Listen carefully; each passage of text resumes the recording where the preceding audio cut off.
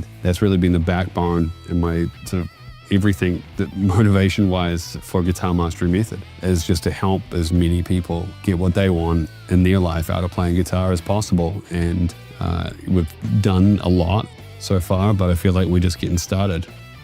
And so I'd say to anyone who's ever dreamed of playing guitar, who has ever tried or maybe tried and felt like they got stuck, is just tune in. I promise you that you've never seen anything quite like this.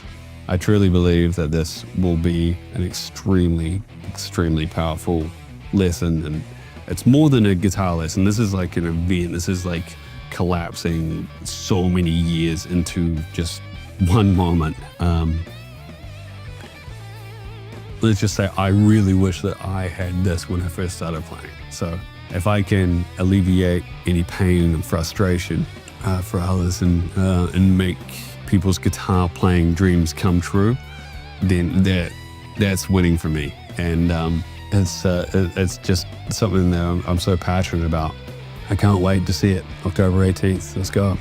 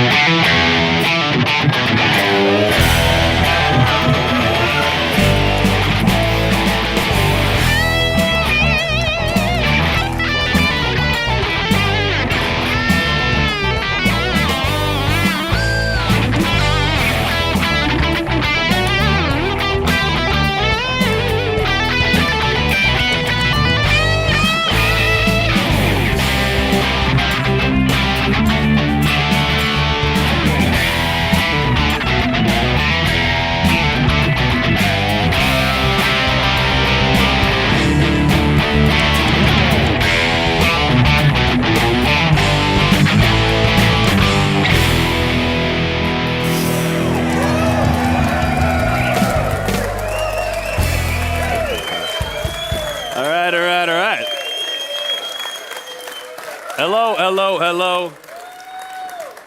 Welcome, everybody. This is Guitar Mastery Live, and with myself, Lexi Rose, and Eddie Haddad, we are going to be here hosting you today. Thank you so much for tuning in.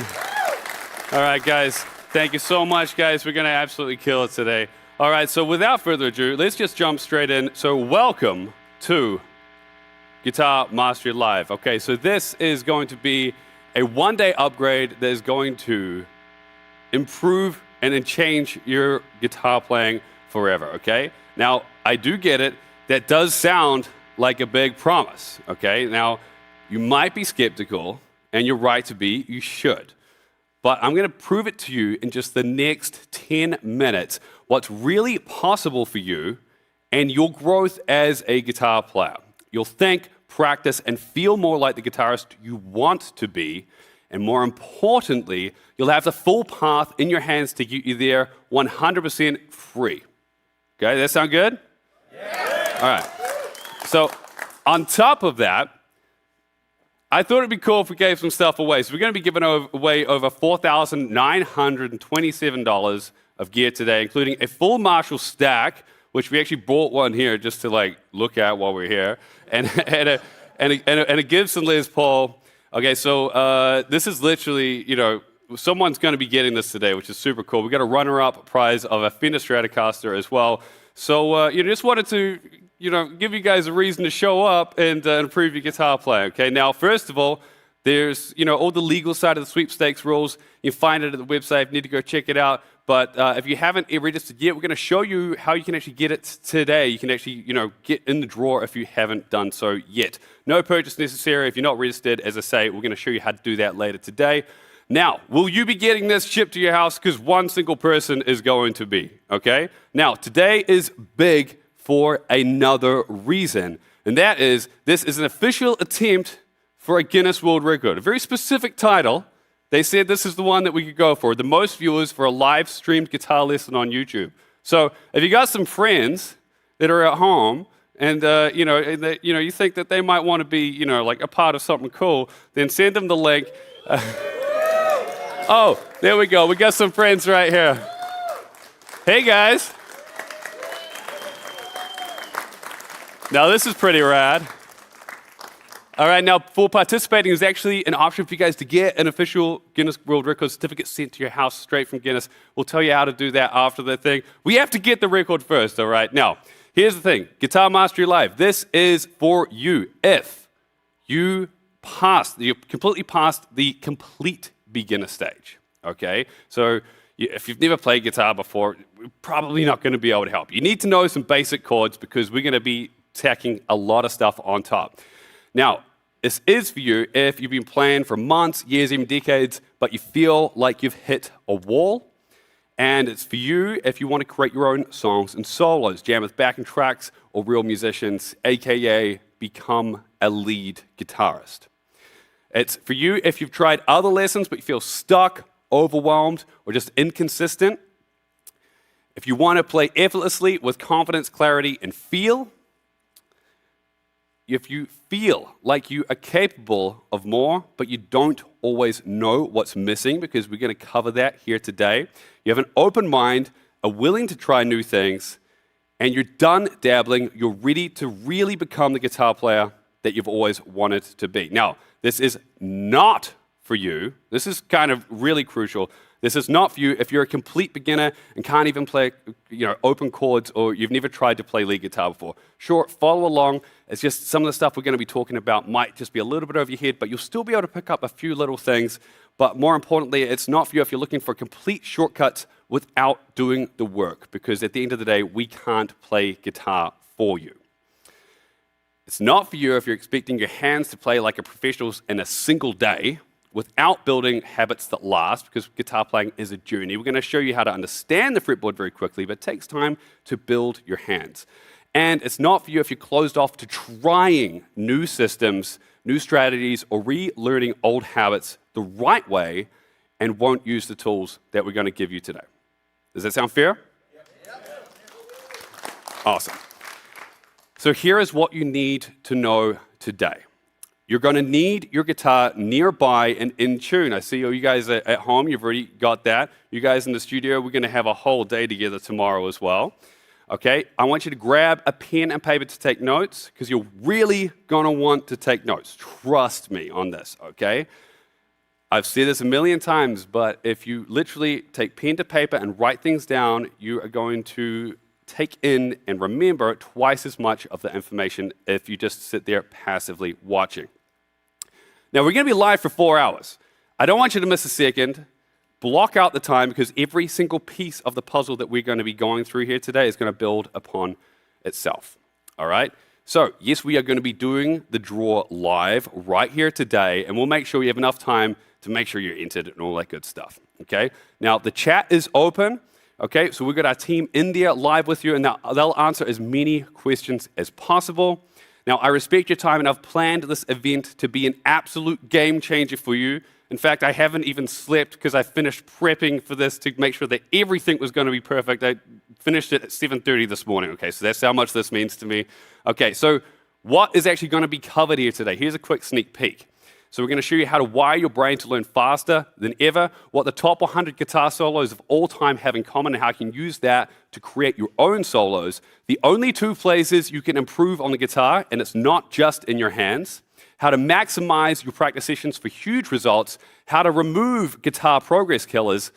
Special surprise guest who's going to absolutely blow your mind. How to understand advanced chords. How to understand and use the modes. Rhythm tricks to sound like a pro. How to solo like a natural in any key. How to solo using exotic scales. And I'll explain what this image means and exactly how to use it.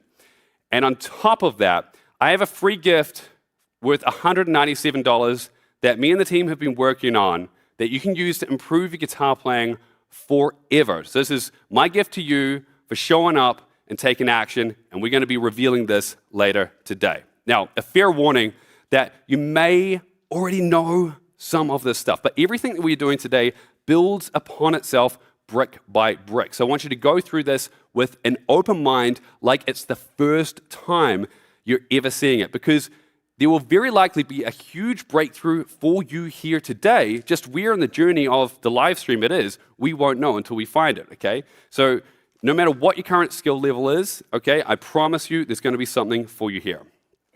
Okay, so I want you to stay focused. And I promise me and my team are going to do everything we can to help your guitar playing today. So that whether you continue learning from us at Guitar Mastery Method or any of the other amazing guitar instructors out there in the world, because as we know, there are many great instructors out there, I want to make sure that you're fully prepared to make every minute of your practice count for the rest of your guitar playing life. Does that sound good?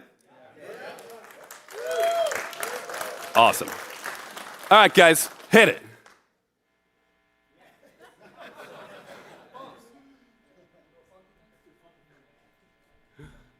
Awesome, I'll come get you soon.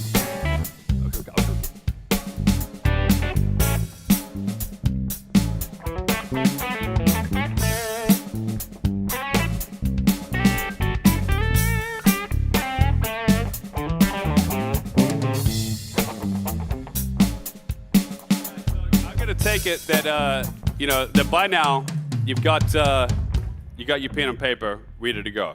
Okay. Seems like I've got a little bit of an issue here. I got to wait for my correct slide to be showing up, and then we're going to be kicking into it. Okay. So again, guys, I just want to make sure that you're aware of the flow of things. Okay. So today, what we're going to do is we're going to be starting talking about how your mind goes and how your mind actually learns. So the big part of this is that we can get information thrown at us from a million different places, right? And then so you're probably aware that in the world we live in today, there is a million different pieces of information being thrown at us every single day. With like YouTube shorts and TikToks and all that kind of stuff, we get all these like 15-second, 30-second guitar lessons. Where do you put that information? Because it's one thing to go, oh cool, I've learned a little lick. But my goal for you here today is to have the mental infrastructure so you know exactly where to put that in your brain, okay? So now before we start showing you how to make sense of the fretboard, how to play with great technique, and how to sound great when you play, we need to talk about the real reason most guitar players stay stuck, and it has nothing to do with your fingers. It's what is between your ears. And I made that pretty picture, by the way. I'm pretty proud of it. Okay, so do you give me permission to give you some harsh truths that might be a little uncomfortable to hear? Okay, here's the thing. If you really hear them, it might be what unlocks the next level of your guitar playing, okay? So, here's the first one. How many years of experience do you have playing guitar? Okay, so I want you to write that number down. How many years of experience do you have playing guitar? Because here's the truth. Most guitar players have just 1 year or less of experience repeated 5, 10, 20, or 30 times over. That is the fastest path to frustration. Because if you are not where you want to be as a guitar player, you need different inputs. So a lot of guitar players have been playing 10, 20, 30 plus years, but they're still at the same level. Why? Because the inputs haven't changed. And if you don't change your inputs, your outputs won't change either. The truth is, you don't need natural talent. I'm not sure that actually even exists. And you don't need 8 hours a day to improve. You just need the right inputs consistently. Isaac Newton, he said, every action has an equal and opposite reaction. Inputs equals outputs. Same inputs, same outputs. Change the inputs, you change the outputs. And we're going to make sure that we show you what inputs you need here today. So most players say, I've tried everything, but really they've just dabbled. So a lot of people will say something like, I already know that, or it didn't work for me. But really, they don't know it. They just understand it. And just understanding isn't enough. And where this comes from is the lie that we've all been fed. If you're not naturally gifted, you'll never really get good at guitar. And that's the reason why all these amazing musicians are good. It's just because they're naturally gifted. But the truth is, the people who seem insanely talented are just at the 4th level of learning. Okay, so what are the 4 levels of learning? So first, let's explain where this comes from. So this model has roots in management training and educational design used by coaches and instructors since the 60s. So in medical training literature, this model is used to map how people learn complex skills, and it applies just as well to mastering the guitar. If you want to see the data to back that up, take a photo of that right now and look up that article. I know we actually have some medical literature readers in the building right now. So we have 4 levels of learning. Level number 1, unconscious incompetence. Fancy speak for you don't know what you don't know. Pretty simple, right? Level number 2, conscious incompetence. Now you know what you don't know. Level 3, conscious competence. You can do it, but you really have to think about every single move, right? And now if you've ever learned anything on the guitar, you're probably very familiar with level number 3. And then there's level number 4, unconscious competence. Now, this is where you don't even have to think, it just flows, and it feels like magic. Level 4 is what we all dream about. That's where the guitar starts to feel like it's a part of you. Now, the good news, you've actually already done this. You already have this level of mastery in your life, probably in more than one area. So, example number 1, driving.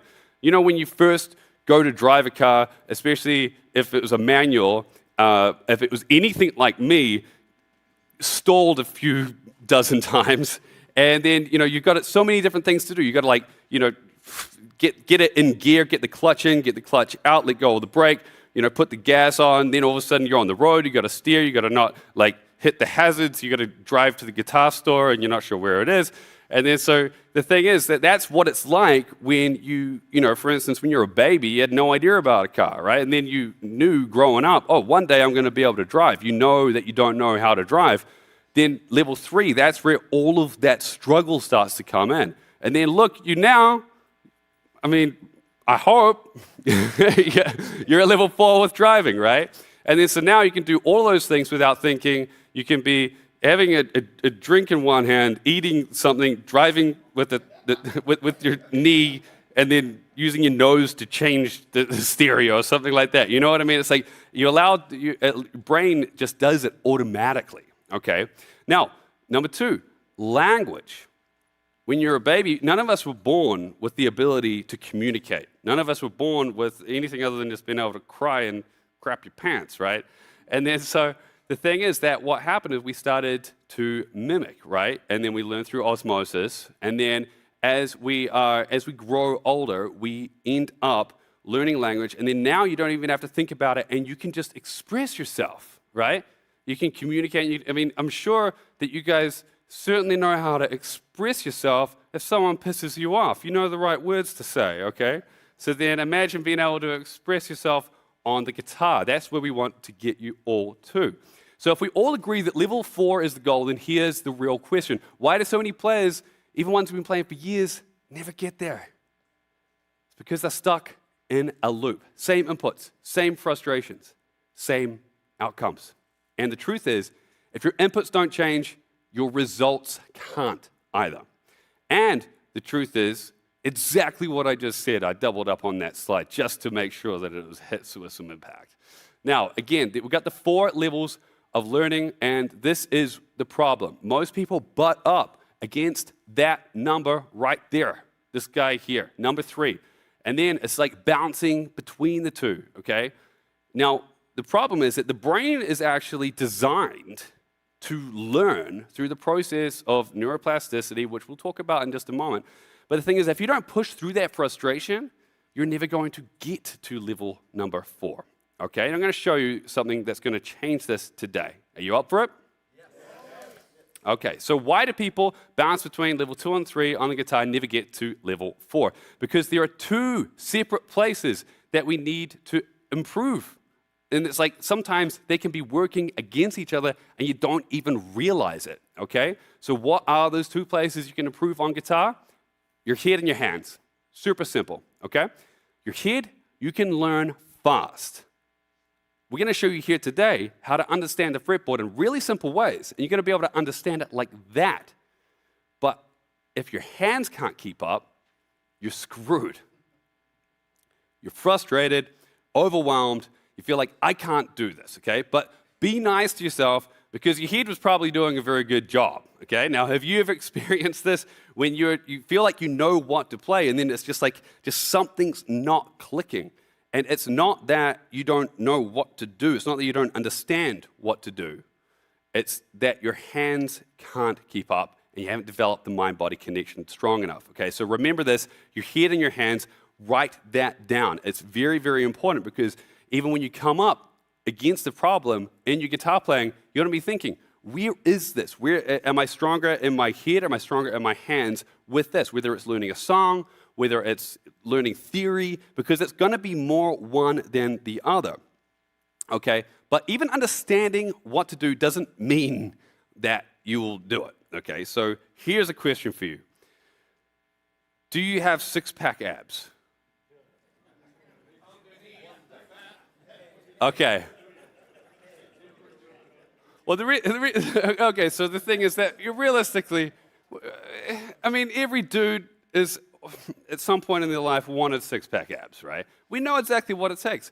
Eat fewer calories than you put in and exercise. But why don't we follow through? It's because you don't have a big enough reason why. Now, the good news is that getting good at guitar is way easier. You can eat whatever you want. You don't have to go up the foods you love, and you just need to put in a few minutes a day on the right exercises. Because my bet is that if we can get your hands to improve, you're going to be able to improve everything with your guitar playing much faster. And I can promise you, if you stick with it, you will sound better, play better, and finally feel 10 times closer to being the guitarist that you want to be. And if you're here watching this, I'm probably going to guess that you really want to improve your guitar playing. So let me ask you this. What is your why when it comes to playing guitar? What is your real why? I want you to be writing this down. How long have you wanted to be great at guitar? How much money have you spent on gear?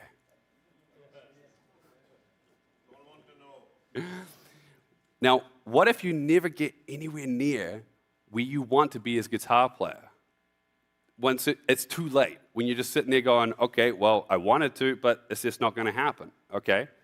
So why do you even want to play guitar? All right? Here's the real kicker. Why must you fulfill the dream of playing guitar at the level that you've always wanted to? Because if you can answer that question, you're going to follow through with everything that we're going to be covering here today.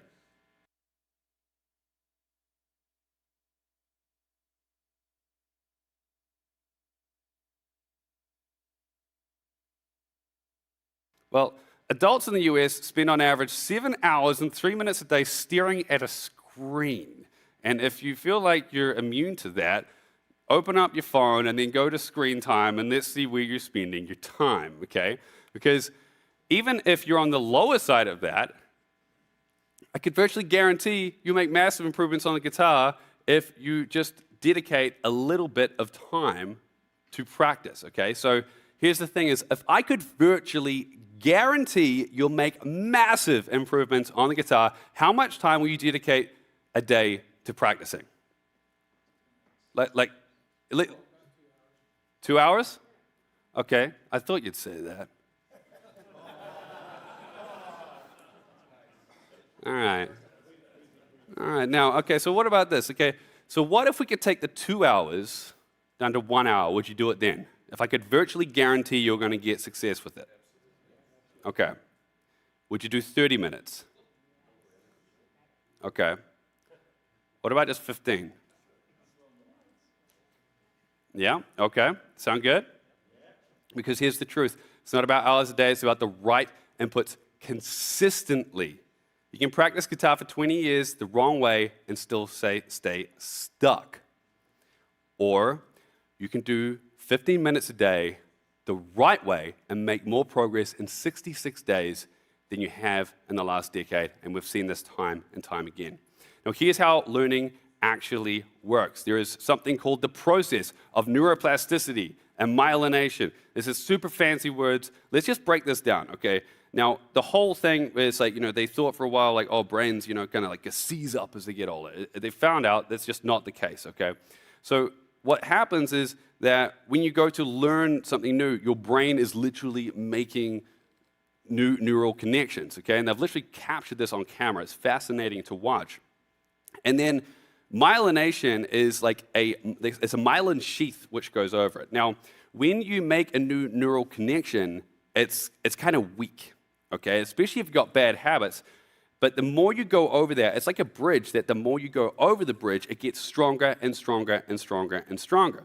But what can often happen, how many times have you guys learned a skill or learned a song, and then you put it down, you don't play it, you come back like a couple of weeks later, it's just not there, right? It's because you didn't have the protection of the myelin sheath around that neural connection, okay?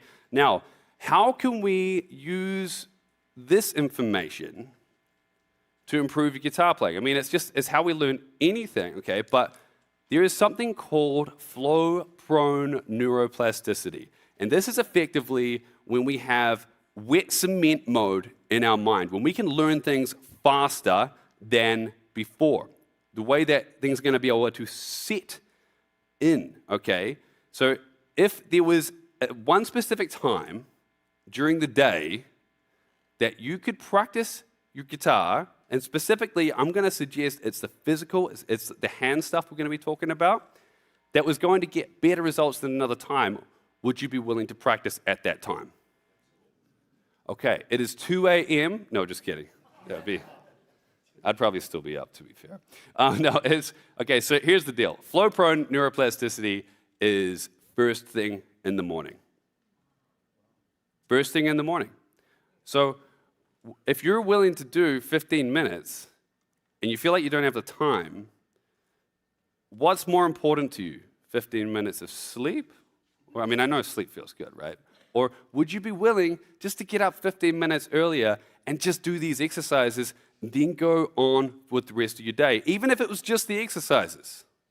Okay? Does 15 minutes, these exercises for 66 days in a row to get insane improvements with your guitar playing sound good? All right, and I want you at home to let me know in the comments as well, okay? So again, the best time to practice, 15 minutes, first thing in the morning. Why 15 minutes? Because it's easy, and if you feel like you can't do 15 minutes, here's a little trick, do 1 minute. I guarantee you'll probably end up with 2, and then we'll go to 3, and if you go 4, just get it into your body, get into the daily practice, right? And so we're going to be talking a little bit later about how tiny habits can make drastic shifts with your guitar playing. Now, you also have your RAS, which is short for your reticular activating system. So this is whatever you focus on, you find more on. This is in your brain, in your neocortex. Okay, so it's our spotlight and it's our compass. And there's something very important with it. We want it pointed towards what we want, not towards any limiting belief BS. And after teaching guitar for a long time, I've dealt with a lot of limiting belief BS. We all have in all different areas of our lives. Now, I'm sure you really want to pick up your guitar. So we're going to start moving fast. So let's look at some limiting belief BS that often comes up real quick, okay? So one is, my fingers are too short.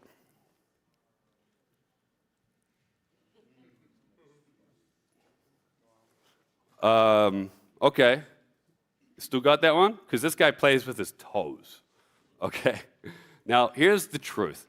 Legendary players like Django Reinhardt and Tony Iommi had missing parts or whole missing fingers and still became icons. Short fingers, small hands, there are pro guitarists at every level with those exact traits. So the truth is that the guitar adapts to you. you adapt to the guitar. Look at the guy playing with his feet, and he sounds amazing, okay? Technique, positioning, and practice will get you there, okay? So kind of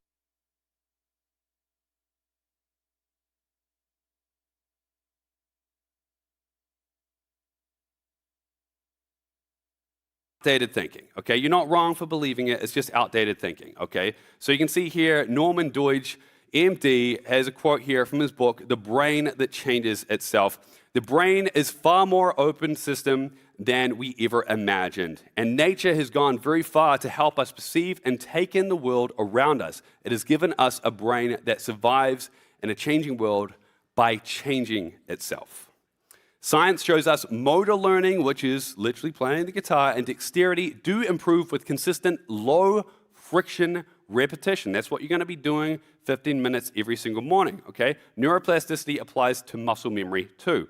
So if you can grip a cup, if you can turn a doorknob, if you can type on a phone, which you probably did to even get onto this live stream, then you can improve your finger independence and speed, okay? It's not about youth, it's about progressive conditioning.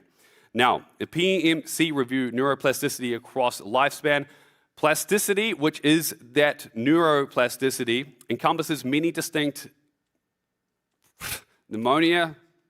I guess that's why I play guitar, right?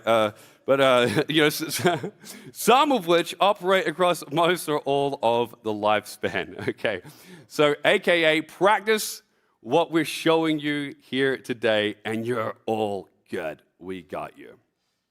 Can't teach an old dog new tricks. Nope, this is possible for you. What about this? My hands don't sync up. Well, the real problem isn't age or anatomy. It's lack of structured exercises that train both the hands to move together. Just like walking or clapping in rhythm, hand sync improves with focused drills. So you don't need faster hands, you just need them working together. And it's exactly what these exercises we're going to show you here today train. Okay, so if your hands can't sync up, this is possible for you. Now, I have arthritis and my hands are stiff, so it's impossible for me, okay? Now, I have never experienced this, but I have learned a little bit about it. So studies on musicians with arthritis show guitar practice improves hand mobility and reduces stiffness. Hand therapy programs literally use guitar-style finger exercises for stroke patients to regain dexterity. That means guitar is not blocked by aging hands, right? It's actually the cure. Now, I'm going to talk about this in a second because right now you might be going, yeah, okay, you know, it's all right for you to say that, Charlie. You've never experienced this, okay?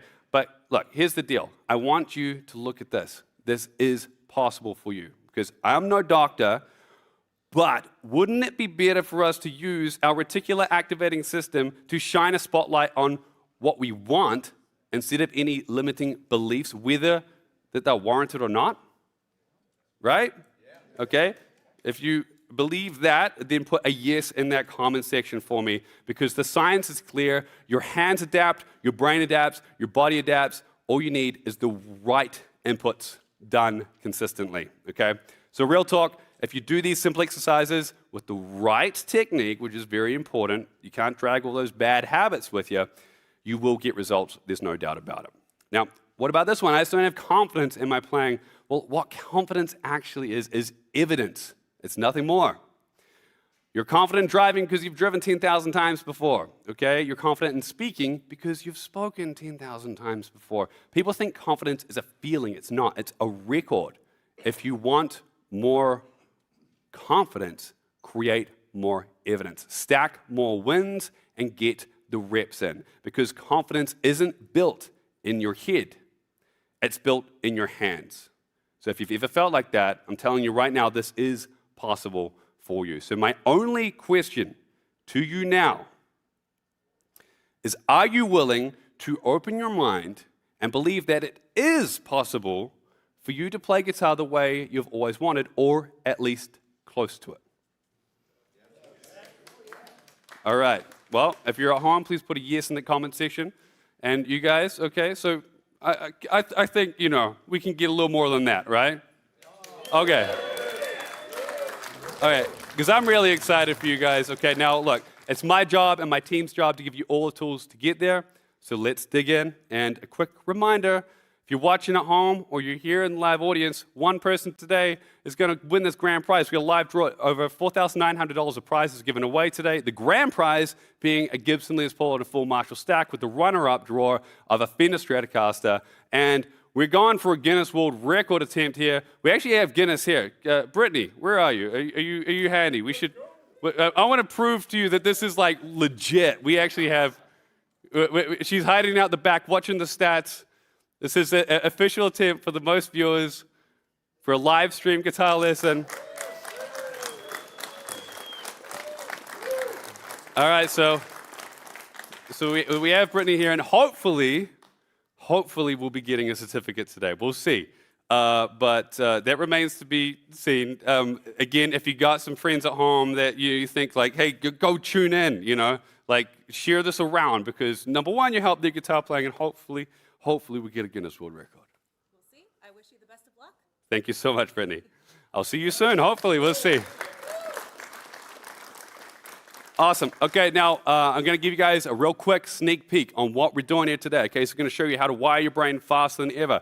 What the top 100 guitar solos of all time have in common. The only two places you can improve on guitar. Okay, you've seen this. All right. We're going to show you what this means. Okay, and we got that free gift worth $197 that you're going to be getting for free. You're going to be able to use to improve your guitar playing for the rest of your guitar playing journey, which we hope is a long time.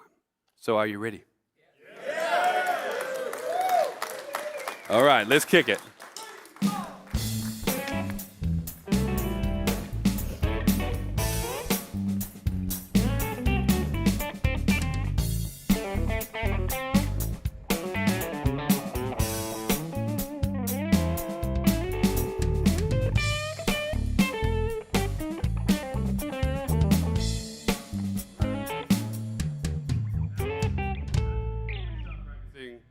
Let's actually make sure that you're getting the most out of your practice sessions, okay? So this will be quick, so be ready to take notes, okay? Again, very important if you're sitting there and you haven't written a single thing down yet, please get a pen.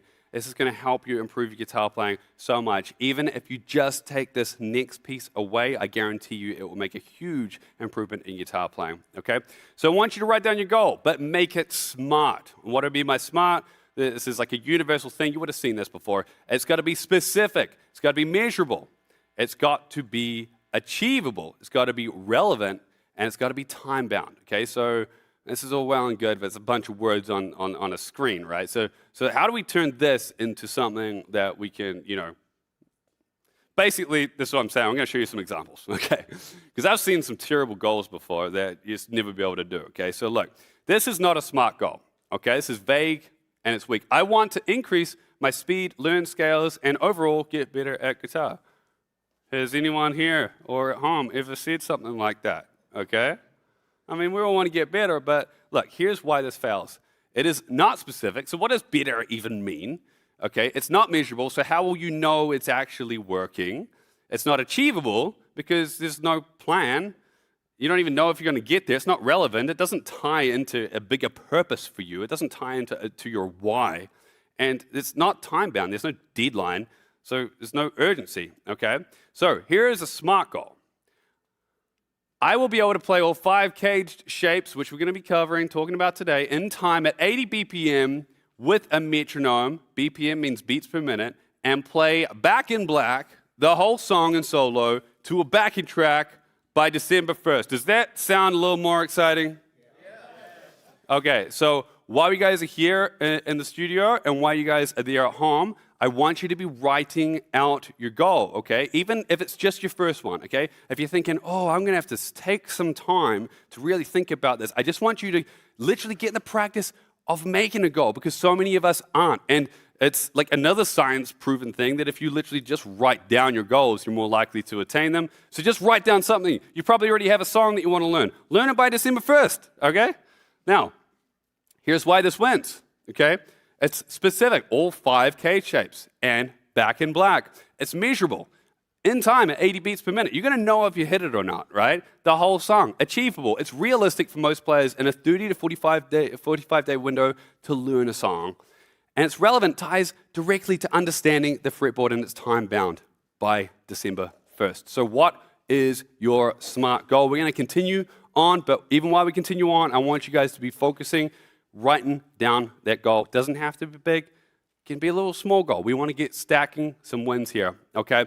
Now, the next step, you may not like this, okay? In your practice sessions, you got to work on your weaknesses or you'll never be a well-rounded player. So many of us, you pick up the guitar and then you just do the things that you'll always do, and then you end up getting better at things. For instance, how many of you have developed a finger more than the others? Put your hand up here if you may, at one point in your life, neglected your pinky when it comes to playing the guitar. All right. I thought that might be the case because I used to be exactly the same. So how do we fix that? You use your pinky, okay? So that's pretty easy, right? Okay, so look, do the hard things and the things you find hard, because if you do that, you're going to find something really interesting. I want you to play guitar like a pool shark. Now, here's what I mean by this. I have had an interesting obsession with how the brain learns. And I've also had a really interesting obsession of trying to take skills that I have already obtained in one area or another area of my life. Like I love playing basketball, for instance. I played basketball a lot when I was younger. And so it's like, how can I take, for instance, like playing guitar and basketball and apply it to something else? So here is something that I do, and I'll explain it with this quick story. I was at a bar in New Zealand, my home country, and there was a guy, this is about a decade ago, there's a guy there, he's a pool shark, and he was just slaying everyone. He had the key to the table, like he just owned the place, right? But no one was playing with him after a while because he was kicking their butt, and no one was interested. And I'm like not good at pool. So what I did is I went up to him and I said, hey, I can see you're kind of bored. I will play you, but on one condition. He said, what's that? I said, we're going to play 3 games. And after the first game, I'm going to ask you a question. So then the first time I'm trying to figure out where his strengths are. I'm watching his strengths, and I'm trying to figure out where my weaknesses are. And then I said to him after the first game, he obviously kicked my butt. I said to him, if you could give me just one piece of advice, what would that be? And he said, And the thing is, the thing I love about that question is it really gets people thinking. Because you say, like, no, you can only give me one piece of advice. And again, that question is, if you could give me only one piece of advice, what would that be? And he said, take the harder shots, because then the easier shots become easier. Take the harder shots because the easier shots become easier. And then so I thought, okay, how do I apply that to playing the guitar? I mean, how do I take the guitar, the things that I'm good at, and apply it to pool, that kind of thing?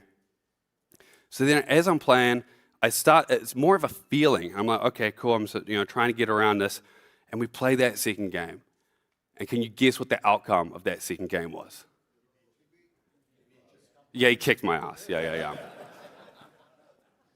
But the third game, I beat him and he was stumped. And then he wanted to play another game. I said, no way, and I left. But the thing is that, you see, that I love what he said. Take the harder shots, because then the easier shots become easier. So what are the harder things that you need to do on guitar? What are the things that you kind of stay away from, those dark corners that you don't want to go to because it's just frustrating? Remember, frustration actually leads to you improving on the guitar, okay? It might seem crazy, but it's true. The brain is actually designed to, it's called error reps. And the more errors that you come up with, what you're doing is you're telling the brain, this isn't working. We need to find a new way in order to make this happen, okay? So you're going to divide your practice session into 3 parts. And now, easiest way, just take however long you're going to practice and divide it equally. You got 45 minutes, 15 minutes per section. So what are the sections? Well, of course, we have a fancy name for it. It's called the EMA formula. Okay, now here's how it works. Very simple. EMA formula. We're going to fly through this, so make sure you're taking notes. E equals exercise. M equals mind. A equals action. Okay, it's a simple structure to cover all areas of your guitar playing. E, exercise. Okay, now that's exactly what I want you guys to be doing first thing in the morning. Okay, this is your hands. Okay, mind is the theory and the fretboard knowledge, aka your head. A is action. This is where you can have fun, jam, play, improvise, all that kind of stuff, okay? So we're going to be flying through this. I'm going to talk about the benefits of the EMA formula. You get balanced progress. EMA forces balance. Your hands improve, your understanding deepens because we're focusing on theory, and your musicality grows.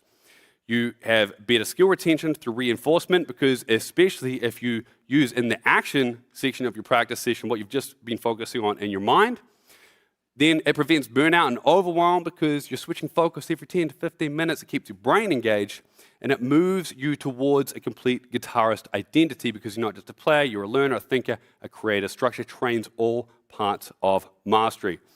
And we got the 5 compounding growth. Each part of the EMA formula supports the next. So most players either just noodle, overthink theory, or play the same licks that they have always played. And this is exactly how you get stuck in a rut. And I don't want that for you, okay? So EMA, it's very, very, very powerful. So let's show you what to practice in each part, because you can get insane results in your guitar playing through the power of compounding. Because here's the thing, Einstein said compound interest is the 8th wonder of the world. Obviously, he wasn't talking about playing guitar, okay, but I purely think that's because he died 11 years before Jimi Hendrix's first album came out, otherwise he most certainly would have been talking about playing the guitar, okay? Now, there's the thing, it creates exponential growth, okay? James Clear wrote an amazing book on atomic habits. That's where that whole thing, just practice 1 minute a day, you're going to do other stuff, right? If you improve just 1% every single day, it takes 70 days to be twice as good. So imagine you're trying to increase your guitar speed, just improve 1% every single day. And that's very measurable because you've got something called a metronome. You can set it to a BPM. Just go 1% faster than yesterday, okay? So do you feel like you can improve just 1% every single day with your guitar playing that you spend time practicing? Okay, because if you do, in just 70 days, you would have doubled your guitar playing ability. And 70 days is very close to 66 days. And let's cite our friends at the National Library of Medicine again. It takes about 66 days to build a new habit to make it automatic. So would you be willing to dedicate a small amount of time for just 66 days to play freely over the fretboard for the rest of your life? Yeah. Put a yes in that comment section if you would be willing to do that. Because if you commit to your new guitar habits for about 66 days, we're going to be giving your brain the time it needs to wire us as a new automatic behavior to get to, or at least close to, level 4 of learning. So if we can improve in the head and the hands, we can learn faster, find new ways to get your hands fast results, and I can show you exactly how to get fast results, but you need to leave something behind, your bad habits, okay? Now I know you're probably sitting there, when are we going to pick up the guitar? I promise, we're going to get there, but you're going to see exactly why this is really, really important. Without this stuff, then it doesn't matter what we show you on the fretboard. You got to get clear. Does that make sense right now? Okay, so here's the thing. If you got bad picking technique, you got bad fretting technique, you got bad timing, you got bad whatever it is that you're bad at, right? That stuff can't come. I'm going to show you how you can completely reset that. This man right here has amazing technique, and he has a fantastic bunch of videos that we're going to show you, okay? Now look, Tiger Woods, we all heard of Tiger Woods, right? Okay, well, the thing is that he was winning, and then he realized the one thing that was making him win was actually holding him back from being the greatest. So he literally went back. He created his new swing. He literally went and learned a new swing, and he started to lose. And everyone was thought he was crazy, like, oh, he's lost it. But then what happened is he'd gone back to reset, to get a better technique. And then what happened? Skyrocketed, win. Would that have happened if he didn't reset his technique? Probably not, okay? Now, if one of the greatest athletes in history had to go backwards to move forward, then nobody is above fixing the fundamentals. So instead of it being a setback, it becomes a necessary short reset to set you up for a massive breakthrough. Get your technique right, then you just need tiny daily improvements that snowball. So are you willing to do this? Yes. All right, so give me a yes in that comment section at home. Because if you are, I have something for you. I'm going to play a video right now. They say tone is in the fingers, but nobody ever tells you how to build the fingers that create the tone. Every guitarist knows the moment. You hear the music in your head, but your hands can't quite keep up. It's not talent that's missing, it's the mind-body connection. Your heart knows what it wants to feel, but between them are those stubborn fingers that need to be rewired. And that's what this is about. Science tells us that it takes about 66 days to build a new habit, to literally rewire your brain and body to work differently. That's exactly what this challenge is built on. Introducing Guitar Fastlane 66, the 66-day guitar breakthrough challenge. 66 days to rebuild the way you play guitar from the ground up. Not theory, not another library of licks you'll never use. This is about movement, precision, consistency, training your hands to obey your imagination. You know that moment when a guitarist hits just one note and you instantly know who it is? That's not luck, that's touch, vibrato, control. It's how their hands translate emotion into sound. And that's exactly what we're training here. Yes, you'll build massive speed, but this isn't about shredding, it's about connection. Playing what you hear in your head, pouring what you feel through your fingers into the strings. It's not glamorous, it's not easy, but it works. Because when your fingers finally sync with your mind, everything changes. Suddenly, speed feels effortless. You stop fighting the guitar and start playing it. 66 days, guided, measured, proven. A global community walking the same path, pushing through the same frustrations, celebrating the same breakthroughs. This is the difference between hoping to get better and guaranteeing it. So how does Guitar Fastlane 66 work to improve your guitar playing so much? Once you register here today, you'll get instant access to the Guitar Mastery Method members area, where inside, you first have your reset warm-up week designed to fix bad habits, get clear on your first exercises, get them into your body, and set the foundation for massive growth in your playing. Then you have your live kickoff call, where you'll be guided in real time through your first practice session. From there, you'll have a guided workout and practice session to follow each day so you know exactly what to practice and for how long. You'll track your progress step by step so you can look back and see the real results you're getting. You'll use this simple, proven method to virtually guarantee you improve how you play guitar, and these results will stay with you forever. Skeptical? Maybe you've tried before and nothing stuck. You're right to feel that way, but this time we're doing it together. Thousands of guitarists side by side, proving it's never too late and never too early to make a huge leap in your playing, using the same drills that have built incredible players all over the world. 66 days of focused, measurable growth. You'll look back and realize the guitarist you wanted to be wasn't years away. It was 66 days away. Your tone is already in your hands. Now it's time to set it free.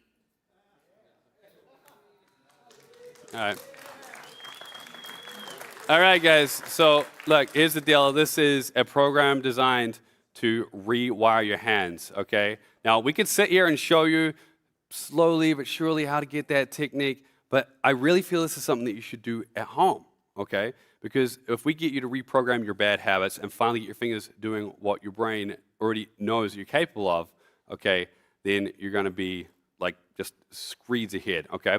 So look, Guitar Fastlane 66 is built around short, powerful guided sessions in just 15 minutes a day. Now, we are going to show you what to do, how to do it, how to track your progress to skyrocket guitar playing in just 66 days, okay, using everything that we have just covered, okay? So is this something that you want? Yes. Okay, if it's something you want at home, put a yes in that comment section. Okay, so we were going to sell this program for $197, and at that price, it's worth every single penny. But because you're here today, you're not even going to pay half of that at $97. In fact, not even $67. Because you're here and you're obviously serious about improving your guitar playing, you're going to get full access to the program 100% free. No catch, No credit card, just free. All I ask is that you actually use it. So if you give me 15 minutes a day for 66 days, your life as a guitar player will never be the same. You won't just play better, you'll feel like a new guitarist. So, are you in? Yeah. Okay, so let me just cover super quickly how it's going to work. Again, you're getting this for free, and this is going to cover everything. We're talking about the EMA formula, the exercise, the hands, the hidden hands. The hands, we got that sorted, okay? So I'll give you the link to claim your 100% free spot later today. Again, there's no catches, there's no tricks. You're going to register. It's going to take you to a thank you page to say you're good to go. Link straight into the members area, okay? You get instant access to the members area. You'll have your reset warm-up week with Mr. Eddie Haddad, who's going to show you how to rewire your hands, okay? Now, you'll join a Guitar Fastlane 66 Facebook community where you'll post your weekly challenges, and we're all going to be doing this, thousands of guitarists, all going through this together. And we're also going to have a live kickoff call next Sunday, the 26th of October, 6 p.m. Eastern Time. Write that down. When you log in, you're going to be able to see it, so you can register. I'm going to be live. I'm literally going to be flying to New Zealand, landing, arriving to my house, and jumping on that call. So if I look tired, that's exactly why, but we're going to have an absolute blast. So if you're really committed, let's do this. We're all going to do this together. Thousands of guitar players. Look, here's the deal though. No days off for the next 66 days. Can you do that? Yes.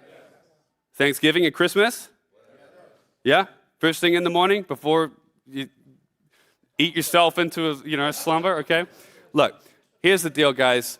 I know you're here because you want to improve your guitar playing. You wouldn't be here if you weren't, okay? This is the thing that can make such a drastic difference, okay? So we show you how to reset your technique completely this coming week, okay? Remember, we're going to go backwards a little bit. Allow yourself to go backwards a little bit so that we can skyrocket your progress, okay? So imagine in just 66 days, you're a brand new guitarist, literally on another level, okay? Just 66 days to play your guitar better than you ever have forever. And the best part, 66 days from next Sunday means the last day of your 66-day challenge, December 31st, 2025. Screw New Year's resolutions. You're going to arrive January 1st, 2026, a brand new guitar player.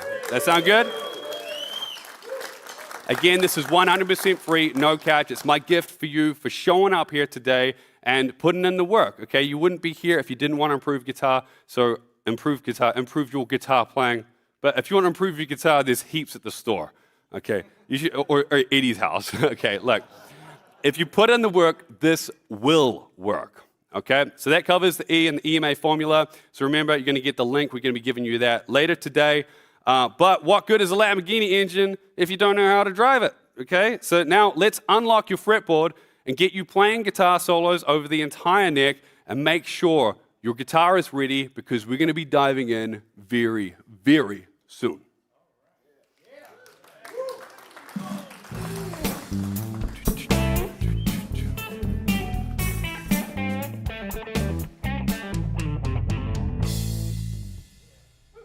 All right. Now,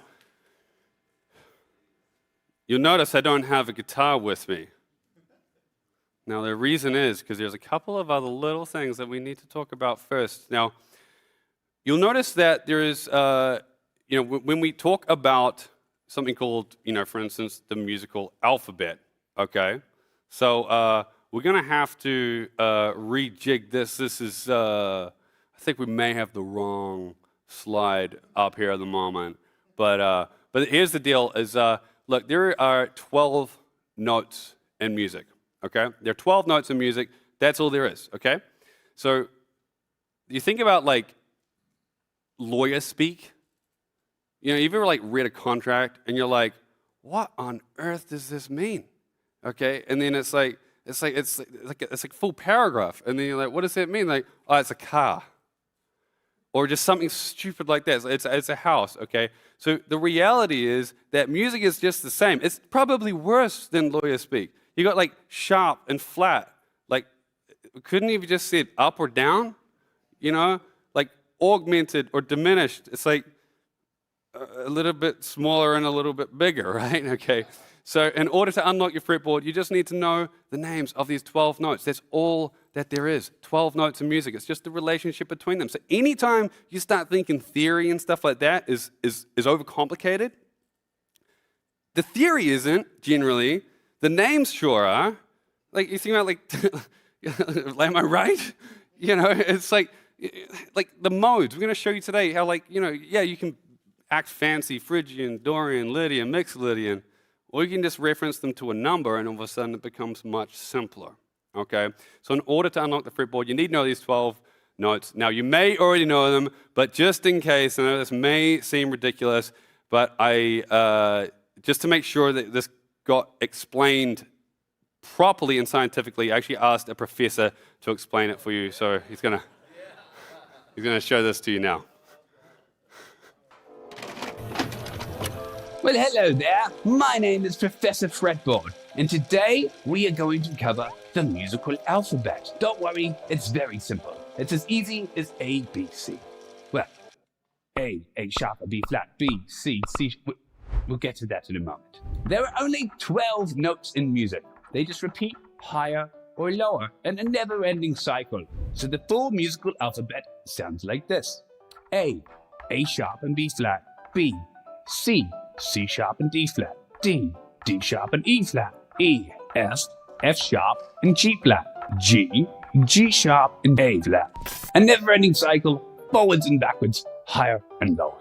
As soon as we get to the G sharp at the end of the musical alphabet, we cycle back around to the A again. Now, notice how some of the notes have two different names. These are what we call accidentals, or sharps and flats. This is the sharp symbol, meaning up, and this is the flat symbol, meaning down. So if a note has two names, what the f do we call it? It's very simple. If we are going up the notes, we'll use sharps. And if we're going down the notes, we'll use flats. Now you can see the musical alphabet here on a piano. You notice that the accidentals are on the black keys. So if we go up the musical alphabet, we will be using sharps. So if we start on an A, we will go A sharp, B, C sharp, D sharp, etc. So if we go down the musical alphabet, we'll be using flats. And if we start on the E note, we will be going E flat, D flat, C, B flat, etc. Now you'll notice how there were no black keys between the notes B and C and E and F. This means that there are no sharps or flats in between them. So it's very important that you remember that. I will repeat it. There are no sharps and flats between B and C and E and F. The notes are repeated in a never-ending cycle, up and down in things called octaves. An octave, higher or lower, will be the same note, only higher or lower. For instance, you have a C note here, and a C note here, and a C note here, and another here. All C notes, only higher or lower. All right. Now, you have no idea the strings I had to pull to get that guy to do that. No, no, but in all seriousness, some of this boring stuff, sometimes you just don't want to have to deal with it, right? And then so what we do is we just do this, so that it's like, it's probably more entertaining than me just like telling you with a chalkboard or something, right? I guess that's what I kind of did. But anyway, okay, so guys, you'll notice right now as you are looking right here, we want to get these notes into our brain on the low E string. And when we do that, this is going to be our anchor that's going to allow us to be able to solo and do like basically anything. If you just learn the notes on the top string, I'm going to show you how, and a little bit later today, how to like name every single note, okay? It's going to be super, super easy. Now, the way to learn this, it's just in 3 simple steps, okay? Now, you notice here on the fretboard, we have E open, right? And then we have F here on the first fret, and then 3rd fret here is G, okay? So just remember this, E, F, G. It's literally as simple as that, okay? Can you remember that? E, F, G? Okay? What we're doing here is chunking, okay? The way that the brain generally works is 1, 2, 3, many, okay? That's why they chunk up phone numbers into like little sections. This is exactly what we're doing this. Think of this as like a little phone number here, okay? So again, we have E here on the open string, okay? And then so if we can get the fretboard shown here, okay, so we got E here, and then we got F, G, and literally just right now, if you're at home, you got your guitar, just go E, F, G, E, F, G, E, F, G, 0, 1, 3, E, F, G, E, F, G. Repetition is the mother of all skill. E, F, G, E, F, G, E, F, G. Literally just keep doing it over and over and over again until you got that locked into your mind, okay? And then normally, if I was doing a video, I'd be like, pause the video here and practice that. But we're just going to power on through. Okay. Once you got that locked in, then we're going to go up to the next part here. Okay. So you're going to put your first finger here on the 5th fret, and that is the A note. Okay. And then so we go A, B, C. And you guys in the studio can actually see that right there on the fretboard. A, B, C. It's easy as A, B, C. Okay. Literally as easy as ABC. Now I know this might seem ridiculous, but this is going to unlock so much stuff for us today, okay? E, F, G, A, B, C. We're going to show you, we're going to be playing like exotic scales and stuff. We're going to be blowing your mind, but first we just need to cover these basics, okay? So once you got that, E, F, G, A, B, C. You got that? You got that at home? I want to see some yeses in that comment section. Okay, now I always say this. D is right here on its lonesome, right here on the 12th fret. Sorry, 10th fret, on the 10th fret. E, F, G, A, B, C, D. If you just remember that, I'm going to show you how to name every single note on the fretboard because, of course, okay, so what's on here? Number 2, what's between G and it's between F, so, of course, that's where the sharps and flats come in, so it's going to be F sharp or G flat. Okay, remember they got 2 names, but it's too complicated to think about those. So even I don't think about those. I just literally go like E, F, G, and then if I need to know that one, I just know what's in between them, right? A, B, C, D. Now what happens here when we go to the next one is that we are here on the 12th fret, and it's just going to repeat. But of course, since we're not playing it open anymore, we're like E, F, G. We go first finger up here, A, B, C. We're going to go right up off the fretboard. It just repeats. It's the exact same notes, the exact same way, okay? So, you probably already knew that. How many people already knew that? Okay, good. All right. We're just making sure we're covering the basics before we fly, because if you didn't have this, then everything else that we're about to tell you would just make no sense. So, I bet there's a few people at home who are like, okay, yes, I got it. Okay. So, we're going to be taking this to the next level just very soon. So, yeah, if you guys got that, there is one more thing. There is one more thing that we need to know before we show you probably the craziest thing, the craziest idea of this whole thing. And I'm really, really excited about it. I'm really excited to show you this. And it's a picture I've already shown you, but the amount of work and time that went into this is absolutely crazy. And I think you guys are going to find it absolutely fascinating. So we're about to play a short video just to make sure you understand how to read a scale diagram. It'll literally take literally 60 seconds, okay? Now, while you're here, I just want to remind you that we are literally giving away a Gibson Les Paul on a full Marshall stack and a Fender Stratocaster, $4,900 in prizes. And I'm going to walk over to this one here because this isn't the one that we're giving away. This is one that we hired, and I promise you, this is all beat up and stuff. If you win, we're going to send you a brand new one, but I thought we should probably have one here to be so it will look, I'm not, by the way, you're not getting this one either. This is my guitar, my Gibson Les Paul, and this is not my Marshall stack, but we'll get you one that looks the same, okay? So we've got that, we've got the Guinness World Record attempt. We'll find out very soon, hopefully, if we've actually got it, and I'm going to show you guys a whole bunch more stuff. Okay, so you excited to actually get moving stuff around the fretboard? Okay. One more thing, okay, now again, pulled some strings. I got the best guy in the world to show you how to read a scale diagram. Hello, Professor Fretboard here, once again to teach you how to read a scale diagram. Now, scale diagrams are very easy to read. It starts out just like a chord diagram, and then we just flip it on its side. As you can see, this is just a snapshot of the fretboard, with the thickest string there, and the thinnest string up there, and all the rest in between. I recommend you pause the video now and go through all of the other parts of the scale diagram before continuing on. Now, you'll notice that there are no open notes here. So you'll see that it tells you the exact fret to start the scale pattern on. So to play this scale pattern, you simply start from the lowest note, go through to the highest note, and play back down to the lowest note. I have been Professor Fretboard, and I'm sick of it. Let's get back into it. Awesome. All right. As I say, why not like just take the absolute piss out of myself to teach you guys something that's actually really important, but classroom setting can be a little boring. Okay. So look, here's the deal. You now know the musical alphabet. You know the notes on the low E string. And look, when it comes to solos, not every part of the fretboard is equal.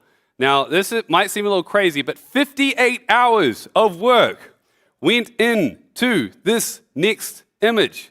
And then I did the math again because I forgot that we did a whole bunch when we arrived here, okay? 63 hours of work went into this next image. Are you excited to see it? Yeah. Okay.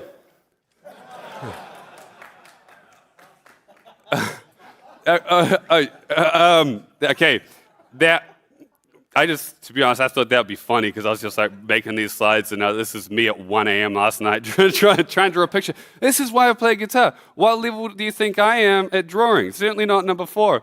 Okay, look, let's get serious for a second. What we did is we took Guitar World Magazine's 100 greatest guitar solos of all time. We transposed them into the same key. So transpose just means that we moved them. We moved the key, okay? Now we used that information to find out what notes were used the most. Because I was fascinated by this. Is it something you would want to know? All right. The result? This complicated thing. And we're going to make sense of this in just a second, but just the pure man hours that went into this, I would definitely recommend taking a photo. I'm sure that nobody has ever been crazy enough to do this. I have a lot to thank from my very good friend, Mr. Dan Fulton, who put an enormous amount of work into this. Okay, so look, we created a heat map. Guitar World Magazine's 100 greatest guitar solos of all time, transposed into the key of C major and A minor, okay? So now let's turn this fretboard into a fretboard diagram. Now warning, this is going to look a little bit crazy for a minute, okay? But stay with me because this is a heat map, so there's a lot of cold spots, okay? So it's going to look a little crazy, but here we go. They played a lot of notes, but I guess there was 100 guitar solos. But isn't it interesting? They kind of skipped a few, okay? And now look. Let's remove the cold notes that are just barely used, okay? And since that we know the notes repeat at the 12th fret, we're going to make this a little bit easier to look at and a little bit easier to understand, and you'll see why in just a moment. So we're going to cut this down to just 13 frets and remove all of the blue cold notes, okay? Then we end up with this. Little more useful, but there's still some notes that seem more important than others. So let's cut out those yellow notes that are used less often. We end up with this. Even Eddie's surprised. Now look, so if these are where the notes of the most used notes in Guitar World Magazine's greatest 100 solos of all time, and I don't care what you think of some people are like, oh, it's really not a great, people voted or whatever, but we can all agree, it's like they're pretty damn good solos, right? Okay, let's not argue that bit. Now look, if this is where the most notes were used and the top 100 guitar solos as rated in Guitar World Magazine, then wouldn't it make sense to become very familiar with these notes to create our own solos? Okay, well then I want you to put a yes in that comment section if you agree with that, okay? Because here's the thing, okay? Now I want you to forget the heat map for a second because the heat map colors are, I guess these ones are okay, but that first one is a little complicated. But I want to chunk this down even more, okay? So if we put this into something that we can use a little easier, that we can anchor with our low E string, we end up with this. Okay, now, some of you may already see where this is going, okay? It's going over here. We're going to play some guitar, okay? And I'll show you how to use this to play solos in any key, and later on, we're going to build on top of it to play all 7 of the modes. We're going to alter it to play exotic scales, and look, all the prep work is done, so for you guys at home, it's time to pick up your guitar. We have the guitar. Okay, it's been great having you guys here. Thank you so much. Good night. Okay, now let's look at this. Okay, so we're going to fly through some stuff. I just want you to take some notes. And as we go through this, you might be thinking, I'm really drinking from a fire hose. Once we start kicking into gear, because remember, everything's going to be building upon itself, okay? But here's the thing, is if you register for Guitar Fastlane 66, which we're going to give you 100% free anyway, we're going to give you the reference material for all of this stuff, okay? So I just want you to focus, try and get it under your fingers at home. Okay, and then just know that you're going to be able to go back. This is streaming onto YouTube, so you'll be able to go watch that. If you've got our Premiere Pass list, you're going to have a high definition replay, so you can go back and watch this anytime. Okay, so let's just fly through this really quickly. Now, what we have here is we have the G pentatonic scale pattern. Now, every time I say the G pentatonic scale pattern, someone's like, oh no, it's A minor. Yes, it is A minor because it's positioned in the key of A minor. Now, if this sounds complicated, just forget it for a second, okay? But the reason why it's called the G pentatonic scale pattern is because it's based on the G chord, which you probably all know, and we shift it up here. It's in the key of A minor and C major. So that's a C chord right there. All right? So this is based on the G chord shape. That's why we call it G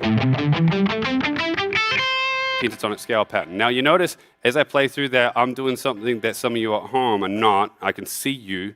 You're not using your pinky. We talked about that. Okay, now when you're practicing scales, I want you to be using 1 finger per fret, okay, and it's for a very, very important reason. It allows us to see it as a pattern. These are scale patterns. They're not scales. There are scales inside of these patterns, and that's what makes learning guitar so simple compared to the piano. If you wanted to learn a scale in, for instance, we're going to show you how to play this in any key. You can do the same shape. On a piano, you'd have to learn a new shape every single time you wanted to change the scale. Okay, so we have multiple scales within here, and you'll notice that there are 2 notes that are colored differently. The green ones, they're just the boring old notes. Okay, yes, we're going to make them sound good, but here's the deal. There are 2 notes I really want you to focus on. The blue one right here is the minor root note, and the red one here is the major root note. And that's what we're going to use to position them into different keys, okay? Easy way to remember that. Rock and roll is noise pollution. That's how it goes, right? Okay. And then so the thing is that it's literally just 5, 8, 5, 8, 5, 8. We're going to be moving this around the fretboard, okay? Wherever you go, there's always going to be 2 frets in between. Easiest way to do it, have 2 fingers in between. You're going to do it right every single time, even if you're up here, okay, which is an octave up. So as we walk through that scale pattern, we're going to be able to start making music with this very, very soon. Now, what we have here in Guitar Mastery Method land, you may have heard of this before. What we call it is the G plus 3. Why? Because it's the G pentatonic scale pattern with 3 extra notes. And if you're wondering, what did you just say, pentatonic? Again, lawyer speak. Instead of pentatonic, 5-tone. Why don't they just call it that? It's a 5-tone scale. 1, 2, 3, 4, 5, and then back to an octave, okay? Now, I don't want you to get bogged down in the theory. Just like how, if you're anything like me, you couldn't wire up a house to save yourself, but I sure know that if I go up to the wall and I flick the light switch, the light's going to come on. We're going to give you the tools to sound good. Wouldn't you rather sound good using the tools and then figure out how the tools actually, like what the names and all that kind of stuff is after, because it's better off that we have fun with it, because so many people get bogged down. I need to understand it, I need to understand it. There's no point understanding it if you're not going to actually have fun with it. All you have to do, follow that along. Now, you'll see here, if I put my third finger here on the 7th fret and pinky flat across the 8th fret on the B and the high E strings, and I shimmy that up 2 frets, it's like that exact same thing, and that creates this little box here. Okay, it's called the G+3, all right? G pentatonic scale pattern here and here. Now I'm gonna start going through this a little bit faster. Again, just watch, take it in. We're gonna give you the reference material so you can go over this, like probably only once is all it takes to get this locked into your mind, right? Okay, so then we got 3 more notes, okay? So where are those notes? We are going to go up here on the 12th fret, and then if you've ever played a D chord, like this, imagine playing a D chord, but your first finger is here on the 12th fret. Okay, so first finger here, third finger here, middle finger here, okay? It's really as simple as that. And then so what we've done here is, of course, those notes from the heat map that we had before, it was literally these ones here. Okay? Now, we move this around to be in different keys, okay? And I'm going to show you how to do that in just a second. And I'm going to show you something that if you're kind of skeptical and you're kind of like, yeah, like, sure, but like what you just played there doesn't sound like one of the top 100 guitar solos of all time. I'm going to show you something, okay? Now, first of all, when you're getting this into your body, when you start to go from understanding it to knowing it, I want you to give yourself license to just play with it. Don't expect yourself to sound good, okay? Because the fastest way to get frustrated is to have expectations of things, okay? The easiest way to actually become natural at this is just to play. It's a playground, okay? And so we call this wandering. So if I have the best backing band in the world, by the way, give them a hand. All right. So again, we're in the key of C major and A minor. How do I know that? Because my first finger here is landing on an A note, and my pinky here is landing on a C note. So if you're at home, I want you to literally be playing along with me, okay? I want you to be playing along with me, and we're going to start just staying right here in this spot, okay? And so if we can get the dots back up there so that we can be following along here, okay? So I want you to stay in this green section, okay? And then we can move over a little bit, okay? So you want to hit us something in A minor? All right, now I'm just literally playing random notes. You notice how they all sound, right? It's because they're in the right key. And then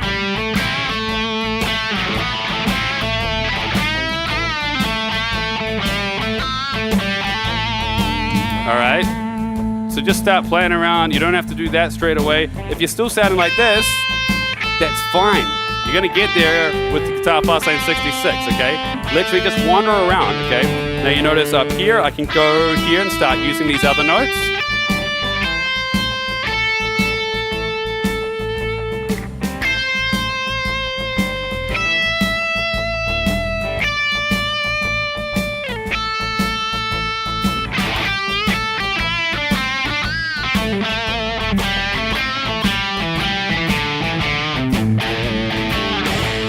All right, so is that helpful? All right. Now, seriously, it might seem simple to some of you, but this is literally the most used notes in the top 100 guitar solos of all time, okay? So then now, if we take a mental image of what we just did, okay, what I want you to do is to remember this. We're going to take that G pentatonic scale pattern, we're going to use that as our anchor. Remember, we got those 2 fingers, we can place those anywhere on the fretboard, okay? So then this is how we can play solos in any key. It's literally as simple as that, okay? Now, this is so easy, and literally by taking everything that you've covered so far, musical alphabet and stuff. If you've never done this before, it's like being a kid in a candy store. I mean, who here knows this? Who here has gone through the solo and key lesson, and what was it like the first ever time you experienced it? Candy, exactly right. If you're at home, put in the comment section what it was like, because it's just like, oh wow, because we feel like we need to understand the whole fretboard, okay? But if the guitarists who are writing the top 100 greatest solos of all time are just using like these notes here, why not just get really familiar with those? We can learn the whole fretboard later. We're going to show you how to do that, okay? But without getting really familiar with these, then you're not going to have a whole bunch of fun, okay?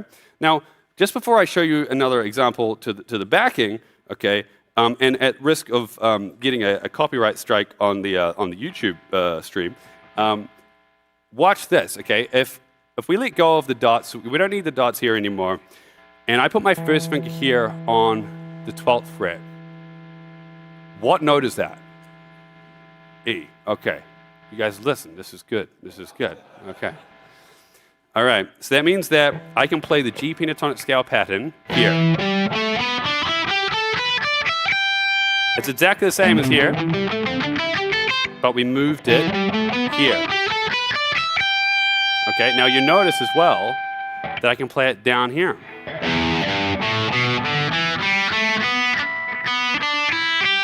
Never be too hard on yourself when you're playing guitar.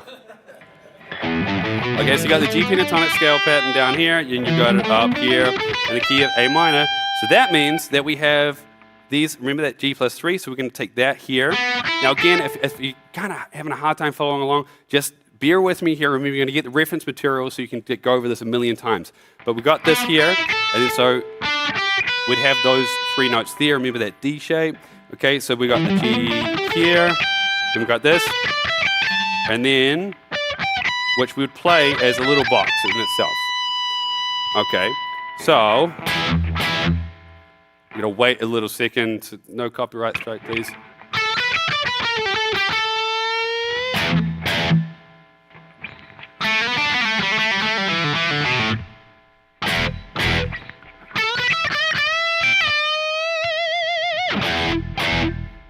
Now we'll just wait, just a second. No copyright strike, please. All right, now you notice we're chucking in a couple extra notes like this guy.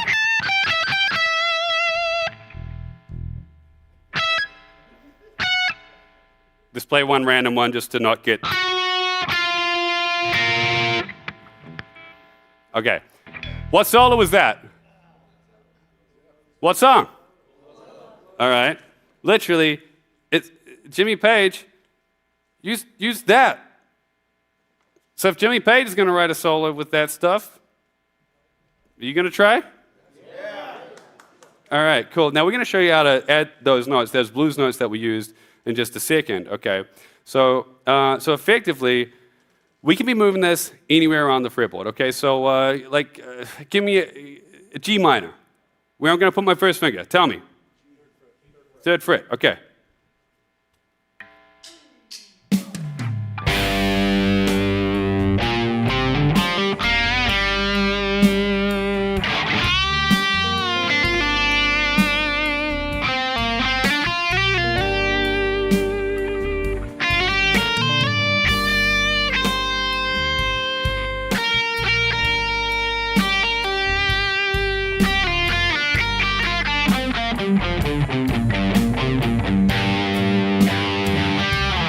All right, give me a D major. Where am I going to put my pinky? Well, yeah, of course a D, but what fret? 10. He's a little lonesome, okay? So here.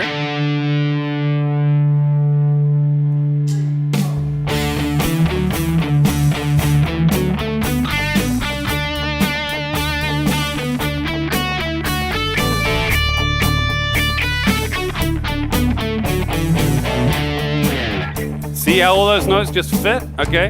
Like, now let's do one of these like fancy named ones. Okay. Like throw a key at me, like a sharp or a flat. What's that? C sharp. C sharp minor. First finger where? Ninth fret.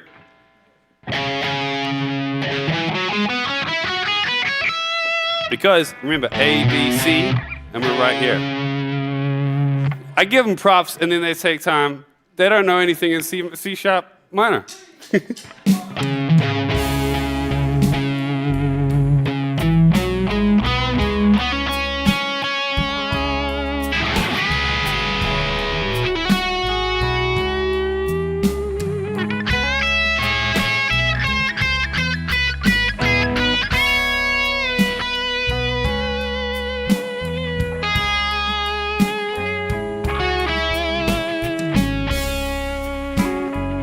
Now remember, when you're just getting started this, what we want to be doing is just floating around, okay? Literally get it into your body. Play it all out of order, okay? Simply doing that, you're going to be in a really good spot, okay? So, did you enjoy that, okay?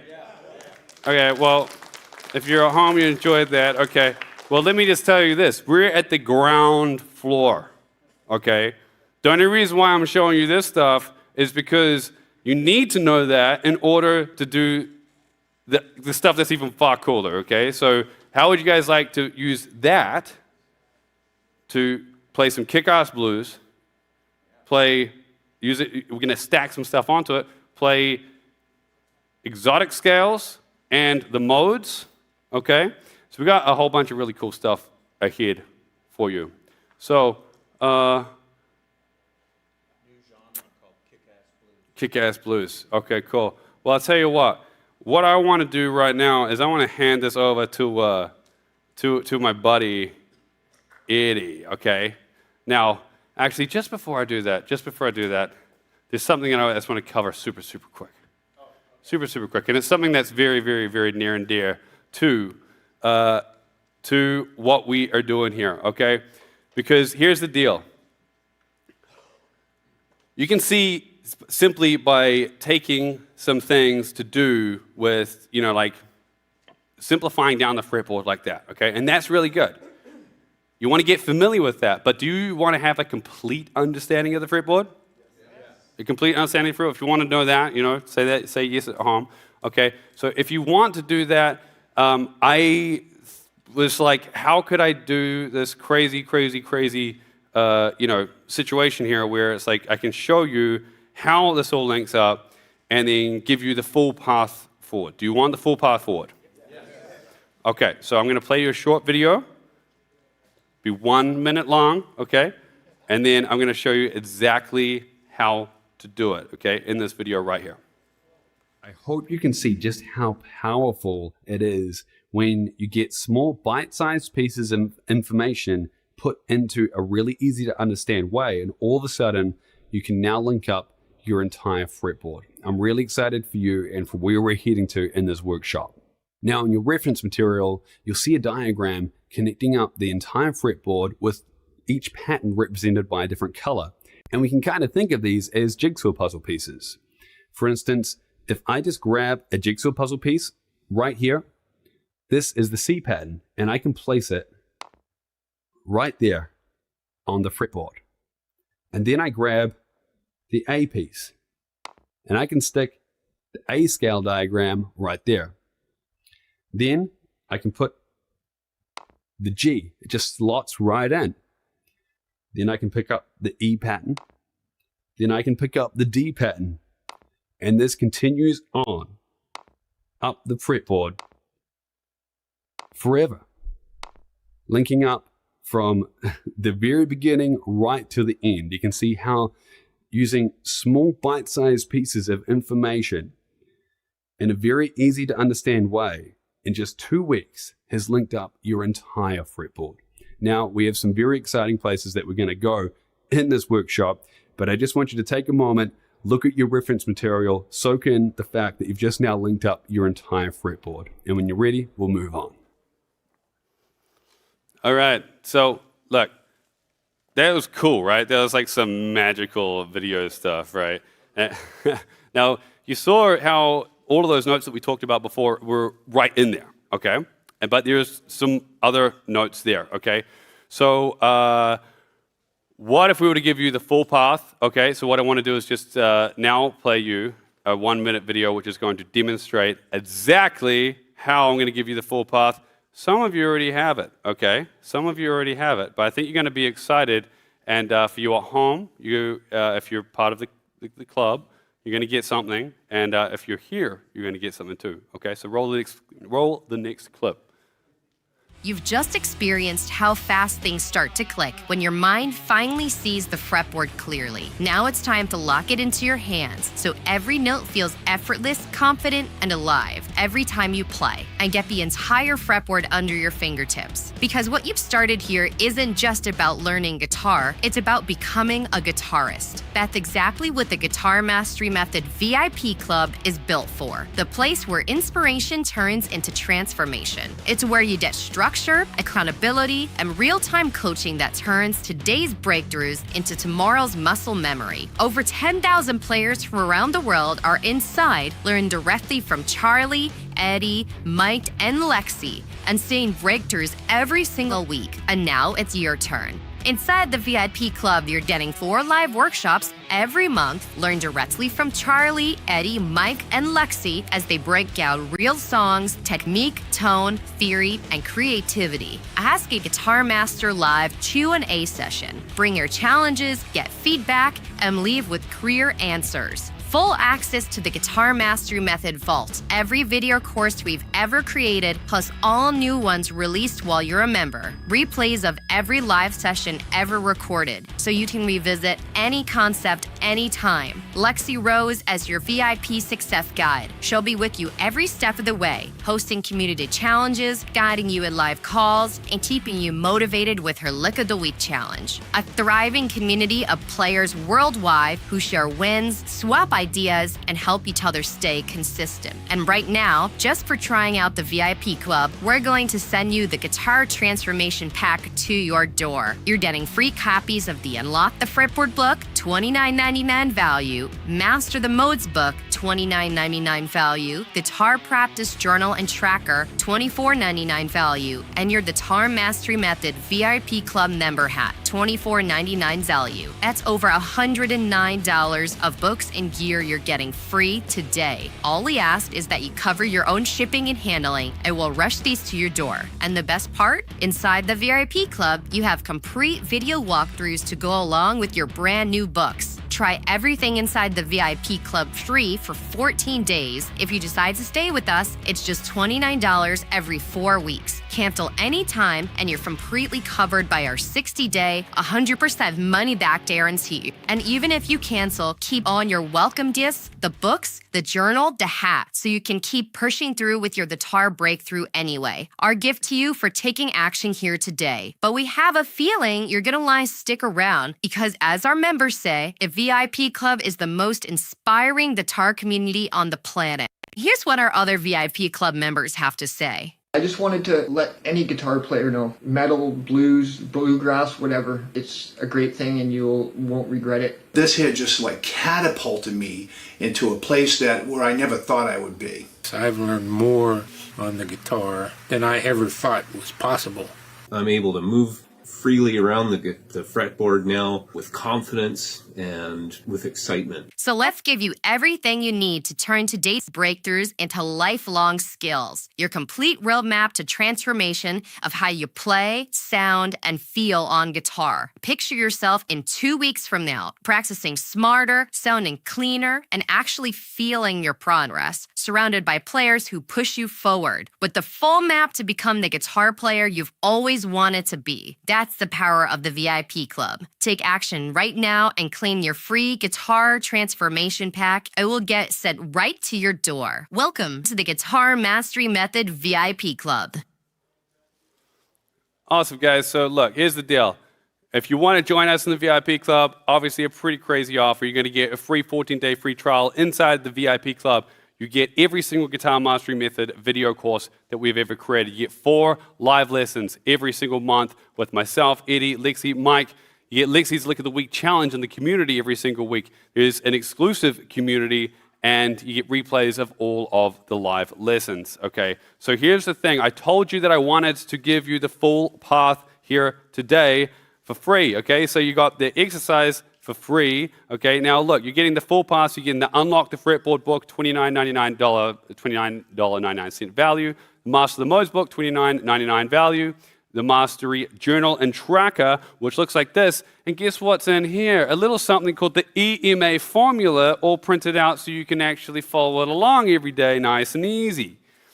You also get an exclusive VIP Club hat, which we are actually waiting to arrive here because they're at our shipping distribution center. And the free 14-day trial of the Guitar Mastery Method VIP Club. It's a total value of $109.96. All we ask is that you cover your own shipping and handling.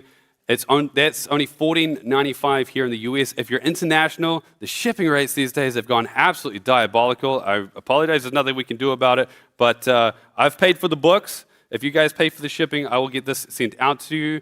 And if you decide to stay as a VIP Club member, it's just $29 every 4 weeks. And of course, you are covered by the 60-day 100% money-back guarantee. If you want to get these books and the hat shipped from our distribution center, go to getgmm.com right now. Literally just type it in. You can there'll be a QR code there you can scan. And for you guys here, of course, I know most of you guys are already VIP Club members. You're going to be getting all these when we head out the door today, okay?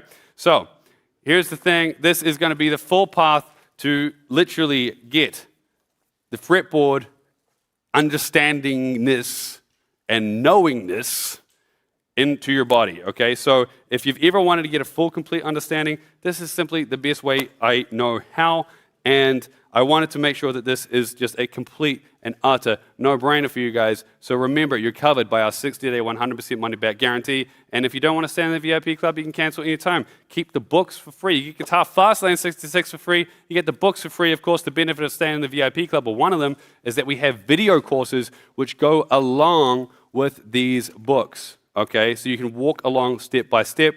Now, if you really want to, give it a shot, then get the books, go for 2 months, and then you can still get a money-back guarantee, and then it's like you've learned everything for 100% free, okay?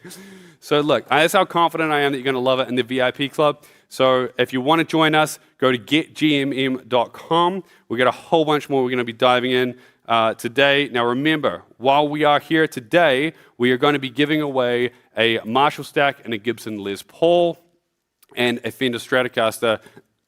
If you're already a VIP Club member, and I know that we have quite a lot of you guys here. Hey, Ted.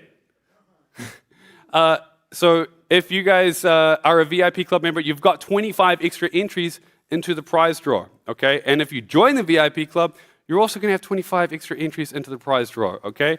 Sweepstakes rules apply, no purchase necessary, of course.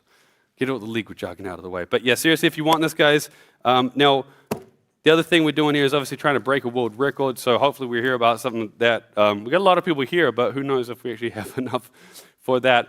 But anyway, I got that out of the way. We're going to dive into some more stuff in just a second. Okay, sound good?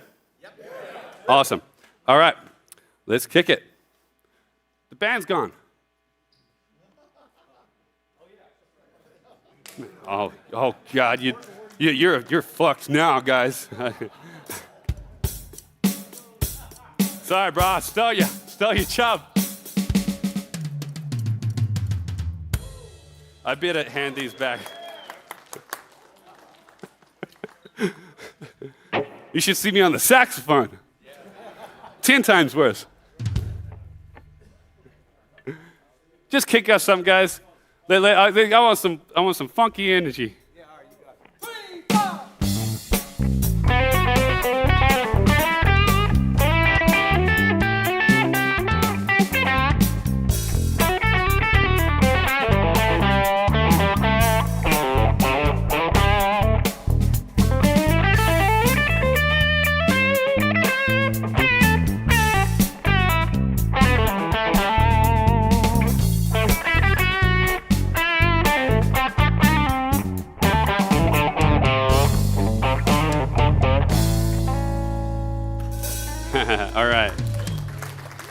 All right, guys, so what I want to be doing here next is showing you how to instantly solo in any key. Sorry, I've done that.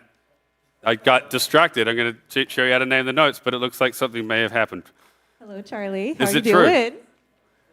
Hello, how are you? I'm very well, and I'm really excited because I have something to share with you. And what is that, Brittany?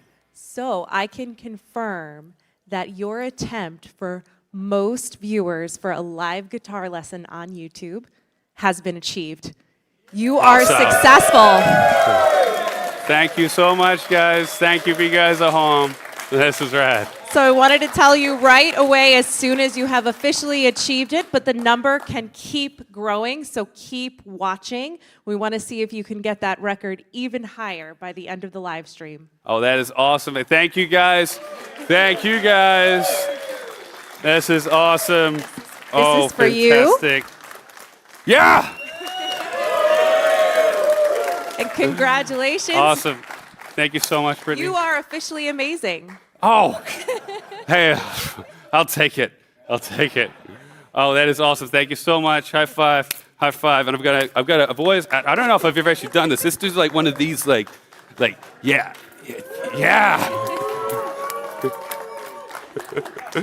Awesome. You guys absolutely rule. Okay, this is awesome, but you know what else is going to be awesome? You guys getting a huge breakthrough in your guitar playing. This means the absolute world. This stuff like this means that we can continue to help you, and I promise you that by the end of this live stream, there's going to be something. Even if you feel like you know everything that we have done here today, I'm going to make sure we blow your mind with at least one thing. And I can guarantee you that there is a man, a giant man, who is going to come in here soon, and he's going to blow your mind. Okay. Thank you so much, Brittany. My this pleasure. is amazing. Congratulations. Well done. Awesome. Cool. We'll see to this. Congratulations again. This is rad, right? Life is a little crazy sometimes.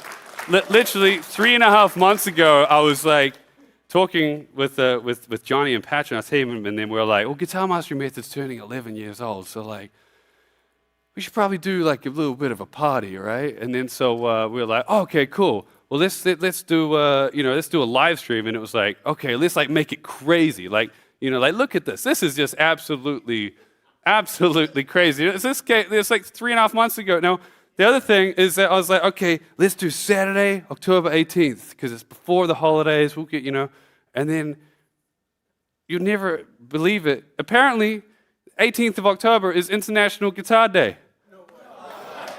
So, I guess some things are just meant to be.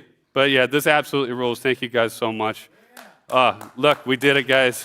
All right, there is so much more we're going to do here today. Okay, so, I want to can we have a drum roll and the most energetic 10 seconds of music ever? And I'm going to show you how to name every single note on the fretboard insanely fast, okay? Let's go.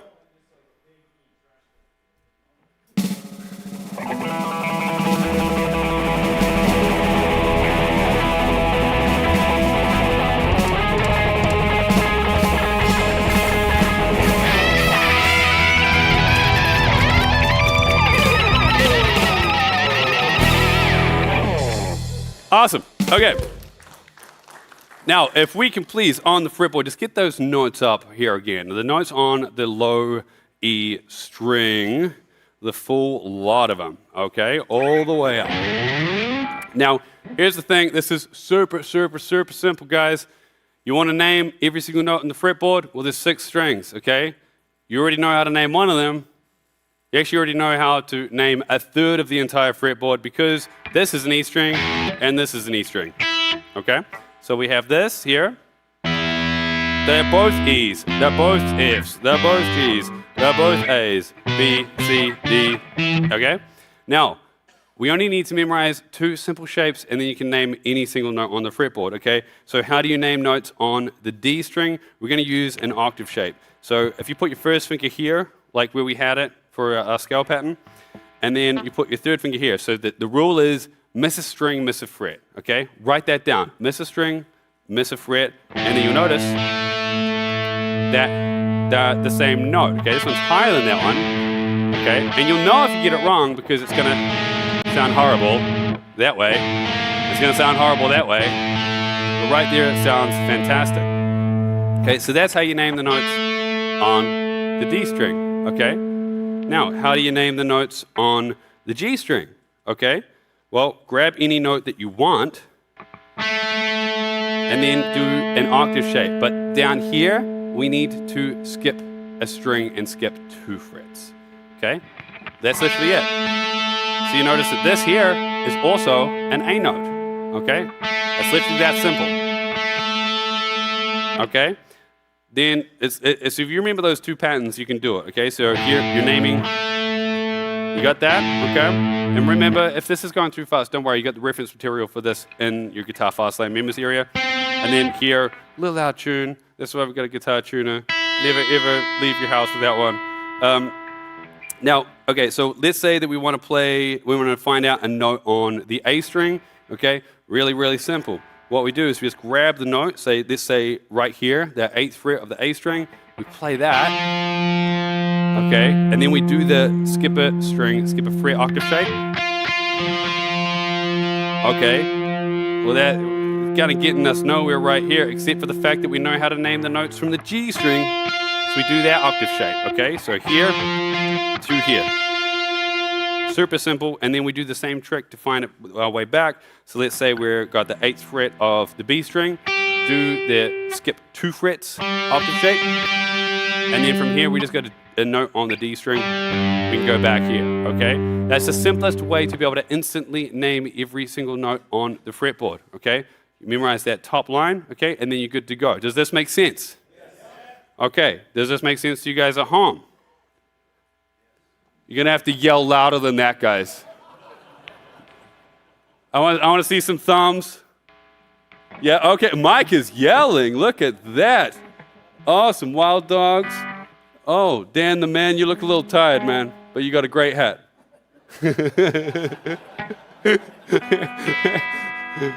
Awesome, guys. Okay, and remember, if I went through that a little too fast, don't worry, you're going to get it in your reference material that we're going to be giving you when you sign up for Guitar Fastlane 66. We're going to have an absolute blast. Remember, the kickoff call for that is going to be next Sunday.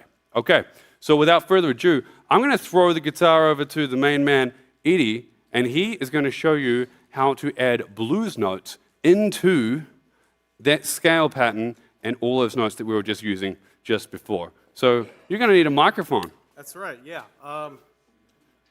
It's just like, this is... Are we doing this? Okay. Hi, everybody. This is a lot of firsts. Over here. I got to take it. Thank you. Of course, yeah. Of course, okay, you do. Awesome. All right, so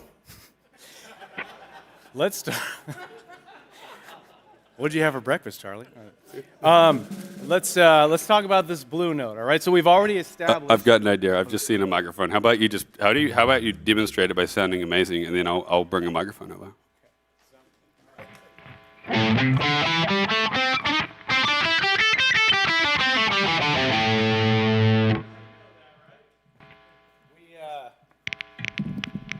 My man, thank you. Coming in clutch. That'll do, I think. All right. Thanks, man. Okay, so you'll excuse me. I'm trying to get my bearings here. We've already established this pattern, right? So taking this pentatonic scale pattern, in order to make it a blues pentatonic scale pattern, we only need one note in addition to it, and a lot of you here today already probably know this. We're going to be adding a note here. That note right there, which is a very, very sassy note, and it adds a lot of cool flavors, which we'll get into in a second. But as we're walking through the scale pattern, right, you got on the 5th fret, 8th fret, 5th fret on the A string, and then with your second finger, you'll hit that 6th fret there, and then you proceed as normal through the scale pattern until we reach that 7th fret there on the G string, and the next thing we do is we're going to play the 8th fret there, right, which is the octave of this blue note. So same note, like we already talked about octaves. You guys get that, and then we proceed as normal through the scale. So if my world-class rhythm section, by the way, Tyler Bronson Smith on drums, Kevin Ogburn on bass, you guys are the best. Yeah, just go ahead and just give me a little groove in A minor. And I'll show you guys how this note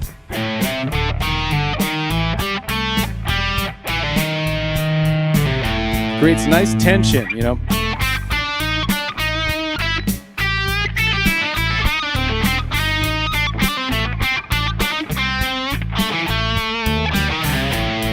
All right, thank you, gentlemen.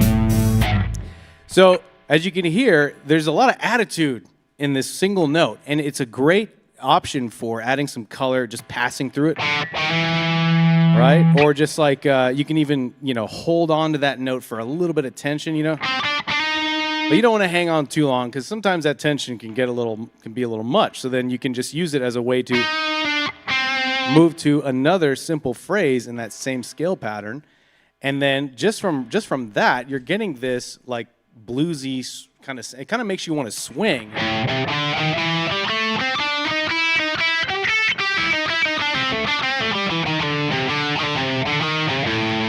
You know, and it's not just blues. It's used in rock music and metal music because of the tension of that one note. So just by adding that blue note there, starting on the 6th fret of the A string, and then it's octave here on the 8th fret of the G string, you can already use it to pass through, you know, like I said, as a passing note. You can bend into it. You know, because one way you can play, you know, a popular pentatonic lick, like something like this, you can do that, the whole step bend, but then you can do, and it just gives it more sass, you know? So those subtleties are nice, you know? So a note like that can really add some color. So when you throw that into the pentatonic pattern, then it's like you can use it, like I said, in all kinds of different ways, and just treat it like just a little bit of extra flavor. You're just putting some extra spice. Pick your spice, and you're throwing that on there, you know? And with that, let's just do one more example, guys. Just give me another groove, maybe like a slow blues kind of thing in A.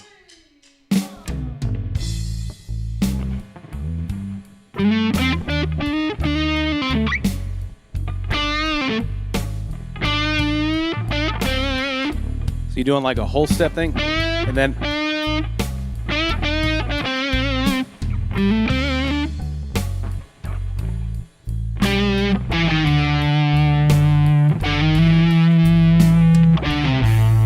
so even as a passing note, you know.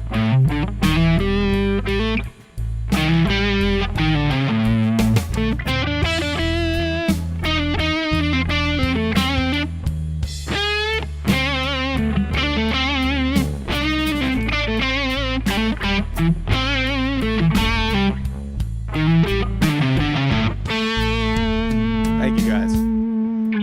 All right. So sometimes just by adding a little bit, and sorry, this is awkward, this whole kind of situation. I'm trying to perform this well, but you can hear how this extra color, and I like to say sass, because the blues note is a very sassy note. So if you're feeling sassy, just throw that in there, you know, and it can really spice up a solo. And with that, Charlie's coming back, because we're going to be talking. There's actually going to be somebody who is beyond qualified to talk about the blues pentatonic scale. That's going to be coming up here soon, right? Yeah, it's well, if we get this out of here, because this I am beyond thrilled for you guys to witness what you are about to witness. We have an incredible guest, and instead of just trying to talk about him, we're going to play a little intro clip, and this guy's going to rip your face off. Let's go. Introducing Wisconsin-born renegade blues rock force, Jared James Nichols, the man who rips guitar hearts apart without a pick. He shared stages with legends like Slash, Billy Gibbons, Zakk Wylde, Joe Bonamassa, Steve Vai, and more. A Gibson Global brand ambassador, he's resurrected rock's fire with his electrifying albums and sizzling live performances, and now he's bringing that energy right here, right now. From the shadows! Get ready to learn blues power secrets from one of the hottest guitar players on the planet today. Live, loud, and unfiltered, this is Jared James Nichols.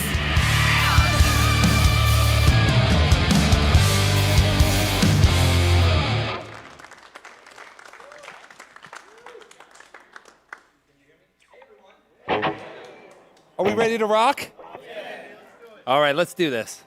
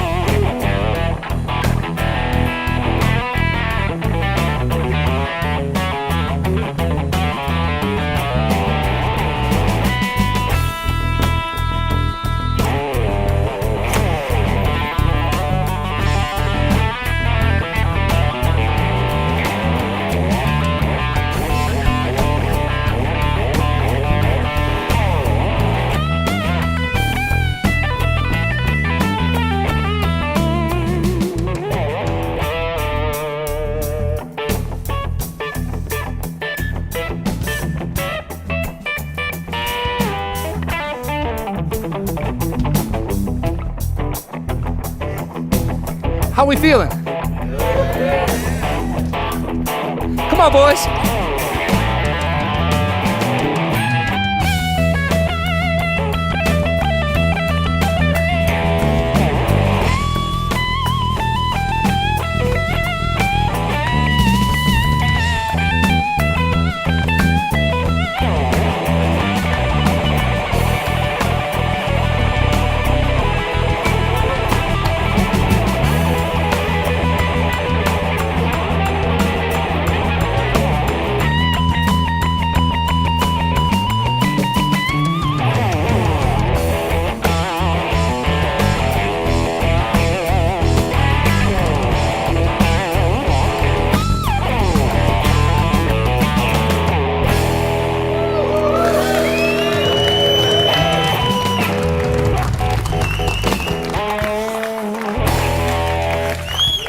Whoa!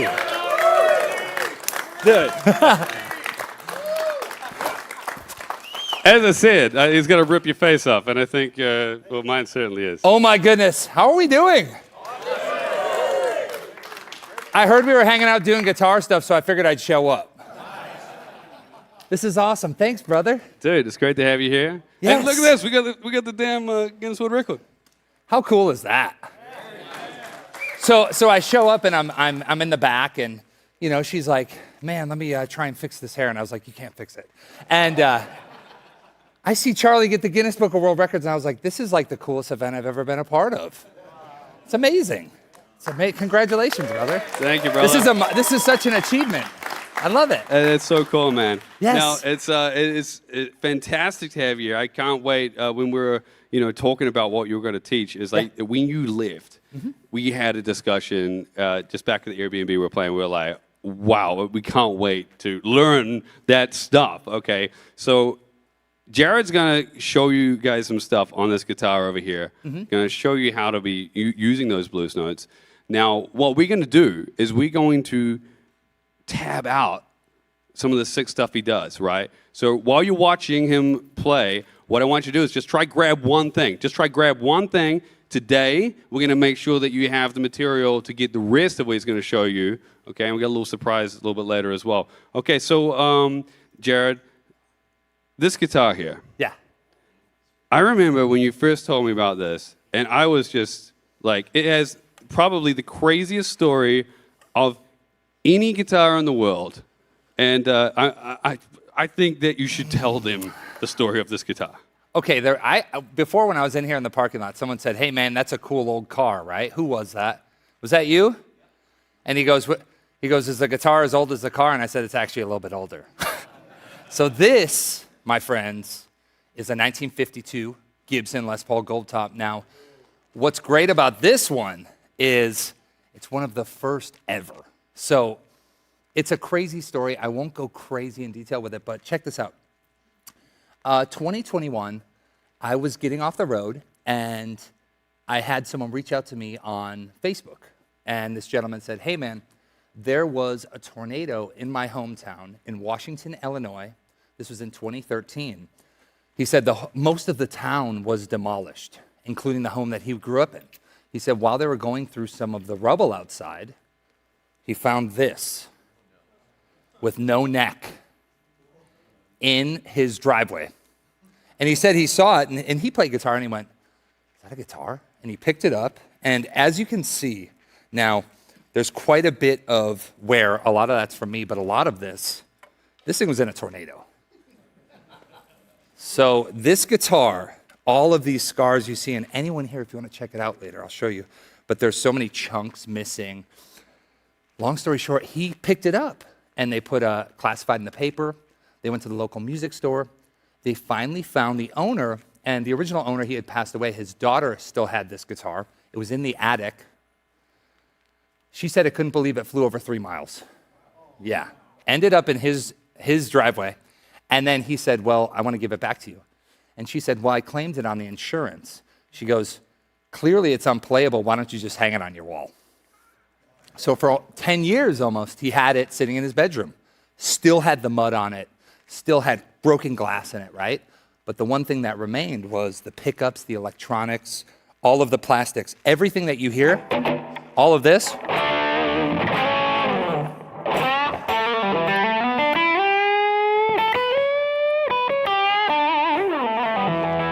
is original from 1952. So I go and I meet him, and I say, I can't just take this guitar. I have to give you something, man. Let me pay you or something. And he goes, let's go out to dinner. I said, where do you want to go to dinner? There's a Taco Bell over there. Let's go to Taco Bell. That's my kind of dinner, to be fair. So I get this guitar, and I'm staring at it. I looked at him. I said, does it work? And he goes, what do you mean, does it work? I said, well, do you have a screwdriver? And we put in an amp, and I hit the pickups, and it's going, so it worked. I sent it to a friend of mine, JW Restoration in Pennsylvania, and I said, Joel, this is the craziest guitar story you've ever heard. I said, this thing was in a tornado. I send it to him in a box. He gets it, and he's like, dude, this is crazy. So he starts examining it. We find out one of the simple things we found out was due to this pickup being where it's placed, this was only on the first run of Les Pauls out of the factory. Also, the tan lines from the hardware were really short on it. So this wasn't there. I said to Joel, I said, keep it as original as possible. Don't mess with any of the finish, nothing. He said, do you want me to get the pieces of broken glass out of it? And I said, yeah, do that so I don't scratch myself. And he said, I want to build a neck to spec exactly how it would have been. I said, absolutely. I said, I want to honor the guitar, honor the owner, everything. And Joel, he said to me, he called, he said, this will be the last guitar I ever do. And I'm thinking to myself, why? He's like, I'm going to put it all into this guitar. So Joel finished this guitar. We turned into great friends. Now this guitar we named Dorothy, so the Wizard of Oz. And unfortunately, Joel finished this guitar, and a few months later he passed. Yeah. He had some health complications due to a motorcycle accident. But this guitar is super special. There's something about it. And one last little thing. I remember when I first got it, I was on tour with a guitar player named John Five.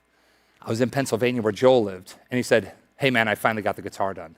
Now, this is like a year after getting it to him. I am chomping at the bit to get this guitar. So we get to sound check. John's over there, and I'm like, everyone get out of my way. I got to plug this thing in. Because Joel said I didn't go through the electronics. And I remember this is exactly what I did when I got the guitar. I went, okay. And then I went,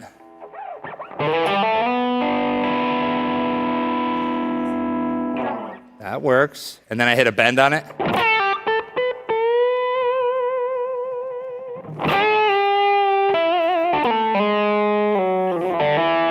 And then I turned it all the way up, and I went all Leslie West.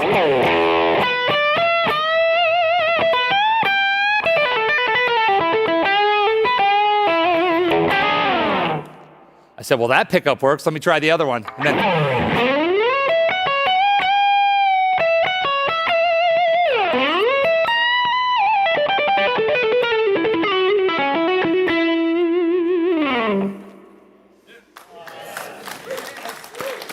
so this is Dorothy.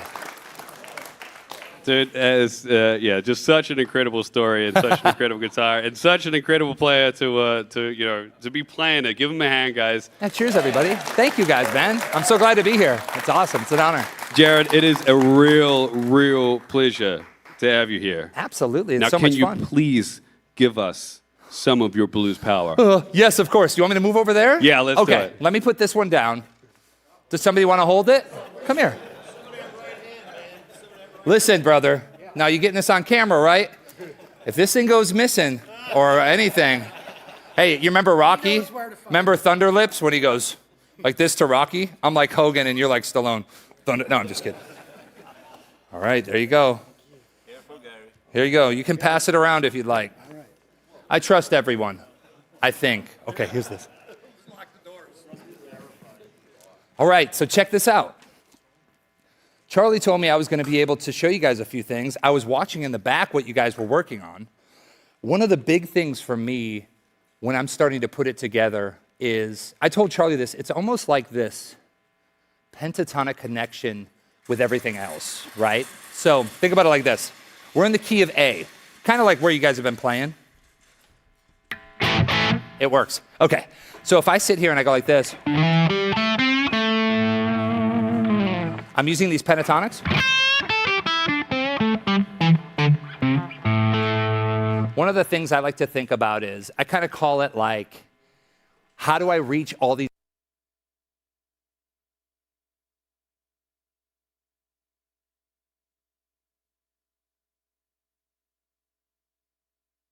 this? We're on that blue note, right? And when I think about that blue note, I think about all my brothers, the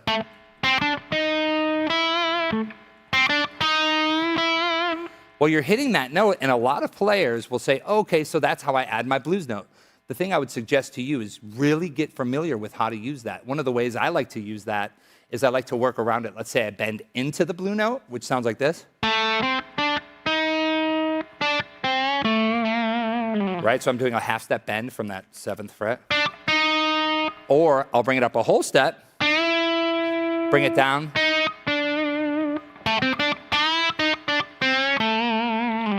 So it's all about kind of mastering having that note at your disposal, because all of us, we can play licks. You know, let's say we go,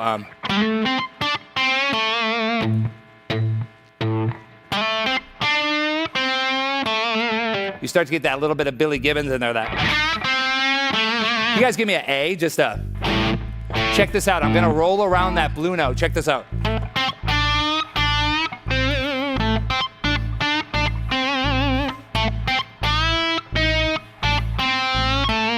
If I bring it up to that, here, it's just.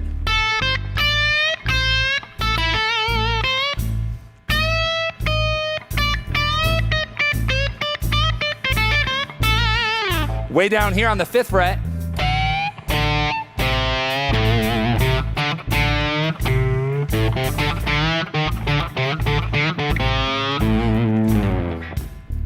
I like these guys. This is gonna be fun. So what I like to do with this is, if you know how to hit that note, you can start to add that to your playing in kind of interesting ways. One of my biggest heroes, Eric Clapton, he would do these things where he would add this little bit of almost like, I call it like a smudge. Now, you could do that on this 8th fret here on the high E. So you go.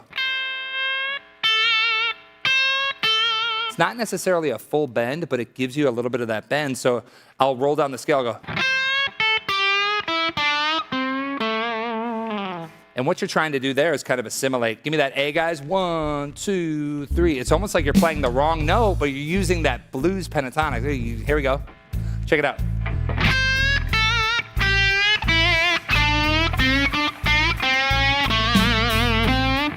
Almost starts to sound like a voice. Check this out. If I go.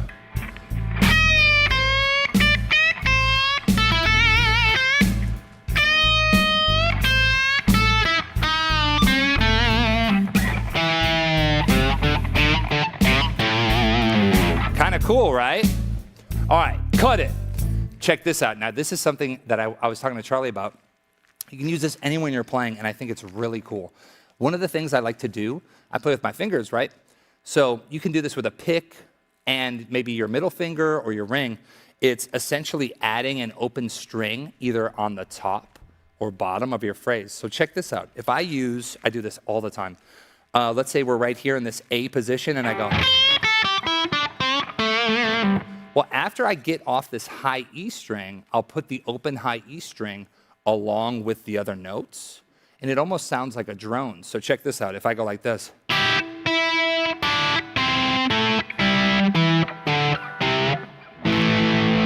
So if I start to play my simple pentatonic stuff like this, check this out. Without the drone note, it sounds like this. Now, when I hit every single one of those notes, if I add an open E on the top, it sounds like this. It's kind of a cool sound, so you just leave that open. There's nothing special, no tricks there. And I'll just play for you guys real quick so you can hear where this could go for you. So check this out. If I go.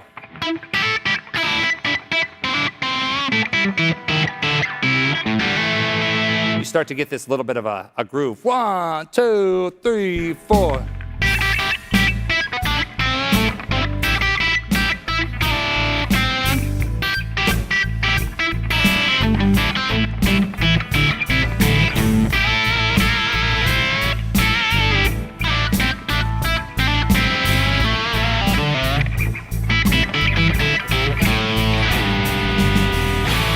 Now check this out. If you want to do something really cool, do the note on the bottom. This is more, I don't know, it's kind of like a drone, but you could do it like the Hendrix way where you use your thumb over the top. And I'm staying in this A pentatonic. So if I hold my thumb there and then I play those notes over the top of that, it sounds like this.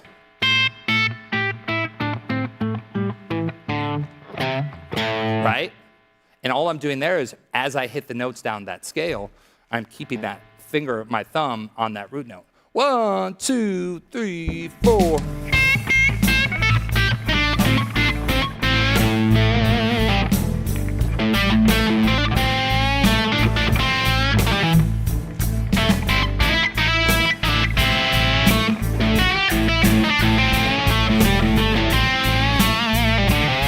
Now, as you open that up, anywhere around the neck,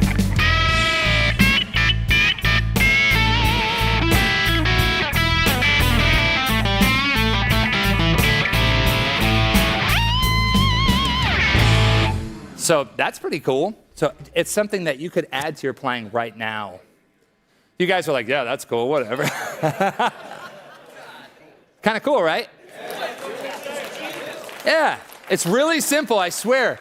Everything that I do on guitar, I wanted to be able to sit there and watch like reruns of like My Classic Car or The Price is Right and be able to just sit there and go, okay, that's the exercise, right? But when you get this stuff running, man, so check this out. If I switch this down to the key of G, right, I can start to sound insane. Could you guys do that same groove but over a G chord? Check this out. Hit it.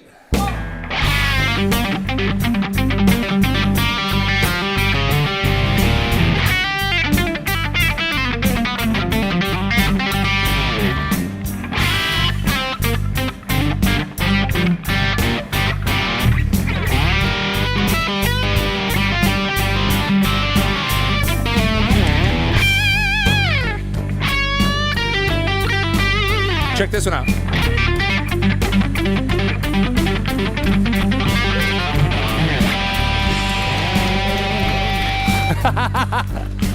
All right, cut it.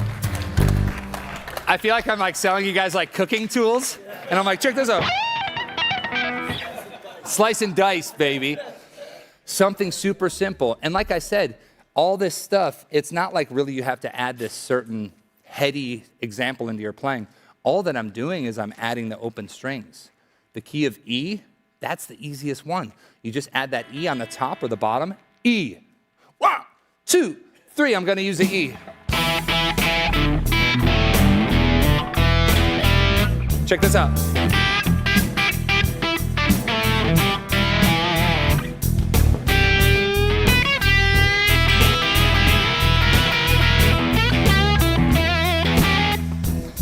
This sound starts to sound cool like this. Bend it.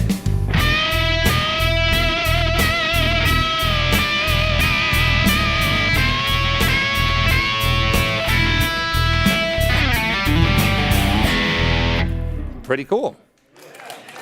Yeah. All right, should I bring Dorothy back? We'll do one more jam with the guys. Yeah. Okay, cool. Let's do that. Sweet. Did she go flying? She's in Oz. I know. So since I'm left-handed. So are you? Yeah. So when I started, a guy goes, "Hey man, if you're gonna play guitar righty, you got to use a pick."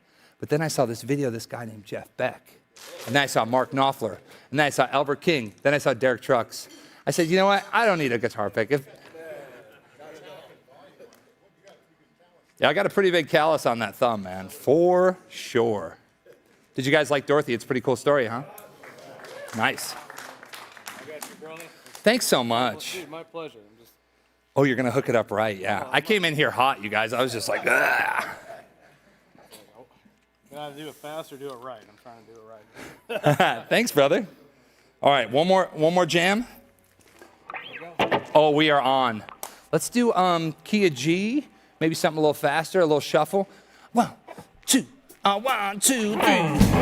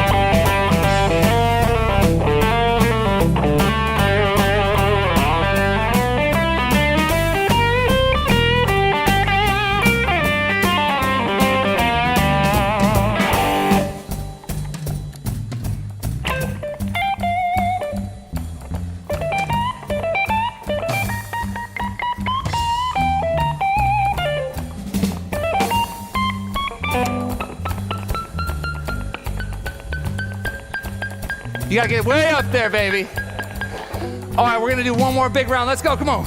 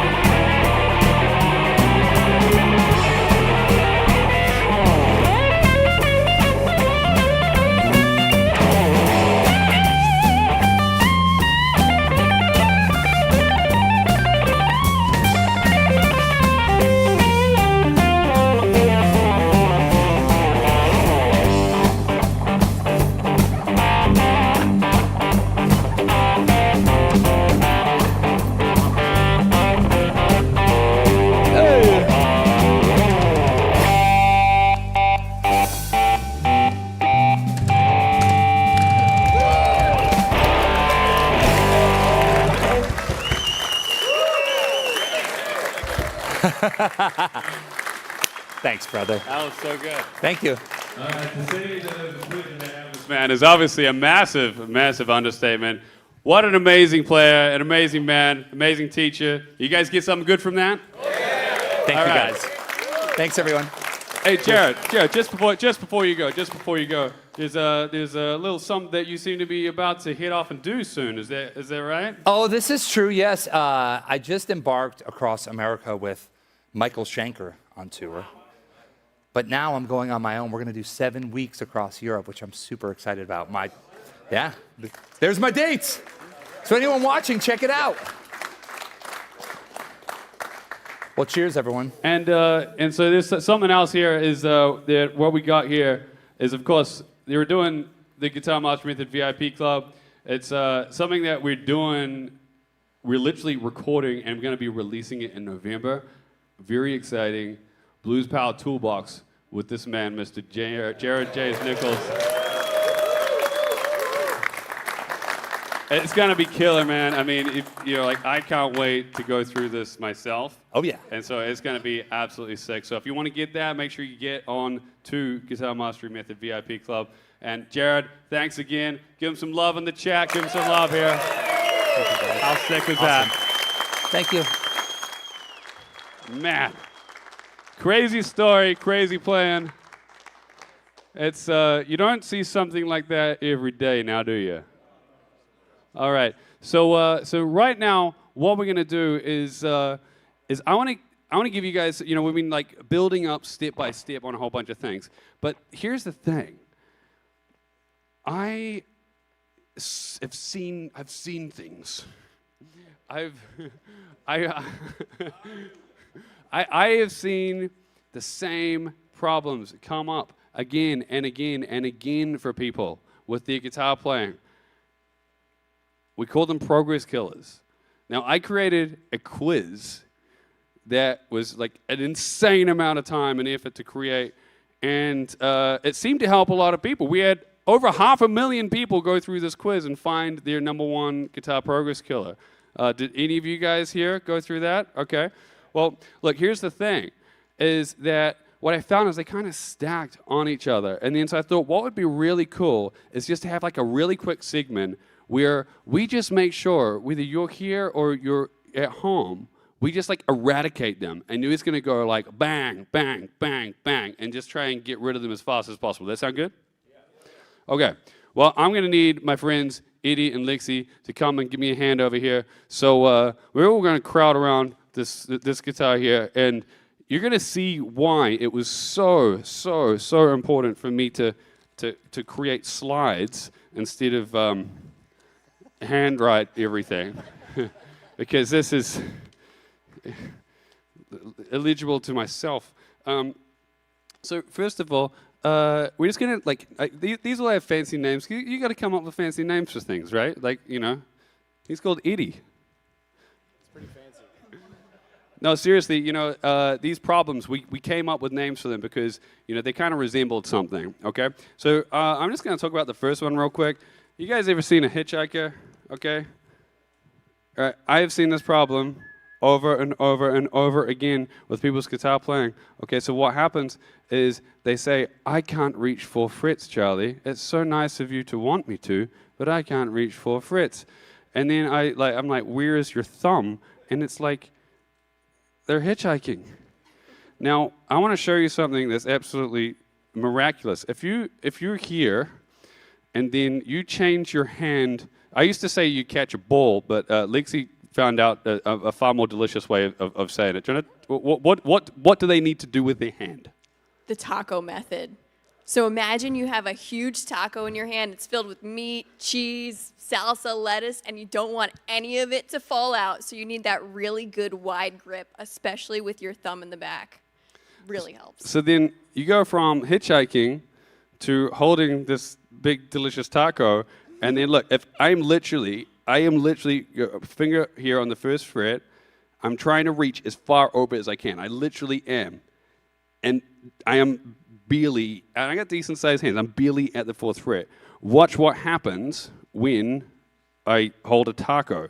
So my thumb drops down, and my finger can stretch all the way across there. Okay? So that's like an instant fix, okay? Now, it's like a lot of people, just grab things like that, but it's like instant fix, okay? So if you're at home and you're hitchhiking, don't. It's 2025. It's dangerous. Get an Uber. That's probably still just as dangerous. It's 2025. Okay, so, but seriously, that's a quick way to fix that. So we can we don't need that one anymore. Next one. It's a lucky lottery. Pick one of these progress killers.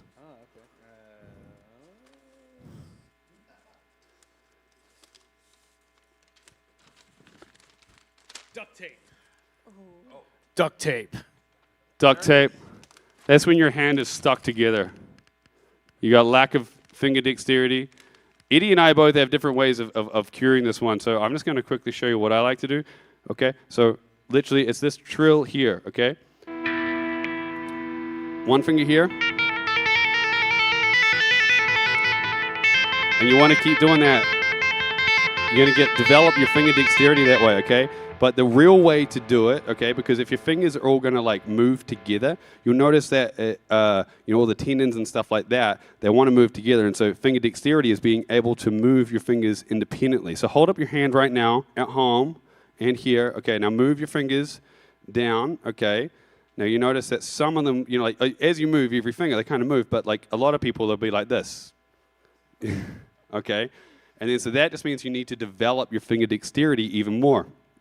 Hardest spot to do it, because of the way your hand is wired, is between your third finger and your pinky.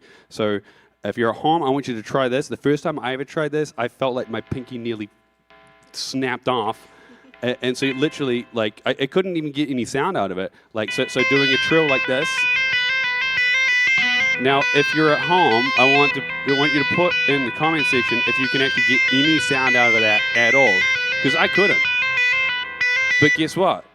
It was a weakness, so I worked on it, and then all of a sudden I could, okay? So remember, work on your weaknesses. Now, Eddie, do you want to tell them your favorite way of getting rid of duct tape? Yeah. Yes, and it's a little more forgiving. So you're welcome. But you guys all know this exercise, the spider walk, right? I don't even really need sound for this. But there's one thing to learn the spider walk as, that configuration with your fingers like that. But there's a certain little caveat you can add to it that sort of passively works this whole get rid of the duct tape thing, and that is this. When you play starting on the first fret, pretend like you just glued your finger to the fretboard, and then you move your second finger in place, and then now you've glued that one, and then your third finger like so, and your fourth finger like that. So you're not doing this, right? I hate seeing that. I even had friends growing up who, when they try to, play through a scale, they'd be like, and I'm like, does that feel comfortable? It doesn't sound like it. But seriously, what this does is it just forces you, and like I said, it's passive. So when you're practicing this exercise, you're not even really thinking so much about building dexterity in your hands. It just happens. And that's what you want, right? The simpler, the better. And just by virtue of when you descend the strings like this, it's like you just glued a finger to a fret. Now, when you descend, it's a little bit different. Let's say we move up a fret and we're descending the spider walk. Now, it's almost like you already had them pre-glued, and then you just kind of release them one by one. But as you kind of walk, it becomes more of a walk, right? Thank you, Charlie.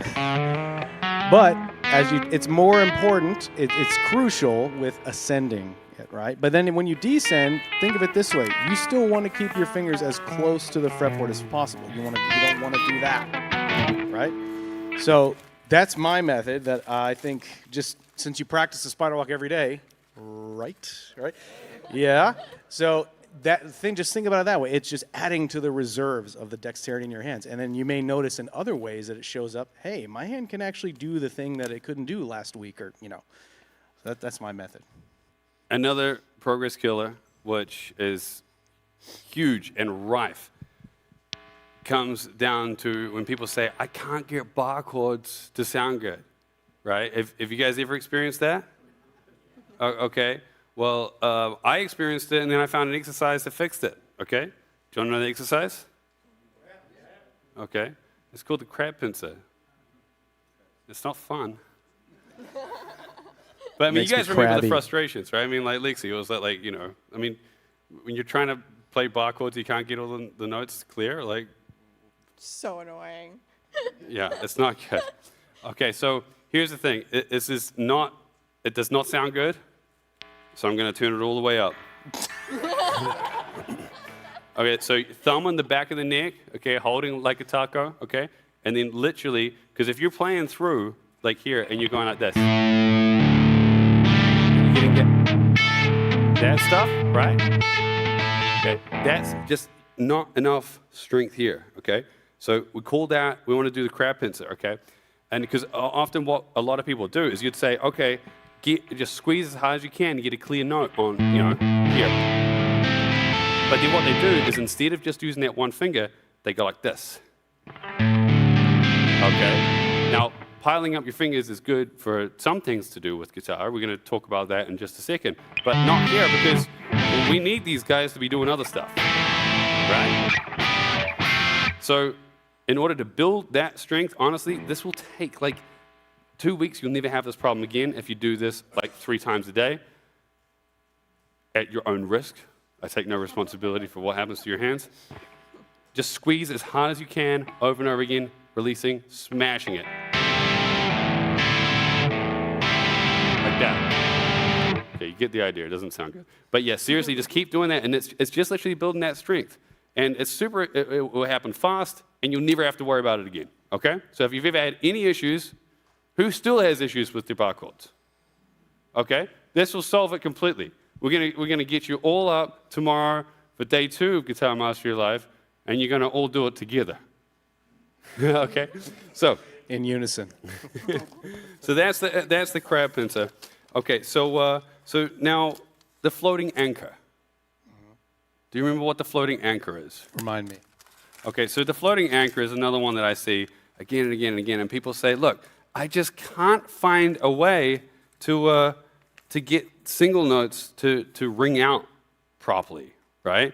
And then so I just keep hitting all of the other notes, and I say, show me, and then they do this.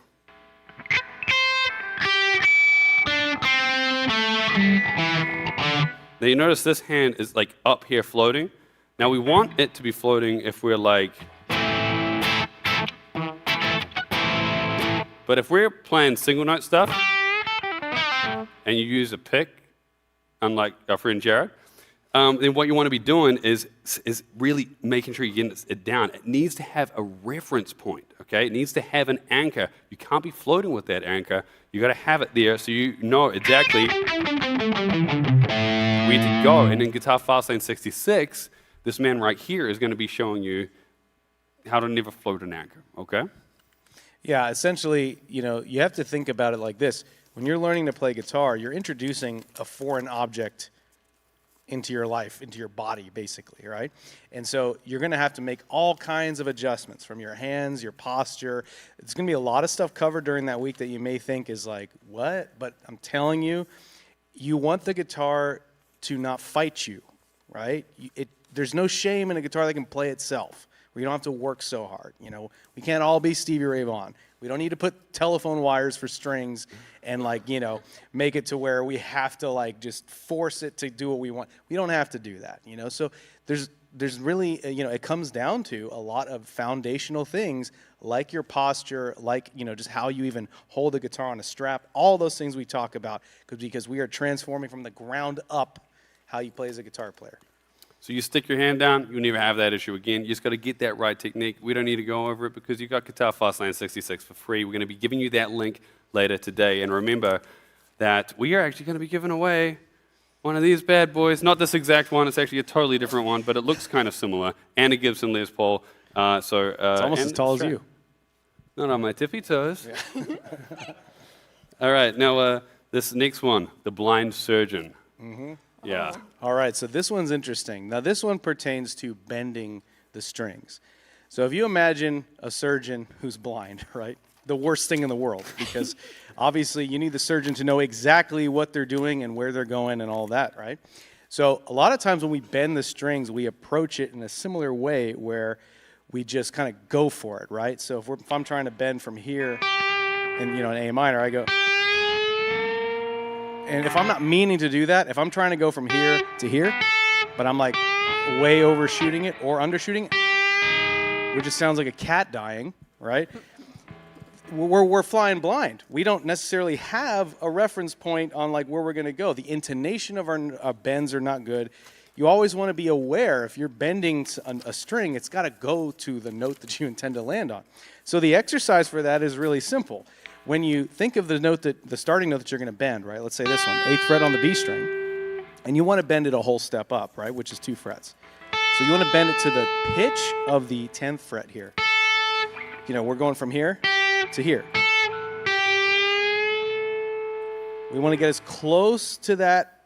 And you know, actually, a great thing that helps is put a clip-on tuner on your guitar, turn it on, like see what the notes actually are, assuming you tuned your guitar and everything, and then bend to the note, and then once you see the tuner hit that note, then you're like, oh, there it is. And by doing that, over time, you're going to start to feel the spot, right? Because when you have a guitar you've been playing a while, or like, the way you set up your guitar is a certain way, you'll kind of have this feel for where those notes are, and you'll be thinking about it less and less. Because that's the whole thing. We don't want to be constantly thinking about what we're doing, except for in the very beginning, right, when we're learning this stuff. So, and same thing with a half-step bend, right? So, like when we were talking about the blue note, like when Jared was saying how he'll bend from the 7th fret of the G string to the 8th fret, we're trying to bend from this pitch to that one, not from here to here, right? So if we go in blind, uh-oh, what do I do? You want to have the reference point, and then use your ears to find it. And of course, the clip-on tuner helps with that too. And intonation bend is very important. One other progress killer that I also see a lot, which ties directly into this, is my beautiful handwriting of the one-lane bridge. And with the crab pencil, where we stack those fingers on, okay, it's either, if you're a blind surgeon, you don't know what to bend it to. You've got the strength, but you don't know what to bend it to, right? But if you have got the one-lane bridge, you may have seen this before. People are like, I just can't get the bends up to pitch. And then they're like this. Well, the thing is that, remember that anything you do on this side of the fret is not going to happen. I can play this note. Doesn't matter here. So what we're going to do is suck these guys up here and make a super finger. So instead of trying to bend with one finger like this, we're going to go. Now, if you want to check your bends, a great solo to check your bends on is November Rain. These guys are laughing because we did a VIP club lesson where I demonstrated what it sounds like when you do the one-lane bridge and don't bend up to pitch.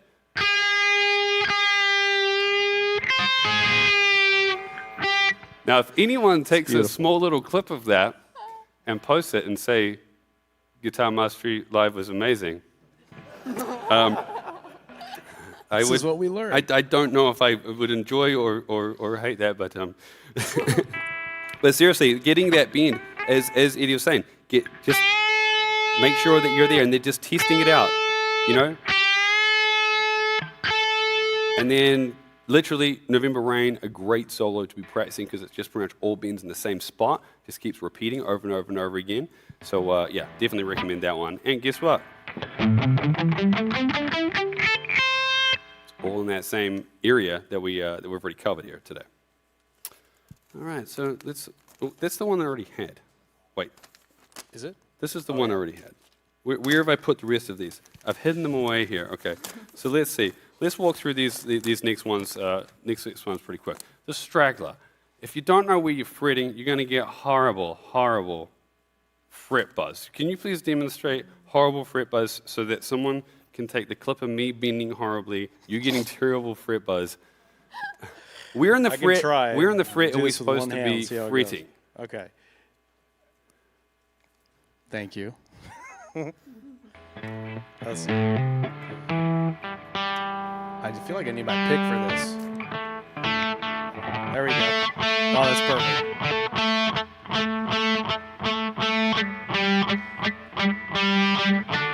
What are you doing? I'm trying to make it buzz.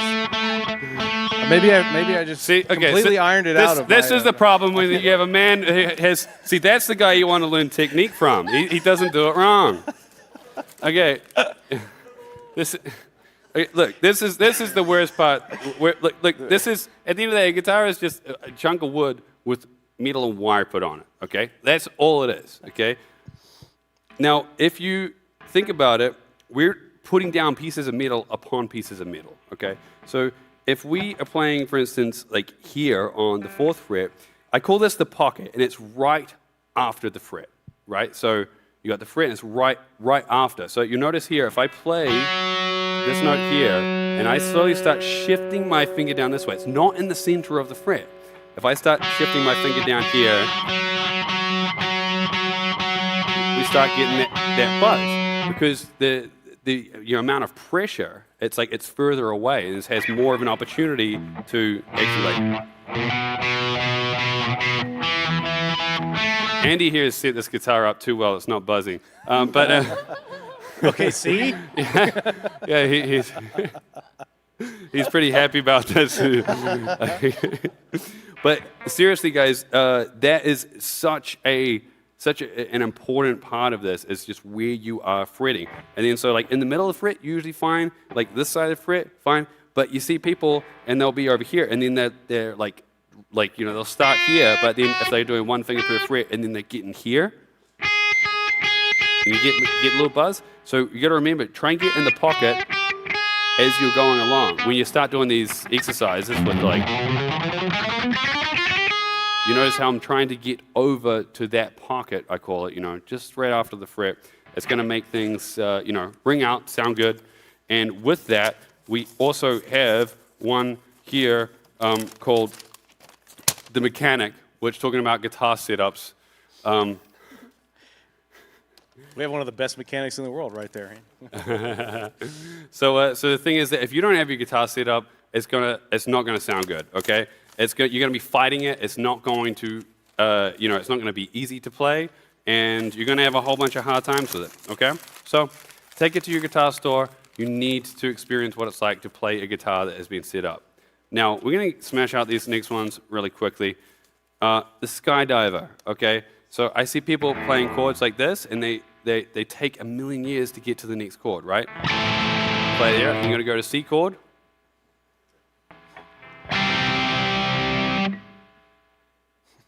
All right, now there's no need to do that, okay?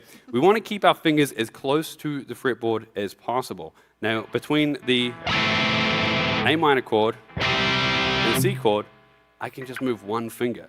So you want to look for similarities between chord shapes. So instead of 1, 2, 3, okay? So in the end, if you want to really, you know, practice this, is just to have your fingers as close to the strings as possible, change as quickly as possible. So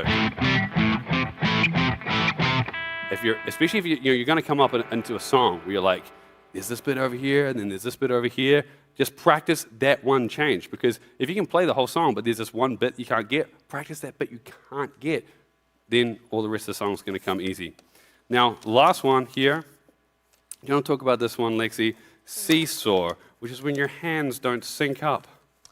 Oh man, that's a really good one. I love doing the spider walk exercise to get your hands to sync up. Sorry. But especially alternate picking while we do this, and making sure that every time we go and fret on the guitar, we're picking at the same time we're playing a note. And I wish I could show you my picking hand as I was doing this, but that's a great way to make sure. Thank you. Now you can. We're gonna go in an alternate pick. But I want you to take this really slowly, especially with the metronome, because that's going to help you get your timing and your sync right, and then you can begin to speed it up, and then you'll have that nice sync. Remember, it's best to take things slow before you go really fast, because you're going to get that sync down right when it's slow, and then you'll be able to build it up, and your two hands will be talking to each other in no time. Yes, and so that's one of the things, is that if your hands are not going to be, you know, syncing up, luckily, that's going to be fixed with Guitar Fastline 66, okay? All right, guys, so I hope that one of those, at least, was applicable to you. If it wasn't, we're about to start moving into some more advanced theory, okay? So here, what we are going to do is, Mr. Eddie Haddad, can you please demonstrate the diatonic scale pattern on this guitar? Yes, sir. And then we are going to kick into gear with a whole bunch of other cool stuff. Thank you. So I'll leave that to you, man. All right. So the diatonic pattern, you guys can still hear me okay? Awesome. So we've already essentially covered the neighborhood that this is going to be taking place in. We're just going to be adding a few extra notes. So if we look at the pentatonic pattern, right? And we add a few notes as we go along, we're going to complete the diatonic pattern. And it's going to remain, like I said, in the same neighborhood. So first thing we're going to do is, you know how we start on the 5th fret of the low E string? We're going to add 7th fret, and then 8th fret. And then we're going to take the same exact shape and then play it on the string below, the A string. 5th fret, 7th fret. There's our additional, oh no, sorry, that's not it. This one right here. On the 8th fret there. That is our additional note. And then next up on the D string, we're going to start on the 5th fret as normal, the 7th fret. But then, it's going to be fun. We're going to reach over with our pinkies to the 9th fret. Another one of those things that's going to help automatically build that dexterity as you exercise this pattern. And then that essentially covers the first octave, right, of that scale and the pattern. And then as we move on from here, the 9th fret on the D string with our pinky, our first finger is going to reach on over back to the 5th fret. You can almost think of it like you're swinging from tree to tree, right? If you need to make that reach, from your pinky here to your first finger there on the G string there. And then now our additional note here, we have the 7th fret. Oh no, sorry, that's not an additional note. We're good there. We just do 5, 7 as normal. And then 5th fret on the B string. There's our additional note right there. The 6th fret.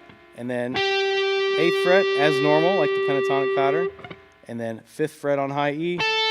And then 7th fret right there is our additional note. And you'll see this on like the overlay, all those additional notes, the hollowed out notes. So I'll walk through it one more time slowly.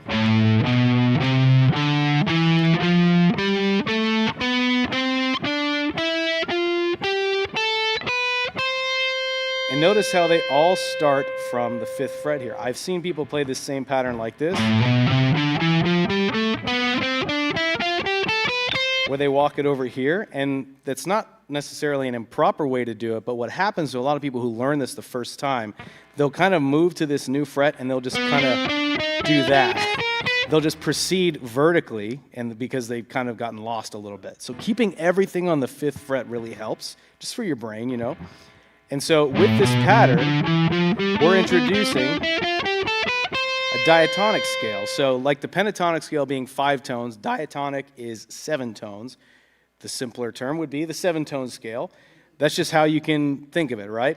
So with that pattern, we're actually going to get to learn all of the modes of the major scale just with that pattern, which is another reason why it's important that you learn it, because we're just going to be pulling everything from that same exact neighborhood.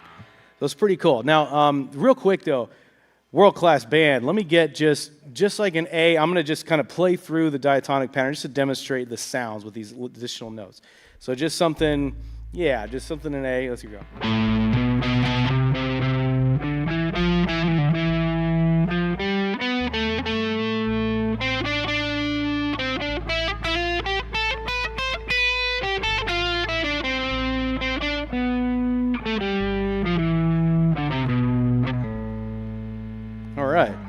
Yeah, thank you guys. So just to show you guys that you get some cool new flavors with these additional notes that sound like a nice departure from just the pentatonic stuff, you know. And with that, Charlie's coming right back. I'm coming back. He's coming back. But I'm coming back to say that with the diatonic pattern, what is it that we can do with that? Besides learn the modes? Specifically the modes, right? Yeah, yeah. Okay, cool. So the thing about the diatonic scale pattern, which I think is just really interesting, is of course it has the pentatonic scale pattern within it, but it unlocks all of these really, really interesting things, which is, you know, Ionian, Dorian, Phrygian, Lydian. And again, it's just like all fancy names, and Eddie has this way of simplifying it in such a simple way. So I'm going to hand this man the clicker, and he's going to show you really quickly how this looks right here on this fantastic board here. Okay, guys. This is fun. And it's got a laser point. Oh, this is going to be awesome. Okay. Sweet. So, am I pointing the wrong way? I would. Well, yeah, so we're going to talk about the modes real quick. If I can get the slides pulled up. Do I use this for that? Okay. So, whenever the slides come up there, but I just want to first say as far as the modes, right? What we just learned, that diatonic pattern, we're not going to need to deviate at all from that in order to find the, sorry, I thought I heard Charlie talking. In order to find the modes. Now, there are 7 modes in the major scale, so if this is going to be something like just count, if you can count to 7, and if you can count, or if you can, you know, recite letters, you're going to be good to go. So once they pull it up here, we'll get started with it. But the first thing I will say about the modes is that a lot of times, and I went through this same thing myself, it seems really complicated. They have these crazy names, Phrygian, Ionian, Mixolydian, all this kind of stuff, you know, and we're just like, that's just too high concept for me. But I always loved how they sounded. You know, I used to love guitar players like Vinnie Moore and Steve Vai, you know, and just the way they use the modes to just make these beautiful sounds. And so, but learning them was always a challenge. I just kind of thought like it was too much. Even if I was able to understand how the modes actually work from a conceptual standpoint, I didn't know how to actually play them, how to get the same emotion from them that my favorite guitar players did. So anyway, so as far as just the modes themselves, though, right? We're talking about 7 notes, right? Diatonic 7-note scale. That's going to be the kind of the theme here. Are we having slide issues? Or what's going on? They've disappeared. Awesome. Disappeared. I love that. So as luck would have it, that's right. We do have that. we got a book. Okay. Now, by the way, Charlie to the rescue. just really quickly, remember, guys, if you want to be getting these, but we're giving you literally Master the Modes book, Unlock the Fretboard, Guitar Mastery Journal and Tracker, and a VIP Club hat. If you're already a VIP Club member, by the way, you're more than welcome to grab these. Of course, you will not be getting charged your monthly billing again, but seriously, these books are going to unlock this completely. And because we don't have slides, I'm just gonna try. All right, let's. Oh yeah, here we go. Okay, so let's. How zoomed in can we get? Oh, right on the fretboard. Okay, cool. Here, let's. Okay. Let's go. So what the slides were going to say, okay, as you can see right here. Okay, so here you got the laser. You can see right here. At least I get to use this thing. Right? So, like I said, 7 notes, right? So if we go through each of the 7 notes in the diatonic scale, each note has a mode that we can pull from it, which we'll get to in a second. So we'll just start from 1 to 7. 1, we have Ionian. Oh, that's cool. 2, Dorian. 3, Phrygian. 4, Lydian. 5, Mixolydian. 6, Aeolian. 7, Locrian. Now, there's a cool acronym that I like to use, or like just a thing to remember the order of the notes, because they are in a specific order, in those order of 7 notes. So with the I, D, P, L, M, A, L, it's I dig pizza, let's make a large. Easy to remember if you like food or pizza like me. So that's what I like to use to remember. And so each of these modes has a certain, there's a certain point of relation to either major or minor. So Ionian is actually the major scale, like the do, re, mi, fa, sol, la, ti, do. That scale is Ionian. The what now? The, you know, don't worry, the guys. sound You of don't music. really have to do it. So that scale, the major scale that we all learn as children, right? That is the Ionian mode. That's just a fancy name for that scale. And that is major, obviously. Dorian has a minor tonality, so we know that as a minor derived mode. Phrygian is also minor. Lydian, major. Mixolydian, also major. Aeolian is the natural minor scale. So if you've heard about the major scale, you've probably also heard about the minor scale. Thank you, Kevin. The minor scale is also known as the Aeolian mode. And then, of course, you have Locrian, which everybody hates and nobody plays. I'm just kidding. So apologies to Locrian. I'm sure Locrian's feelings are really hurt right now. Okay, so basically, guys, the easiest way to think about the modes is, I mean, it's literally just starting on a different note. That's all it is. So instead of thinking about Ionian, Dorian, Phrygian. When I think Phrygian, I think 3. It's the 3rd mode, and I'm going to show you in a second how to hack it. If you know that diatonic scale pattern that Eddie's just showing you, then you can play all the modes, okay? So if we could get the modes up here on the guitar neck, and I'll show you exactly how to do this, then we're going to have Eddie show you how to make it sound even more musical. And then so you can see here, if I can throw you that book there, Eddie. So you see how we have this here. So we have the scale pattern. Now, if we move to the next one here, we're going to put some numbers on here. Now, you remember, our pinky is our major root note. What is the major mode? What is number 1? Ionian. Now, in the full major scale, there are 7 notes, right? So if I was to go through here, from here, I'm going to go 1, 2, 3, 4, 5, 6, 7, and play one more. That was a C Ionian scale. Okay, I went from number 1 to number 1. So these numbers would repeat. After 7, see here, it'd be like 1, 2, 3, 4, 5, 6, 7, 1. Okay, now, Dorian. Fancy word for 2. Okay, that's all it is. Okay, so if I start with my first finger here and I go through that same pattern, the pattern does all the work.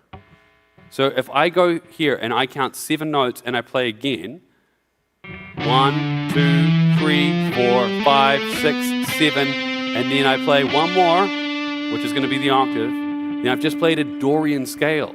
That's how simple the modes actually are.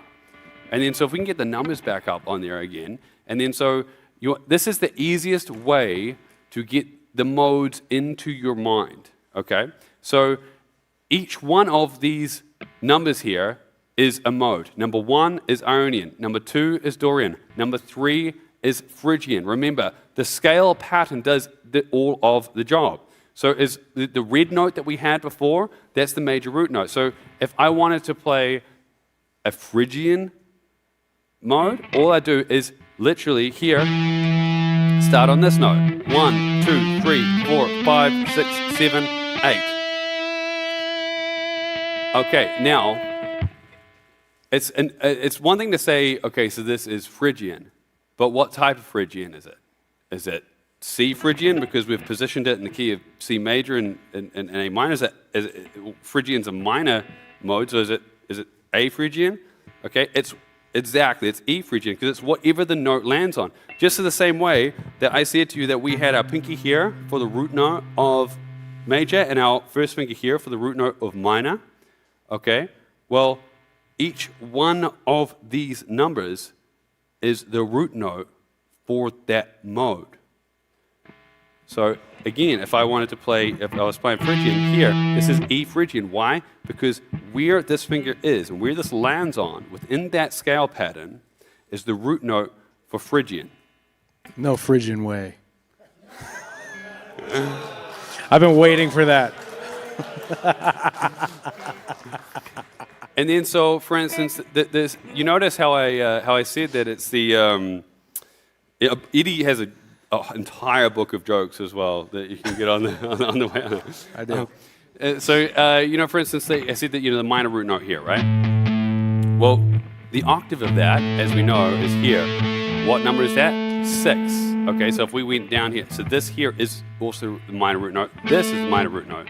So we started here, 1, 2, 3, 4, 5, 6, 7, 8, which is back to the 1 again. Okay, so that's literally just minor. Okay, so major, minor, it's literally all within this same. It's not, you don't play any notes different, the patterns are exactly the same. So for instance, mixed Lydian is number 5. Okay, so I grab my first finger here, okay, and I am here. This is the 5th note that I would play if I was here. You obviously can see the notes there on the screen, but if you don't, just go through the pattern and just count. 1, 2, 3, 4, 5. All right. Here, this is a G note, so I'm playing G mixed Lydian if I just walk through the scale pattern. So then what this means is that you can use this anchor to play any mode, anywhere, okay? Well, not anywhere. We'll get to that in a second. But any mode. So for instance, like, let's just like pick out a number, or like pick out a key. So let's say if we said F Mixolydian, okay? Then what I would do is I would just think, okay, it's Mixolydian is number 5 because I've memorized that. You just have to memorize the lawyer speak that we talked about. 1, 2, 3, 4, 5. Okay, now as long as I put this on an F note, okay, then I put it here, I'd move the whole scale pattern. So the scale pattern would be down here now. And then I'd be ready to go and play it in an F Mixolydian key, okay? So that's how it is from a 30,000 foot view. Okay, now that might feel a little bit like drinking from a fire hose. You might think, okay, cool, but it kind of sounds all the same. Now the thing is that the reason why it sounds all the same is because we aren't playing over anything. Okay, so what I want to do here is we'll actually just get this thing tuned up so you can really hear how bad I am at tuning the guitar. But Eddie has a fantastic way of showing how the tonality of all the modes. And I think that you're going to hear just in a second how much he loves Locrian. So Eddie, take it away. This is my apology tour for Locrian. Can I hand these to you? Thank you very much. All right. So yeah, Kevin, just give me a C, brother. Just drone me a C. So starting with C Ionian, right, the first mode of the major scale, here's the tonality of it, basically how it sounds.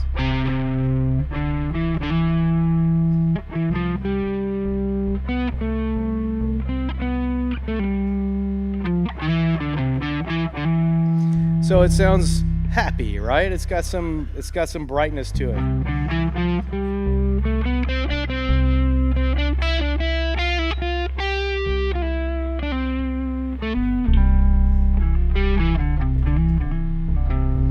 All right, so because it's one thing to understand, how to find the modes, how they relate to the major scale and all that stuff, but then the next step is just getting to know their personality. Each one has its own vibe, its own kind of sound, and so go ahead and drone me a D, Kevin. Now for D Dorian, you're going to notice a very different kind of sound.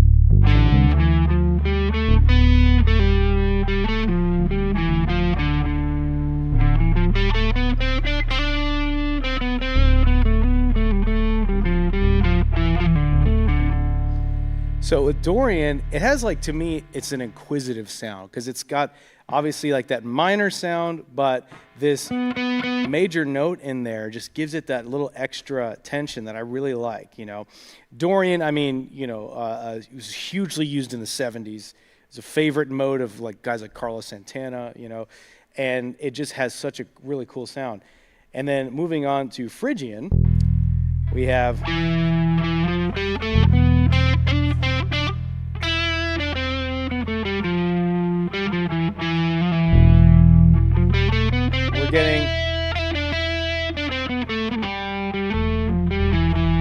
It's kind of like an exotic sound, it has this very Eastern sound. Now notice I'm staying within the diatonic pattern this whole time. Did I make any changes to it? No, right? I just walked from one root note to the next and just kind of worked my way in there to get these different sounds. Now let's check out Lydian. Lydian's one of my favorites.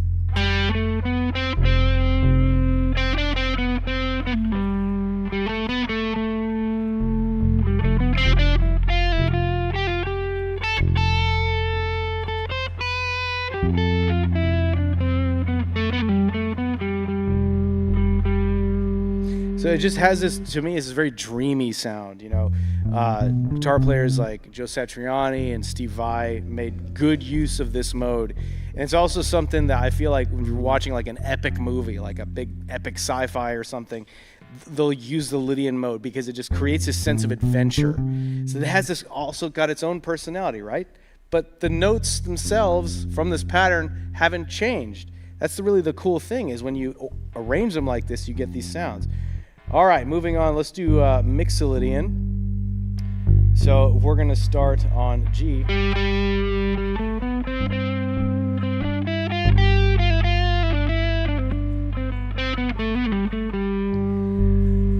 Use a lot in psychedelic rock.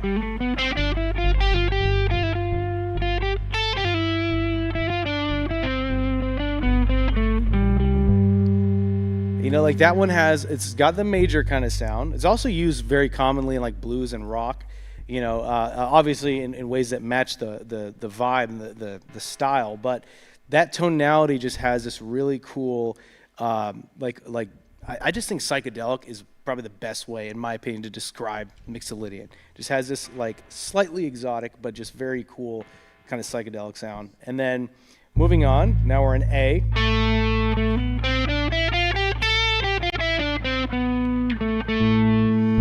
Right now we've reached Aeolian, right? Or the natural minor scale.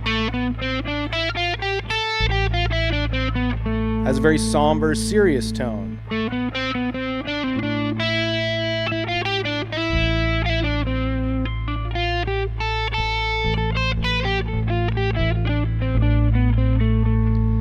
So notice how what's really changing, we're just changing the context within this same pattern. Kevin's helping me out with these drones to really establish what the actual personality, the sonic personality of each of these modes. Next up, we have my personal favorite, Locrian. So with this one, we're gonna start this guy right here.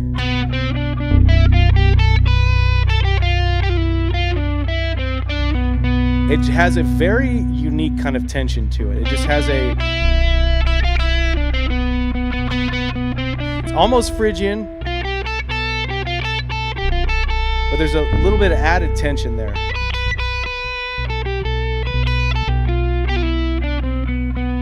It just doesn't want to, it like doesn't resolve, you know, but that tension is cool, and you know, it can be used very tastefully, you know, just by people who actually know how to use it. So that's as far as, you know, the personality of the modes go. And what I really talk about in the Master of the Modes book, because again, going back to what I said before, when I learned the idea of the modes, I learned how to find them and how to play them on the fretboard. I didn't know how to harness the personality and the emotion of those modes and actually express it in my own playing.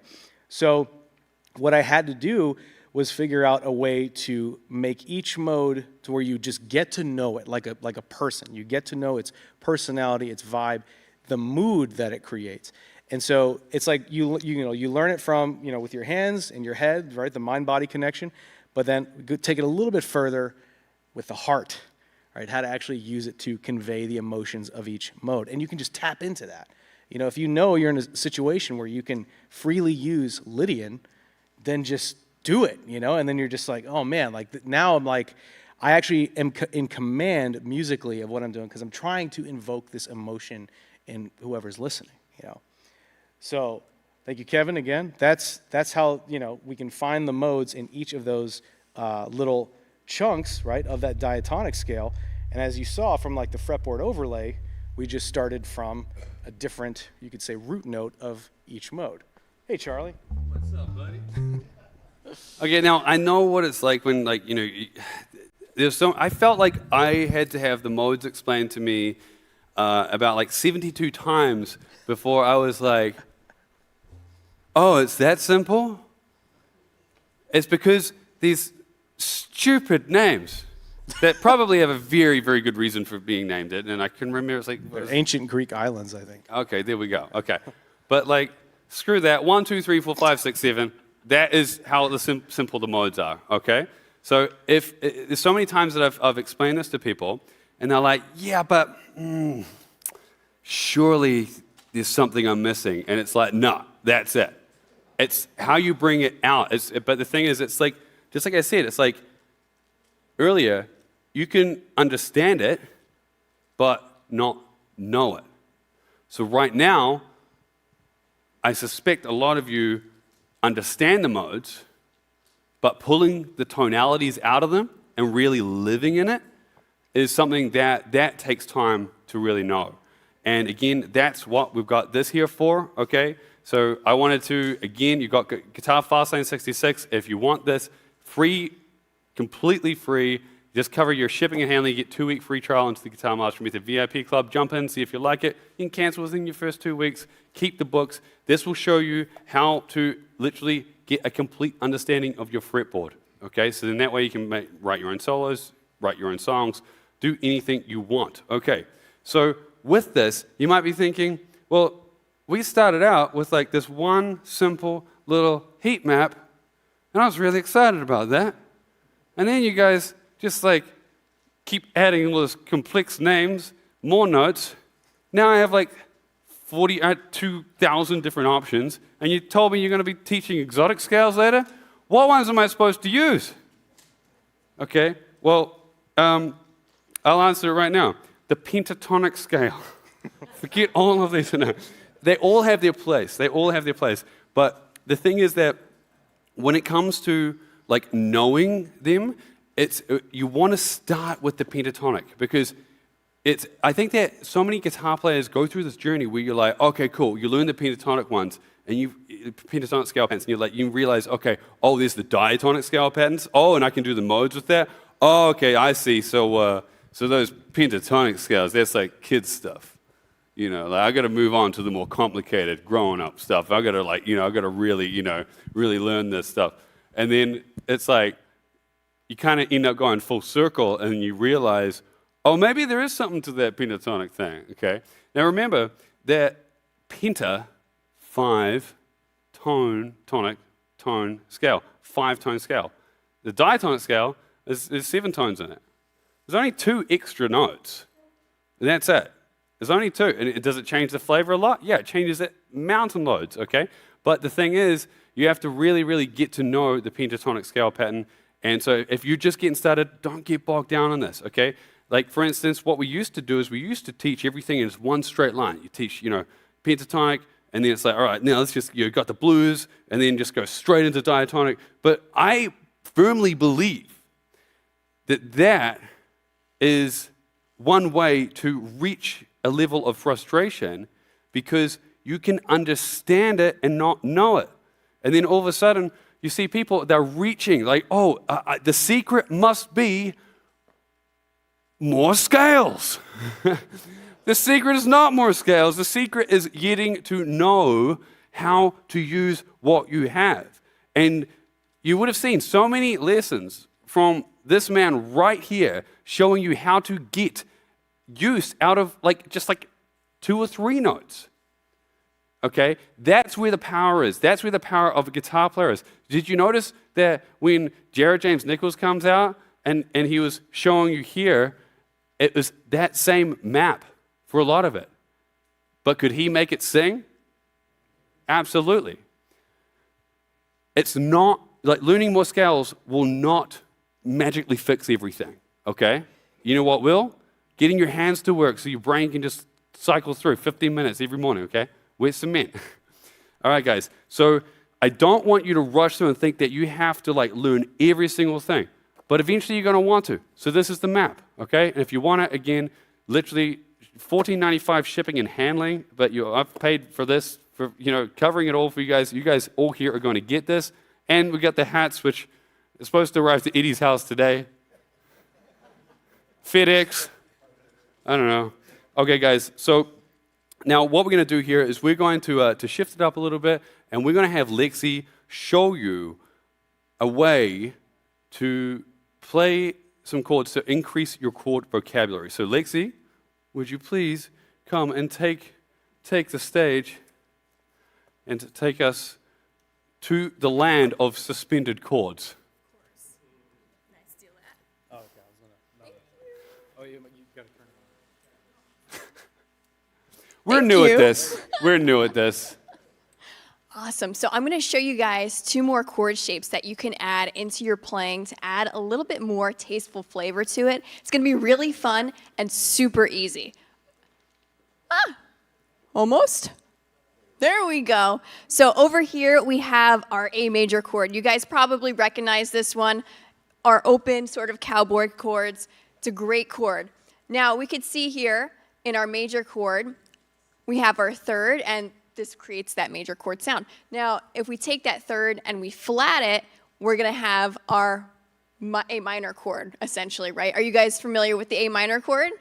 Sweet. So we have our A minor shape here. Now, if we take that flat 3rd and we flat it again, just like we were talking with our modes, we're going to have our 2 right underneath that, right? So basically, it's going to be that open string, and this is going to become our sus2 chord. So this is our A sus2, and this sounds really interesting. It's going to add some nice tension into our playing. But what's great about this is it wants to resolve back to that A minor or that A major chord. So then we can bring that back up to the minor that it wants to resolve into, and then we can go back into a major if we choose. So it's a really great way to sort of alternate and add a different flavor to our playing. Now there's another sus chord that we could use with this. We could take that third and we can sharp it and add our fourth to this. So this is going to be our sus4 chord. Now this also has like a really sort of tense feeling to our regular A chord, and it wants to resolve back to that A major or minor. So we can go and play between these guys and add some really interesting flavor to our chords here. Now we could take this same idea and apply it to our D shape. So here we have our D major chord. I'm sure you guys are all familiar with this. And we could see our third here just is just a straight D major chord. And if we flat it, we have our D minor chord here. And then if we flat it again to the 2, that's where we have our D sus chord. So now we have just that open shape here. And it's super easy to play. We just need 2 fingers to be able to play it. And it adds just a different flavor to the chord. Now this wants to go and resolve back to that D minor chord. So it's going to sound really cool when we go from that sus2 back to that D minor. And then if we're in major here, we could take that and sharpen it. And then we can have our D sus4 here.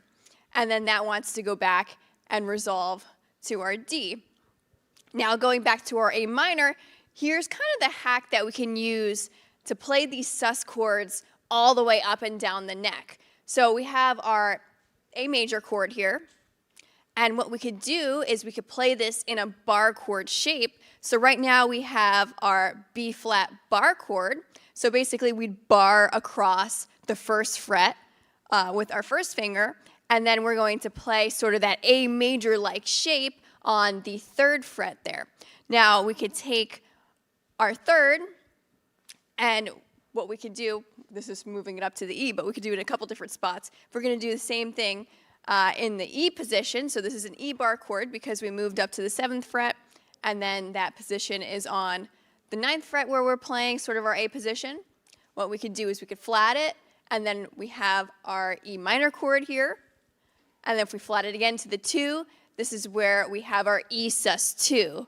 So as you can see, we could take this same idea and kind of move it up and down the neck, and we have all different types of chords that we could play. So it really adds some flavor really anywhere where we want to use them. Now we can move this back up. You know, we have our E minor chord again, and then we have our E major chord, but just on the 7th fret. And then if we go and sharpen that 3rd, this is where we have our E sus4 chord. So again, this is what we could do to go throughout those chords and really add like a different sound to our playing. Now I'll go ahead and show you how we can do this here.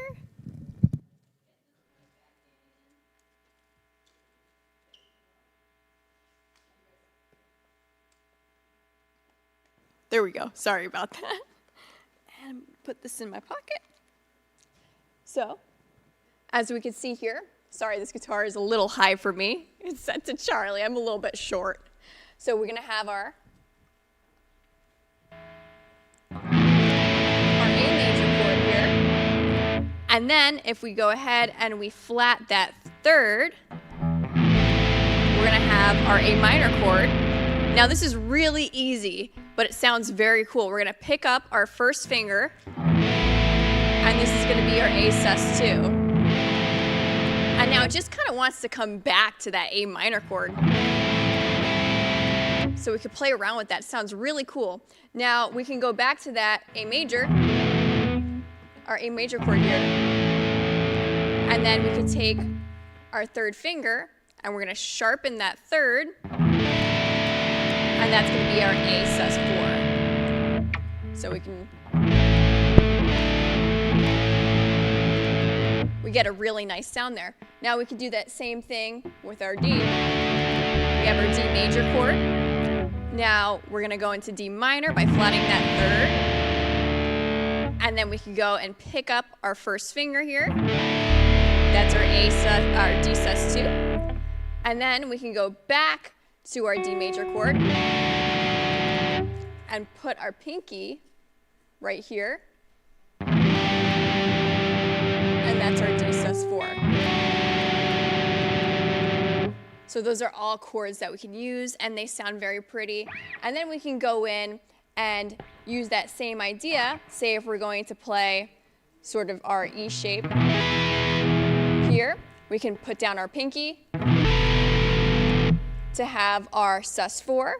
And then what else we could do is we could just pick up that one finger, and then we have our E sus2. And that's how we can sort of move that shape around the neck. Since it's a little bit more difficult to play the open shapes with the sus chord, we could take that shape that we're familiar with, that sort of A bar chord shape, and play them really anywhere. And that's how we could start to incorporate those sus chords.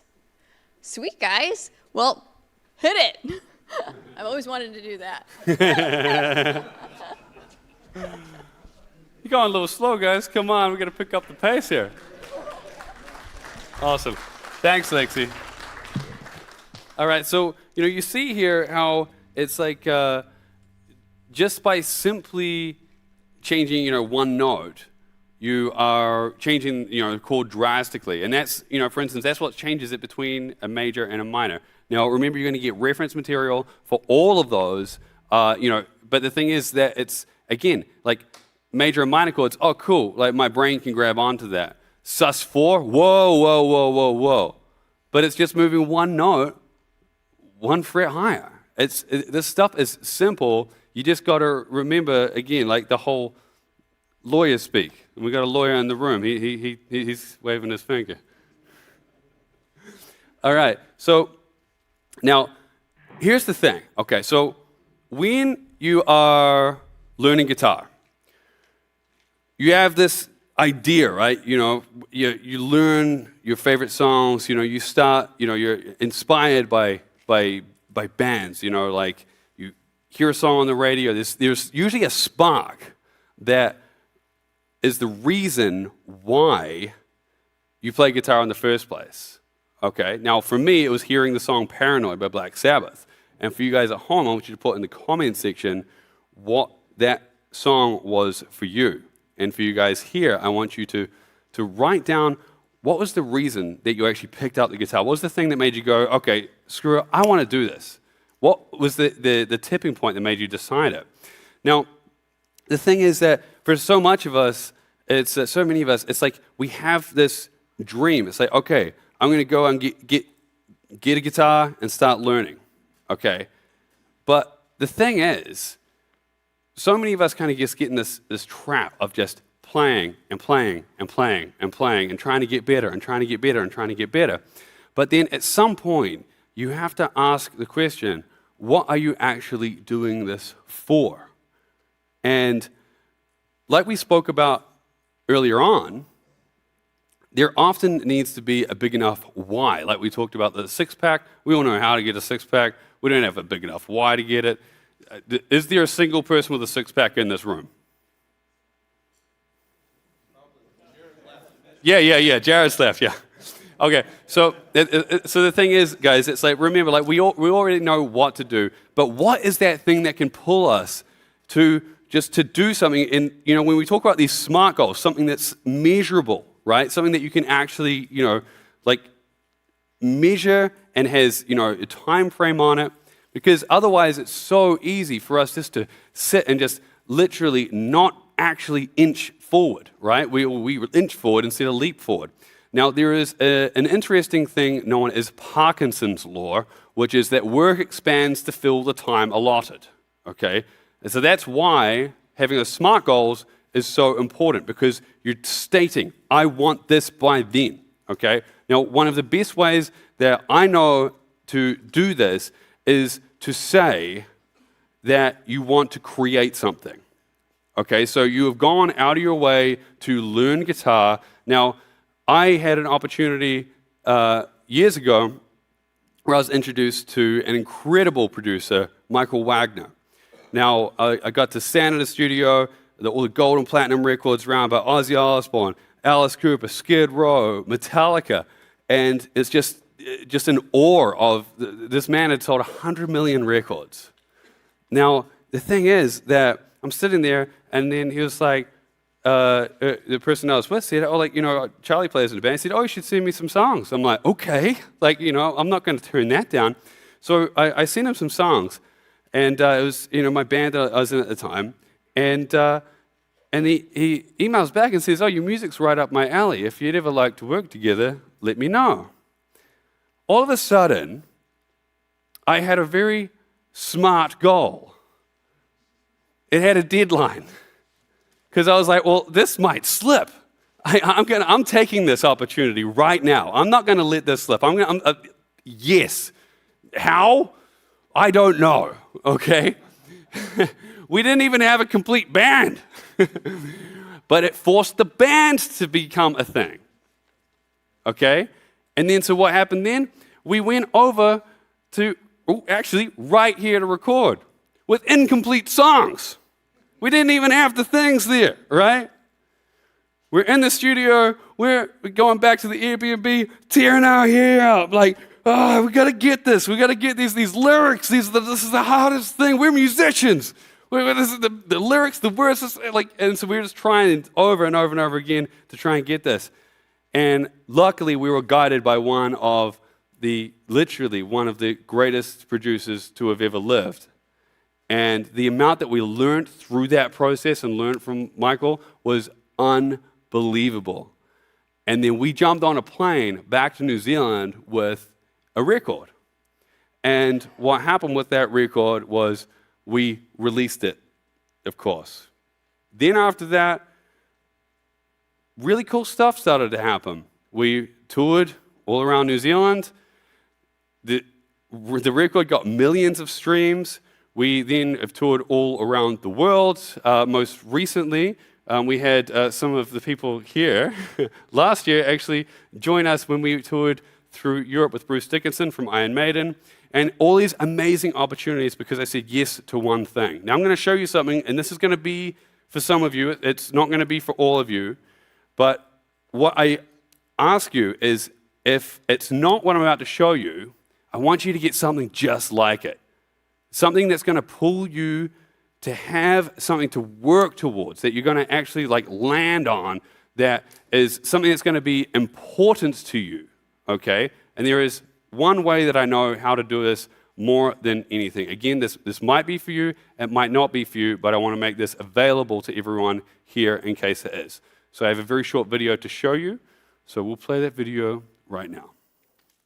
You've got the guitars, you've put in the hours, you've learned chords, scales, and pieces of your favorite songs. You keep pushing to get better, but better for what? At some point, every guitarist asks that question. That's when it's time to create, to take everything you've learned and turn it into something real, something that lives beyond the practice room, something that lives on forever, long after your guitars get put down for the last time. Everything you've learned up until now was just preparation for this moment. Introducing Write, Record, Release Your First Album coaching program, a 6-month guided experience designed to take you from guitar player to recording artist. You'll be guided by Billboard charting artist Charlie Wallace, a guitarist and songwriter whose music has racked up millions of streams and who's worked alongside top producers and writers from behind Ozzy Osbourne, Foo Fighters, Alice Cooper, Motley Crue, Aerosmith, and more. Together with the Guitar Mastery Method team and Charlie Wallace's network of world-class experts, you'll grow from someone who plays guitar to someone who's released their own album. Inside Write, Record, and Release, you're coached step by step through the same creative process behind your favorite records. Write, find your sound, shape your ideas, and craft songs that mean something to you. Record, capture pro-level tones from your own home studio using only a few tools that matter. Collaborate, bring in session musicians for drums, bass, or vocals quickly, affordably, and without RBRN leaving home. Release, mix, master, and share your finished record on every major platform worldwide. You don't have to be a pro to record your album, you just have to start. We'll guide you step by step, no matter your playing level. This isn't another course you'll watch. It's a guided process with accountability. You'll work inside small, tight-knit groups that we call your band, meeting weekly with a dedicated coach for direct feedback and support. Short lessons, focused actions, real progress every week. If you can plug in your guitar, you can do this. We'll show you exactly what gear to get, affordable, simple, and easy to use. You'll learn only the buttons that matter, and we provide the templates to make recording effortless. You'll learn how to turn simple ideas into full songs, even if you've never written lyrics or melodies before. And if you don't sing, no problem. We'll show you how to find or collaborate with vocalists and session musicians easily and affordably.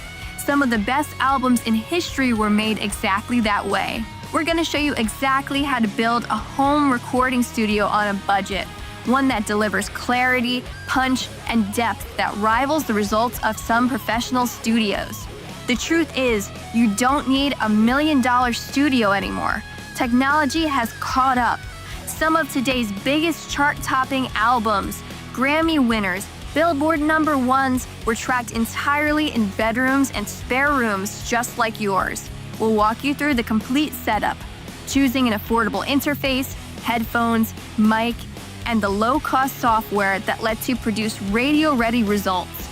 Because great music doesn't come from expensive equipment, it comes from your creativity, confidence, and knowing how to use what you've got. Everything you need to go from right now to holding your finished album in your hands is covered. You'll learn songwriting basics and advanced composition, how to turn rough demos into professional tracks, how to make your playing sound huge, how to get world-class session musicians on your record for next to nothing, and how to arrange, perform, and produce like a pro. You'll learn mixing essentials, learn affordable mastering options, create album artwork and liner notes, set up global distribution, and even print CDs or vinyl. You'll understand how to register your music for royalties and promote it so people actually hear it. Every step, from your first riff to the finished record, is guided, supported, and proven.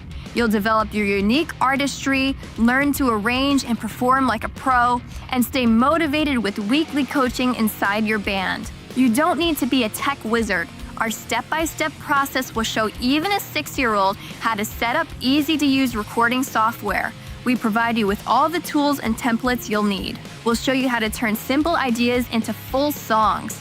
Hiring a pro producer to guide you through an album can cost over $60,000.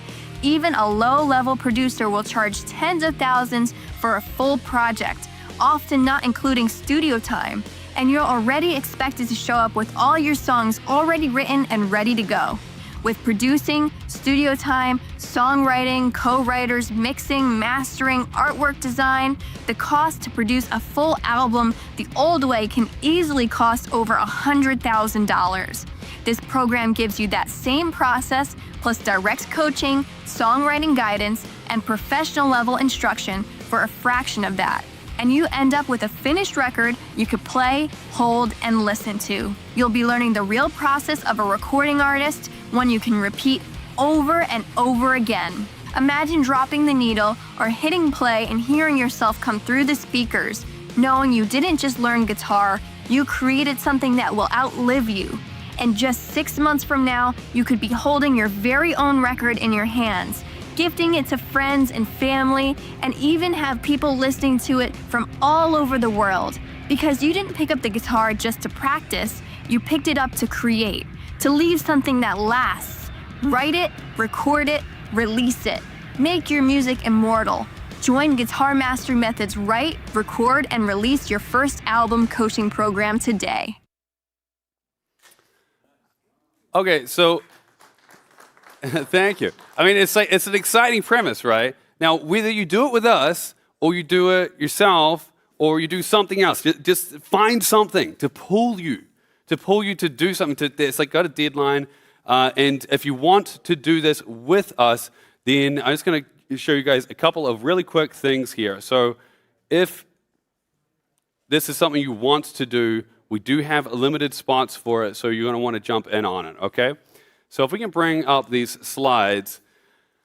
So there is a whole bunch of information, if you're wanting to know about it, that we're going to give you a link, okay? So, of course, you're going to write, record, collaborate, release. You just saw all those details. Now, here's just going to fly through this, okay? So you get a 6-month coaching journey, so literally 6 months, and because you're going to be in the founding circle, we're going to be actually giving you even more. Obviously, we got the weekly group coaching calls. You'll be in a small group, about 4 people in a group. Songwriting training, home studio setup on a budget, recording templates and tools, collaboration without complication, mixing and mastering walkthrough, album art, liner notes, creation. So we're going to be giving you guys like templates and stuff because so much of this is a pain in the butt when you're trying to figure it all out. And it's like one thing to create the music, but it's like, seriously, if you're not going to do it this is the list of stuff to do, okay? So just go and at least go and do that. If you want to do it with us, we've got a really cool way of doing it, okay?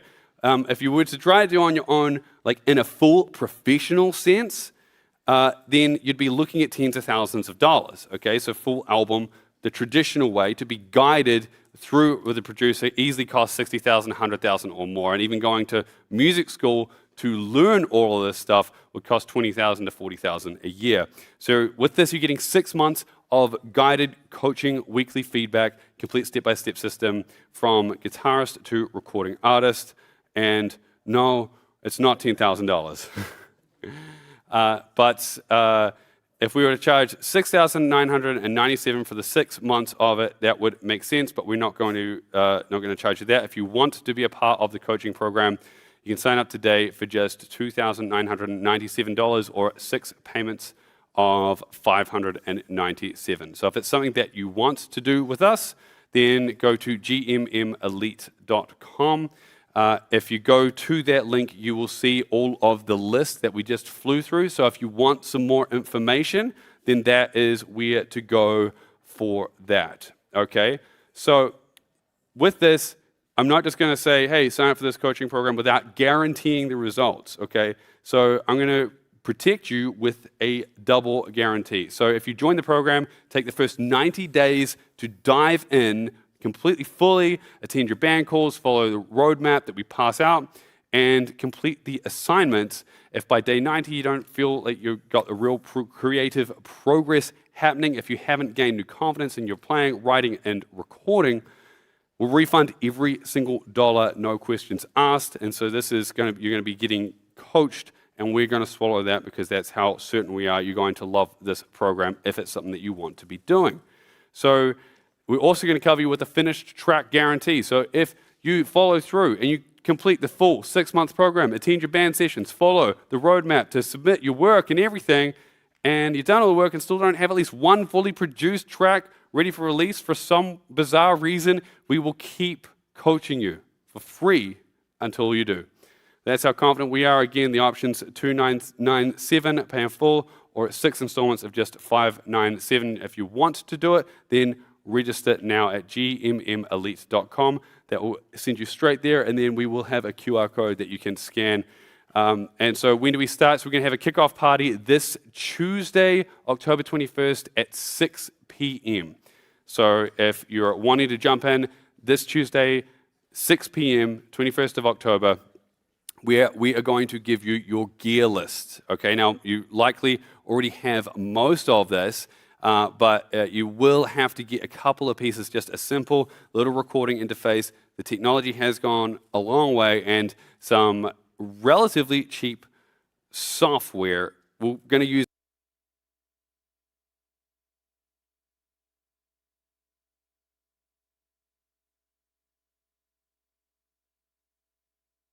Okay, so again, we're going to have a Founders Circle warm-up month where you're going to have even more time directly with me to get you up to speed. You might be asking, what time are the calls? Well, the whole reason for the warm-up month is to get you in. You have an artist intake form that gets you matched up with guitar players that are in the same level of you as a guitar player, and we match you up with a coach that is perfectly suited to suit you guys. And we're going to find times, okay? So you don't have to worry about, what's the times, how's it going to work? You do have to worry about the schedule, though. 6 months, when's it start? Okay, well, the thing is that The schedule is starting this month, but you're going to get effectively this next whole warm-up month for free. We will have a break on Thanksgiving week, and we have 2 weeks break over Christmas and New Year's. But no, you are not getting a day off from Guitar Fastland 66. And again, you can be doing this along with your guitar lessons. This is kind of a thing. This is what your guitar lessons will be going towards. So what level guitar player do I need to be at for this? You do not need to be a virtuoso.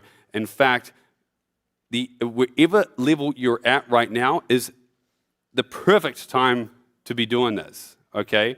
And the thing is that this is about becoming an artist. Now, I'm not saying that you shouldn't play on your record, okay? So please do not hear me wrong here. But the thing is that there are so many records out there where the artists themselves, for instance, that they might sing on it or like bless his soul, and someone's probably going to be very angry with me in the comment section. Ace Frehley, we just lost him.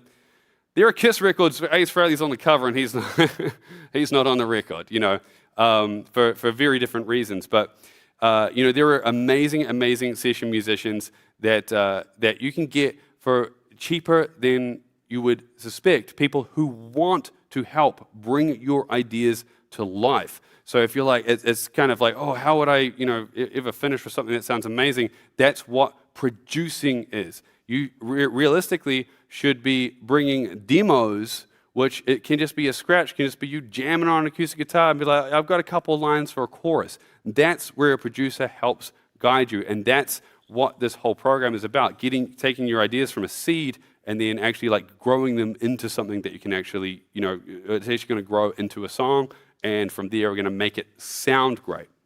So if you have more questions, email elite@guitarmasterymethod.com. This is part of our Guitar Mastery Elite coaching programs. So that is where you're going to want to go if you want to do that. Again, you'll have the artist intake forms. The spaces are limited, so grab your space now. We'll be hanging out this Tuesday to get started. Okay, now after this, we are going to start really hitting the ground running, going full bore, right down the highway until we're giving away this awesome prize draw, okay? So with that, we're going to play just a quick 1-minute video that shows you the experience of people who have been in our coaching program. This is the first time we're ever doing this coaching program, but here's people's experience who have been in Guitar Mastery Method coaching programs before. I wouldn't have gotten to where I am without Guitar Mastery Method. Don't hesitate, because the coaches are fantastic. Seize the opportunity, never put limitations on your dreams, whether it be money, time, or effort. You need all three. It's the best course system that I've come across. I've tried several. I've actually got the love of guitar back again. So excited, I ran upstairs and told the wife, hey, I'm actually playing, to my song that I love. It's fantastic. Question that I often pose to myself, which is, if not now, when? When are we going to do this? I'm showing friends to come over and play with me some simple things, and they go, oh my God, I had no idea that's how that worked. I just love my guitars now, and they kind of love me back, which is something new. It's not just a crash course on that's general. It's tailored for my improvement and for my enjoyment. It has been a life changer for me, and I have no doubt that it will be a life changer for you as well. And I hope you have a blessed one.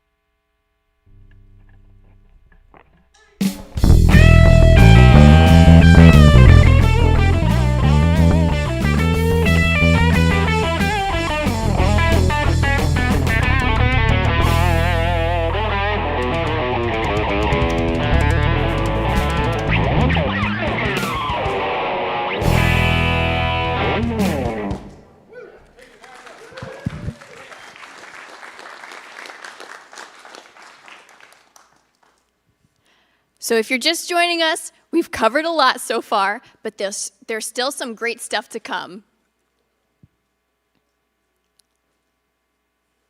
If it wants to join us.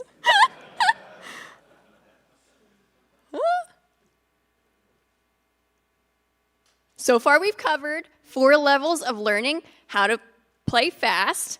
You discovered what it takes just 60 days to create a new habit, and how the reticular activating system helps you focus on what matters during your practice sessions.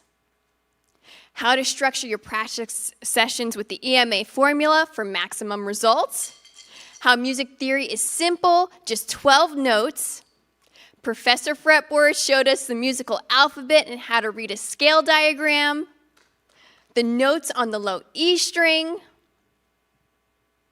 You saw the top 100 guitar solos of all time heat mapped and why that fretboard zone matters, and how to instantly solo in any key using easy tools.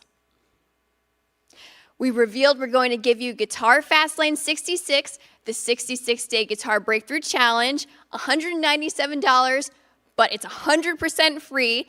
The link for the registration is revealed later. And we also had our official world record today, which was amazing! Now, we also covered how to name every note on the fretboard. We also found the blues scale, and Jared James Nichols tore it up and gave us some blues power tricks, which was amazing. And we also covered the diatonic scale pattern. The modes were made easy, and we covered our sus chords. And still to come, we're giving away $4,927.98 worth of prizes. And there's still time to enter. We'll show you the link to enter very soon if you haven't. Now, still to come, we also have our exotic scales, the Stevie Ray Vaughan rhythm trick to sound great, and much more coming. Today, you're going to get the full path, the Unlock the Fretboard book. We have Master the Modes book, the Mastery Journal and Tracker, the exclusive VIP hat, and your 14-day free trial to the GMM VIP Club. That is $109 value, absolutely free. You just have to cover shipping and handling. And you have to go to getgmm.com to get this offer. Sweet. Well, thank you guys very much. Thank you very much, Lexi. Give it up for Lexi Rose. Let me take that clicker. Look at the clicker. Thank you. Awesome. All right, you guys. I'm going to actually need that for the... Well, okay. I'll just hand that to you. Well, there you go. Check 1, 2. Hey. What's up, everybody? We are going to be talking about something near and dear to my heart and something that you cannot function in the city of Nashville, Tennessee without, if you're trying to be professional. And as soon as we pull it up here, there we go. The Nashville number system. We're going to go on a quick little crash course about this, guys. So, the Nashville number system, you may have heard of it before, so we're going to explain what it is, all right? It's basically how the professionals can find chord progressions in any key without guessing, full stop, right? And why this matters, all right? I'll just do this. If you're tired of playing random chord progressions that don't really sound right, and you want to write songs, jam, or just sound more professional, you're going to have to think in numbers, not letters. So step 1, we're going to talk about the G major scale real quick. All right, I'm going to put this here. There we go. So if we take the G major scale, for example, it's going to be fun. Starting on the 3rd fret, right, we have the 7 notes, right? It's a diatonic scale. We have G, A, B, C, D, E, F sharp. 7 notes. 1, 2, 3, 4, 5. Sorry, 1, 2, 3, 4, 5, 6, 7. All right. So 7 notes, 7 chords, which you guys will see in just a second. But with those, we assign each of those notes a number, to 7. And then what we're going to do is we're going to actually take each of those notes and build chords out of them, what are known as the diatonic chords. So, So the chord pattern for every major key, this is just kind of the baseline rule to follow with all 7 chords. Because you may be like, okay, chords are either major or minor. What do they got to be?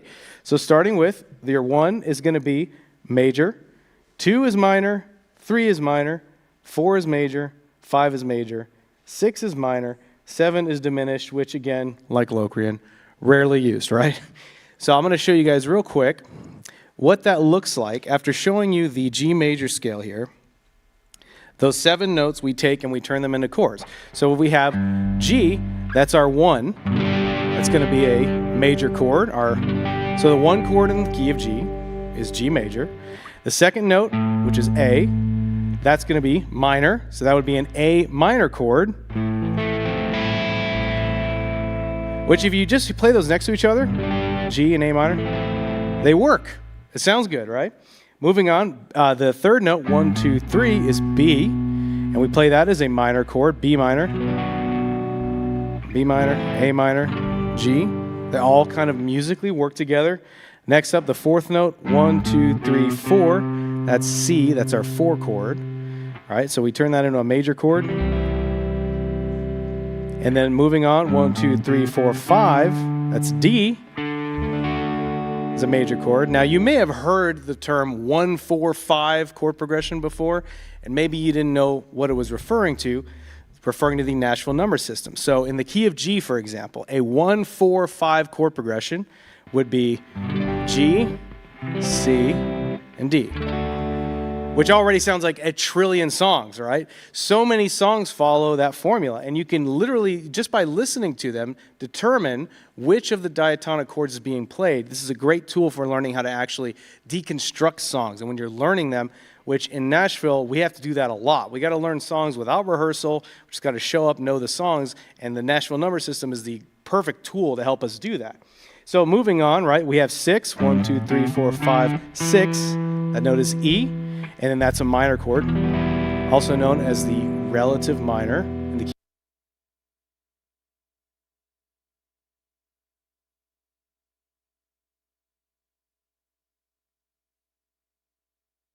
Major, which basically means they share the same notes of the G major scale. You can play a G major scale over an E minor chord. Go ahead and hit me with that, Kevin. Just a G major scale over an E minor chord. And then back to G. Play the same scale. Yeah, so they share the same notes and they work just to have two different moods. One's got the major and one's got the minor sound. And then finally with diminished, for our seventh note, 1, 2, 3, 4, 5, 6, 7, in this case F sharp. You play an F sharp diminished chord, which on its own is very tense, and like I said, rarely used, especially in Nashville, let's be honest, you know. It's very tense, but it wants to resolve back to the 1, right, the G chord. So what that gives you, just by using the 7 notes of the major scale, you have 7 chords automatically to work with. And how many great songs actually even use anywhere close to 7 chords? Not many that I can think of off the top of my head. Most great songs, 3 chords, 4 chords, maybe 5 chords, you know. That's not to say you shouldn't write complex songs if you want to, but so many great songs were written on that. So let's move it along here. Get the clicker, there you are. In G major, right, like we just talked about, we have G major, A minor, B minor, C, D, E minor, F sharp diminished as 7 options for creating chord progressions in the key of G major. And so, again, you want to think in numbers, not in letters. Whenever we're, you know, if one Nashville musician is talking to another and we're talking about, we're playing a song, let's say in the key of G, and then I say, all right, here we go to the 4 chord. I'm not going to say play a C, I'm going to say play the 4, and they're going to know where the 4 chord is, which is C. And so the magic of this whole thing is, again, instead of memorizing the chords in every key, you just memorize the number pattern, because the set 1 through 7 works in any key, whether it's G, A, B flat, C sharp, doesn't matter. Same number system, right? That way, when you change the keys, the numbers stay the same. All right, so let's take a look in a couple keys as an example, okay? A 1, 5, 6, 4 progression, right? So in the key of G, that would be a G chord, D chord, E minor chord, and a C chord. Let me just play that for you really fast. 1, 6, or sorry, 1, 5, 6, 4.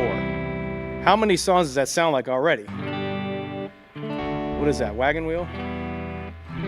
Right there, you know? And then in the key of C, right?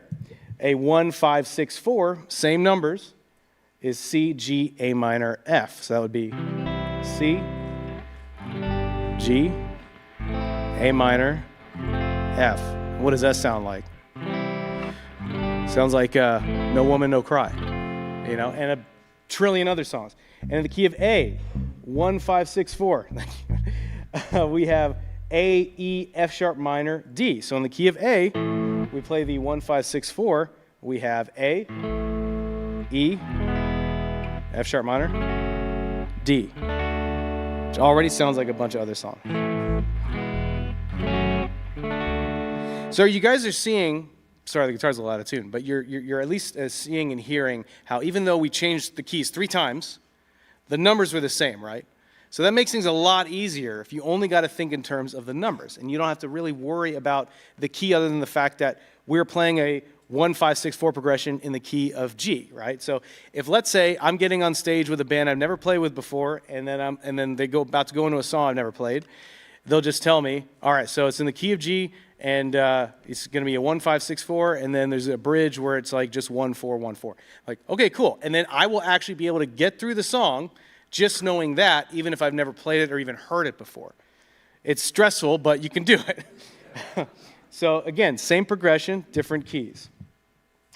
Now, what every number feels like, we'll just rip through this, okay?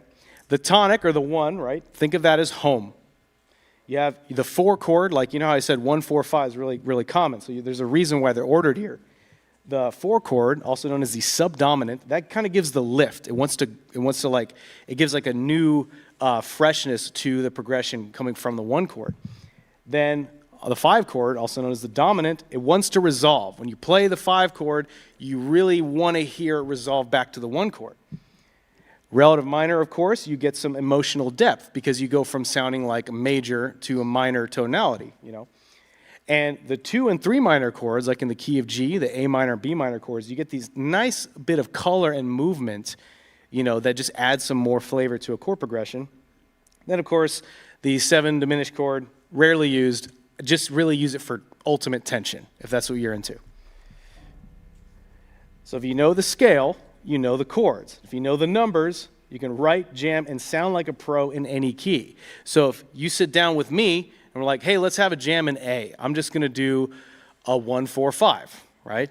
You'll know exactly what I'm talking about when you run the Nashville number system and just realize, okay, in the key of A, which of course you know the A major scale, if you were to know it, it would be, okay, A is the 1, D is the 4, and E is the 5.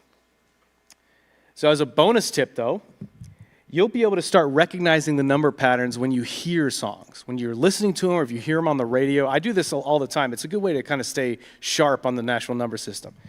Is you'll just like listen to a chord progression, and even if you don't know the key, I don't have perfect pitch. So if I listen to a song, I could guess, but if I don't know what the key is, I can still tell you, yeah, that sounds like a 1 to the 6 to the 4 to the 5.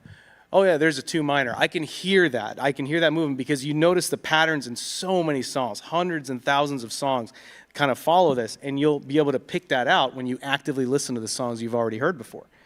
So by doing that, you're able to not only play songs that way, but understanding the structure, and that'll be completely transformed in the way you even listen and understand songs and chord progressions, you know. And that's it for the Nashville number system. Like I said, for this crash course, I wanted to introduce you guys. Just remember, think in numbers, not letters. That's all you got to do, and you only need 7 letters, and you don't even need all 7 of those, or sorry, 7 numbers. You don't even need all 7 of those to make a great song. There's some great songs that are even just made with 2 chords, you know. Great song is a great song is ultimately the, you know, what happens at the end of the day. But, you know, and actually, even real quick, well, we got Tyler, get behind that kit. Why don't you guys give me, we'll just play in G. Just give me a 1, 4, 6, 5 in G. Let me just hear how it sounds. And then I'll just play over it. Playing G major pentatonic here.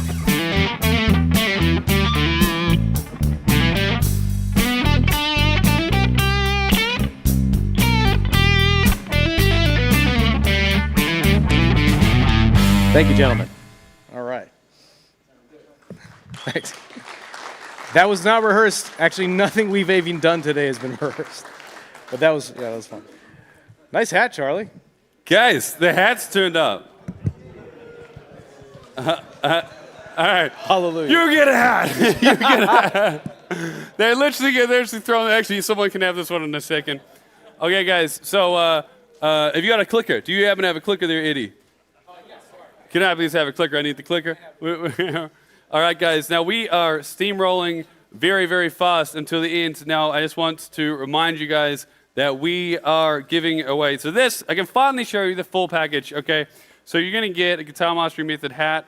You're going to be getting the Guitar Practice Journal. This here is the perfect thing to be getting your reticular activating system to work, and it has some very, very interesting sections on how the brain actually learns right at the start, so you can really sink what we've covered here into your mind. Now again, unlock the fretboard and master modes. Now if you look at this, look how cool this is. I was so stoked when the designer came with that. I was like, that's good, right? That's good. All right, guys. So if you guys want one of these, okay, then what you can do right now is you got a couple options here, okay. Look, right now we are steamrolling to the end. So that whole Guitar Fastlane 66 thing. Okay, if you go to the link that you can see on your screen right now, you can register for Guitar Fastlane 66. You also, that's 100% free. You can also grab this pack right here for free. Just pay your shipping and handling. That's $14.95 anywhere in the US. International's a little bit more, but you'll have this arrive to your mailbox with a couple of little surprises in there for you. And of course, if you wanted to jump on the Write, Record, Release, your first album coaching program, it's all available there, right? But right now is the time that you want to go and register for Guitar Fastlane 66. We are just about to do the live draw, okay? So we're getting very, very close to the end here, okay? So I'm going to tell you how this is going to work, okay? So I've never given away a prize this big before. No, but you've given away some big prizes before. I've given away, yeah. Dude, you need to update your hat. Okay, all right. No, we stack them. There you go, even better. Two different Guitar Mastery. Double the swag. Okay, and who's got some hands and would like the first copies of these? You are officially the first person in the world to have these. Yeah. For you at home who didn't hear me say, his mom always said he was special.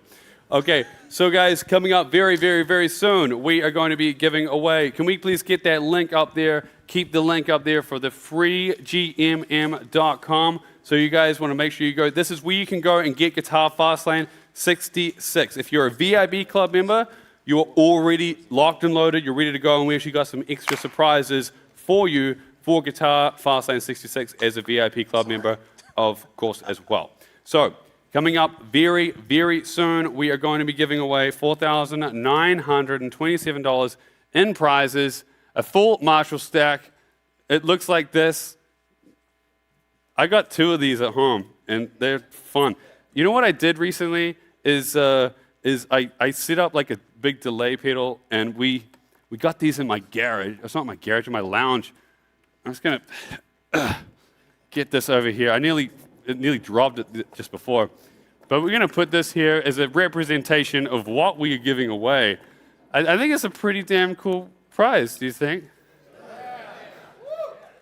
I was thinking, like, if we're going to do this thing, we better do this thing for real. And so guys, again, just trying to sort of, I can't move this yet. We got to teach something. Okay, go get that Guitar Fastlane 66. Now, as I just quickly show you here, coming up very soon, giving away $4,927 in prizes. We're going to do the draw. This is how it's going to work, okay? We're going to do the runner-up draw first. All you get is a Fender Stratocaster, okay? Pretty good runner-up prize if you ask me, right? And then we're going to get some, like, huge drum roll. Ideally, yeah, okay, cool. Not yet, but we will in a second. And then we're going to be giving away this. I've never seen this package given away before. It's pretty cool. And of course, just remember, you're getting Guitar Fastlane 66 100% free. It's a program designed to rewire your hands. you've literally got my brain is like, I'm so tired, I didn't sleep.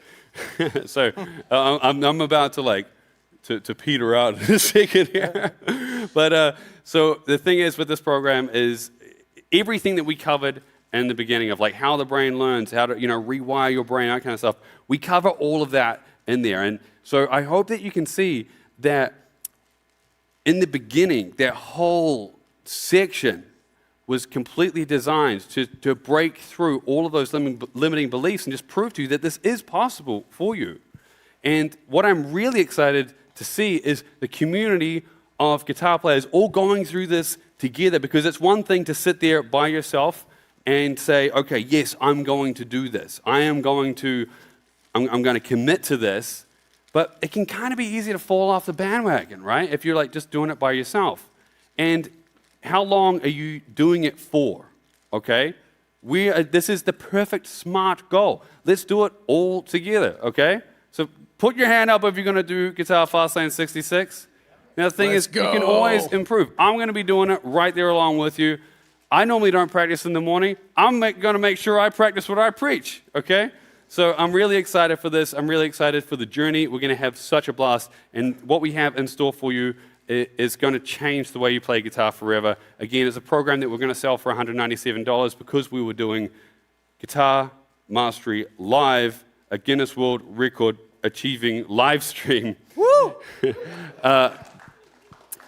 I wanted to make sure that we had some, something crazy to give you guys on top of the prize draw. Now, remember, if you want to get this here, you can go to getgmm.com. In fact, just the link that you can see on the screen will allow you to see all of these offers here if you want to jump on board.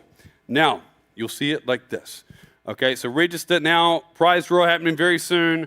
freegmm.com. We have one more piece of information to show you, and that's exotic scales. And we're going to go through this really, really quickly. You guys ready? Okay, let's jump into this. Okay, so Eddie and I are going to take turns. Now, the one thing which is interesting about the exotic scales is that they, again, sound exotic. It's in the name. It's like, oh, okay, they're exotic scales. They must be tricky. They must be hard. Okay, they're not. It's just like anything. Okay, I'm going to show you one called harmonic minor. Sounds intense, right? I remember thinking, oh, one day I'm going to learn this, harmonic minor scale. Not now. This sounds like crazy hard. Okay, so look at this. What you can see here on the screen here, if we get the dots up there, is this is that diatonic scale pattern. Of course, inside of it, we have that pentatonic pattern that we started with, okay? And then we just add those extra notes. This is what we did with the modes and everything, okay? Now, what we do is if we literally just change one note of this and we move to the next slide, what happens is that you'll actually see that as I go through, the note that I went to go play there, it just moved. It's now here, okay? And so only one note changed. Now remember, this is a scale pattern, and there are 2 octaves in it. So literally, only one note changed in this diatonic scale pattern, and now it's deemed exotic. One note. That's all it takes to be exotic, okay? So, instead of here, I'm going. Okay? Starting to sound a little exotic. Now if I finish the pattern.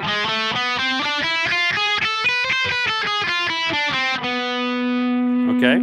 So you're starting, like, it does actually sound like, it's so crazy how much one note changes it completely. Okay? So you might be wondering, okay, well, where on earth am I going to learn this? Like, where am I going to use this? It sounds like... Oh.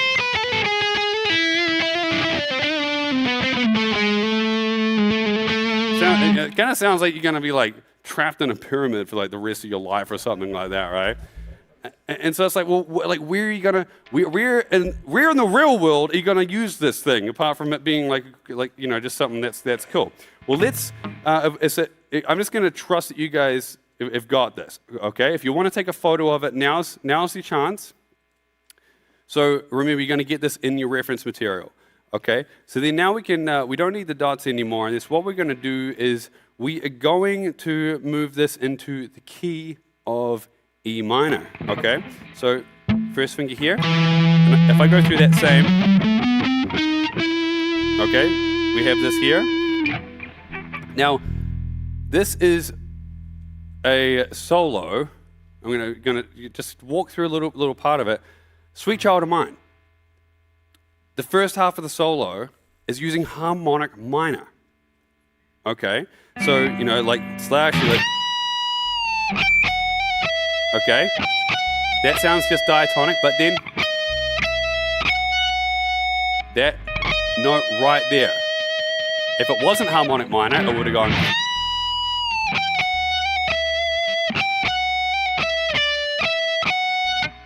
Okay, all of a sudden it's like, yeah, where's the exoticness gone? It's just left the building, right? Okay, and then so as we, okay, and then, okay, then that's just all the regular same sort of stuff.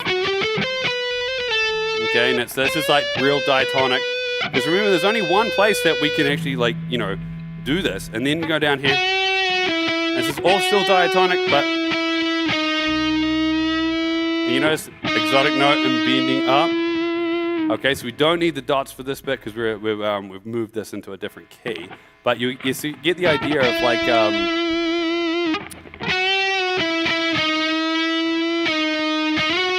and then he does that super fast run. Okay, so check this out. This is where you really hear it. So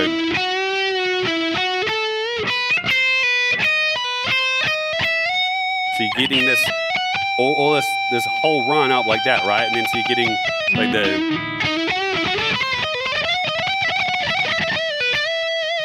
and then so that's like all of these touch points all of a sudden just make it sound so much more interesting. And then you know what he does? He goes back to Ye Old Faithful. Okay, so what did the exotic scale do? It created tension, something's happening, dun, dun, dun, dun, dun, dun, dun, dun, Old Faithful. Okay, we're always going to go back there to feel like home, okay? But that's, for instance, how you can take an exotic scale and actually use it, okay? So, for instance, let's say you guys are writing your own solos or something like that, then go, okay, don't just go, okay, I'm going to play an exotic scale for this. What's the purpose? What's the purpose of it? Like I said before, you can use all these different scales. What scales are you going to use? It comes down to two things. What ones do you know, and what ones can you pull the sound out of? Okay, so you don't have to rush to learn these, but they are fun, okay? Because if you want to sound like you're going to be stuck in a pyramid the rest of your life, you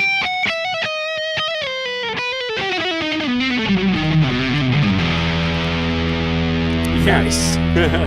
And then now Eddie's going to show you one. Then we're going to give away some gear. That sound good? How do I follow that? All right. Let's give this a shot. So the exotic scale that I'm going to show you guys is actually called the jazz minor scale, which it just sounds like a smart scale. Throw jazz in front of it, and then it's like, yeah, it's like, yeah, I can play the pentatonic, but can you play the jazz minor? So the great thing about this, just like what Charlie showed you, just deviating one note from the pattern, same rule applies for the jazz minor scale. So if we look at the diatonic pattern, right? The one note that we're going to change is this note right here. We're going to go from here to here. So we get this really interesting tension from that. And as we walk it up, this is where it's going to get a little interesting. Starts to sound really interesting in that particular region, but then when we move up, Now we're going to go beyond the 5th fret here. And this is the one deviation we're going to make. The octave of this note, got to play it right here. The 4th fret on the B string, because leave it to jazz to make everything more complicated, right? And then as we keep walking up.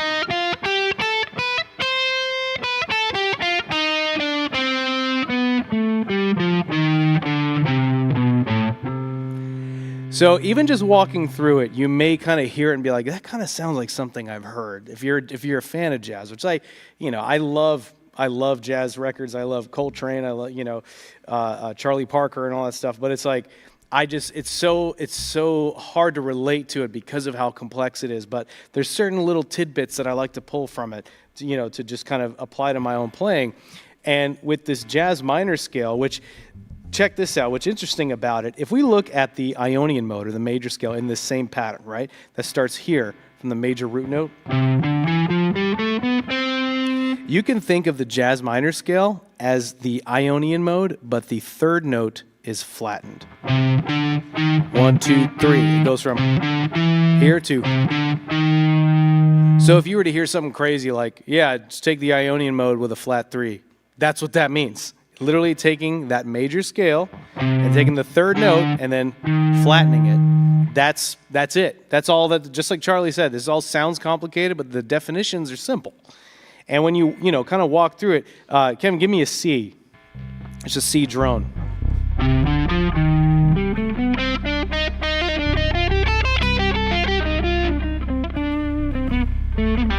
Oh, yeah, let's give it some swing. Let's see if I can actually sound like jazz. Go for it, yeah.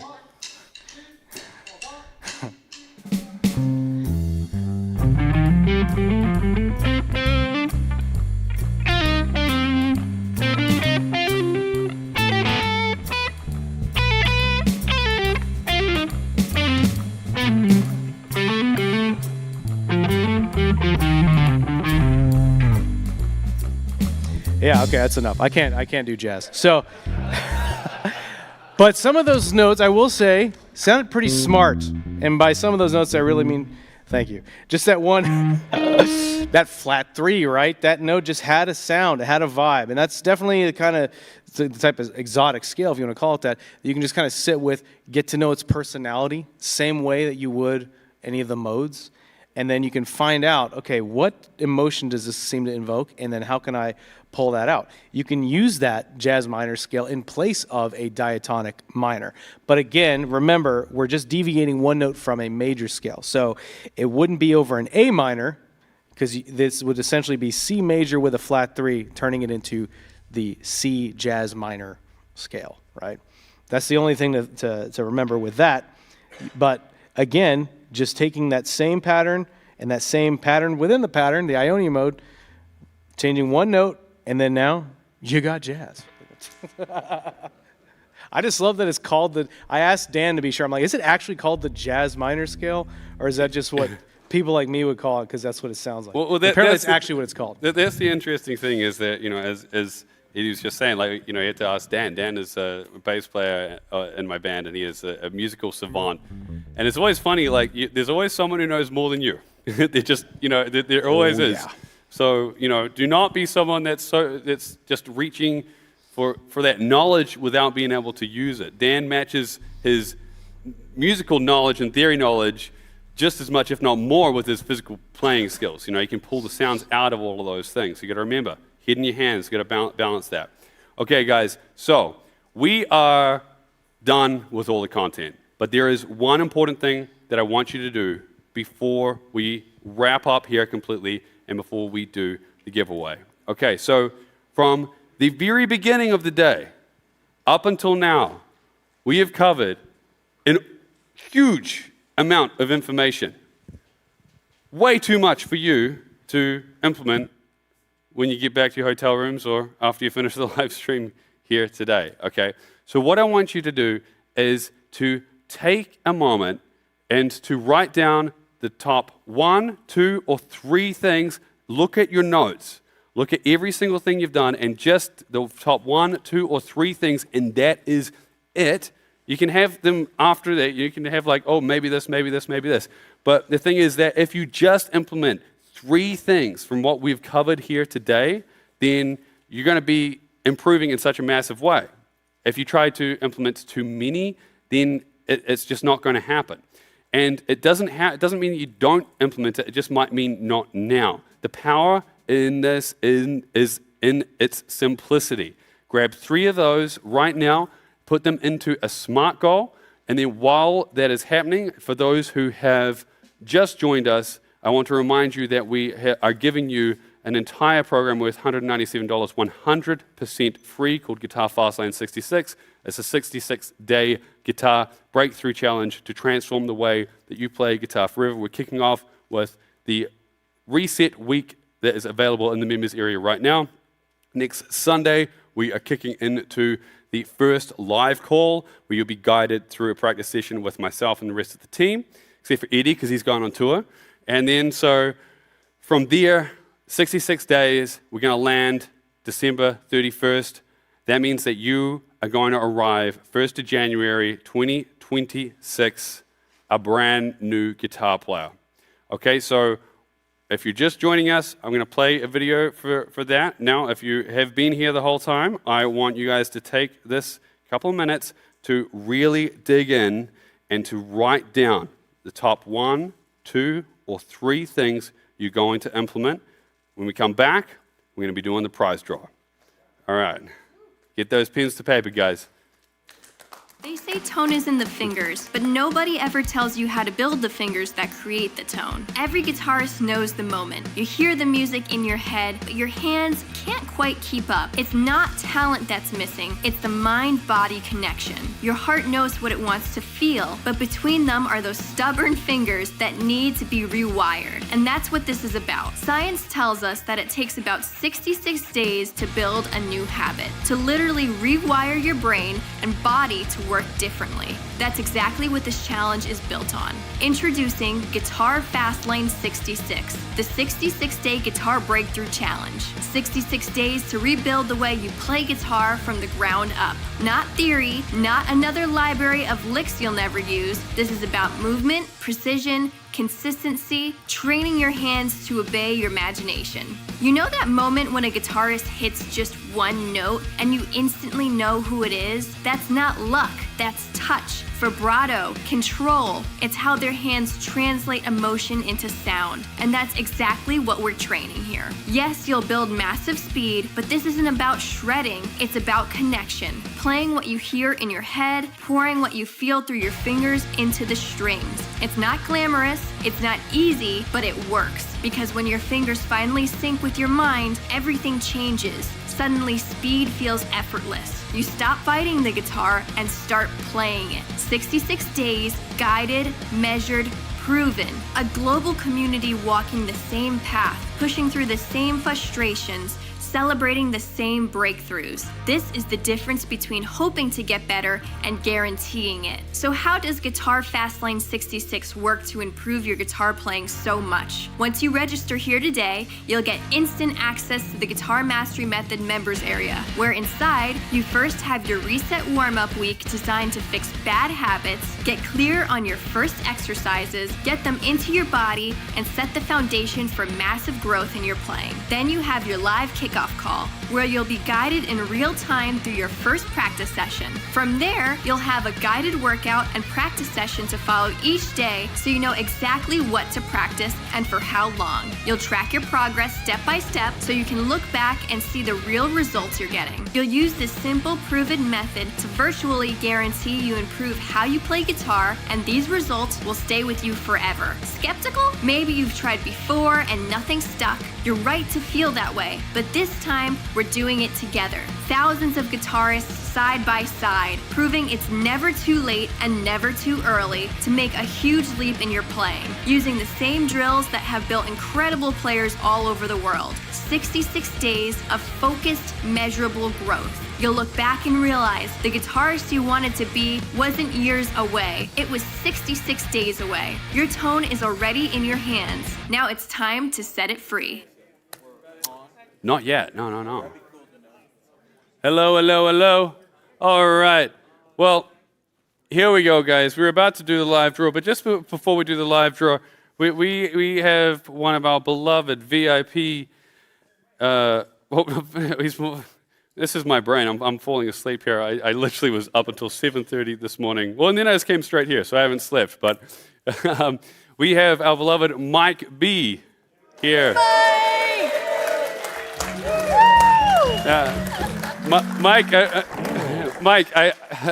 Mike's a tall guy, but I've never seen him this big. This is crazy. Mike is in Canada. He couldn't make it because of a health issue. He really wanted to be here. But Mike, we miss you lots, man. Can't wait to do this again, and we're gonna have an absolute blast next time. And let's give Mike some love in the chat. And of course, Mike is going to be helping us out and helping you all out with Guitar Fastlane 66 and Write, Record, Release coaching program. And of course, you guys know him if you're in part of the VIP club already. Okay, so with that, I don't think we should stall any more before doing some prize draws. Oh, let's go. Okay, so I've never done this like this before, so I'm not even sure how this works. But I think we're going to be able to get something up on the screen here. Okay, here we go. Okay, so we're using this this website called randompicker.com because we needed to make sure that this was actually like a random drawer and stuff like that. So if you want to go check it out, that's what we're doing here. Okay, so what we're going to be doing here is we're doing the runner-up draw first. Okay, so after that, we're going to go straight into the grand prize draw, which is for Lars has his fingers crossed for a full Marshall stack and a Gibson Les Paul. Okay? So without further ado, let's get a drum roll. Okay, so the winner of the Fender Standard Stratocaster electric guitar in Olympic white is Gear Luras. Congratulations. Can we see? It'd be awesome if he was on the screen. Okay. All right.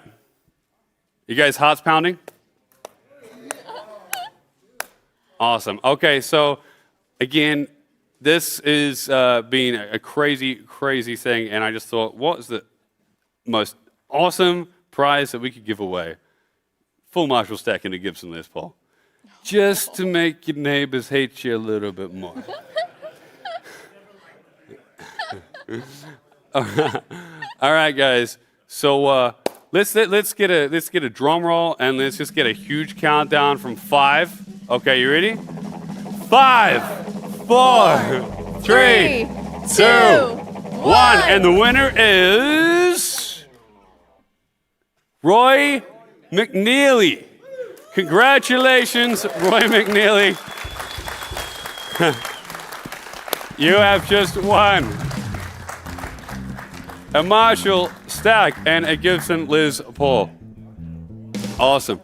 All right, guys. Now, I just want to remind you, Guitar Fastlane 66, you can go to freegmm.com. You can grab that. If you want to join the VIP club, get your free books, you can go to freegmm.com. And if you want to join the coaching program, we have all the information there as well. Okay, guys. So I just want to say that this whole idea came up 3.5 months ago. Now, 3.5 months ago, I never thought that we'd all be in a room together like this, virtually and in person, and I'd be holding a Guinness World Record. Now, this isn't... Thank you. Now, this wouldn't be possible without the amazing community that we have at Guitar Mastery Method. That is, if you guys, so many of you have been here for years. You guys all here, I just want to say from the bottom of my heart, personally, thank you so much. You all mean the world to me. Anything you'd like to say, you guys? It's just absolutely incredible. You guys are the best community, and you know we love you all. We wouldn't be here without you guys. And if I may, you know, it's one thing to just get to teach guitar lessons, which is already a beautiful thing, but you guys really remind us all why we picked up guitar in the first place, and remind us why we love it so much, and we see that love that you guys have for it, and it's just so contagious, you know. And when I say it keeps us going, I really mean it keeps us going. We love that. We love seeing that from you guys, and it's this beautiful give and take, and just eternally grateful to you guys for that. And grateful to you, Charlie, for making this all possible, being the mad buddy. scientist, Thank you. the Dr. Fretboard, and the all right, the mad mastermind behind everything. Yeah, man. Appreciate Awesome, you. guys. All right, well, how about everywhere in the world tuning in, give yourselves a huge hand. This is not just Guitar Mastery Methods record. This is all of our record. So let's just like amp it up for like 5 seconds here, guys. This has been Guitar Mastery Live. You guys rule. Thank you so much. We got the record.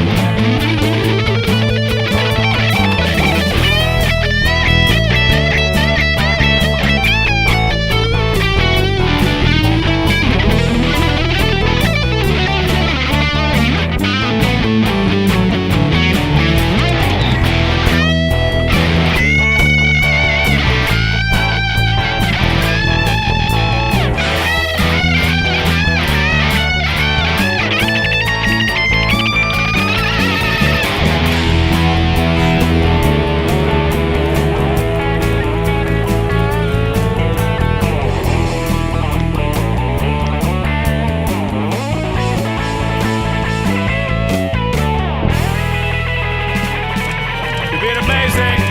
Thank you, guys. Do us again.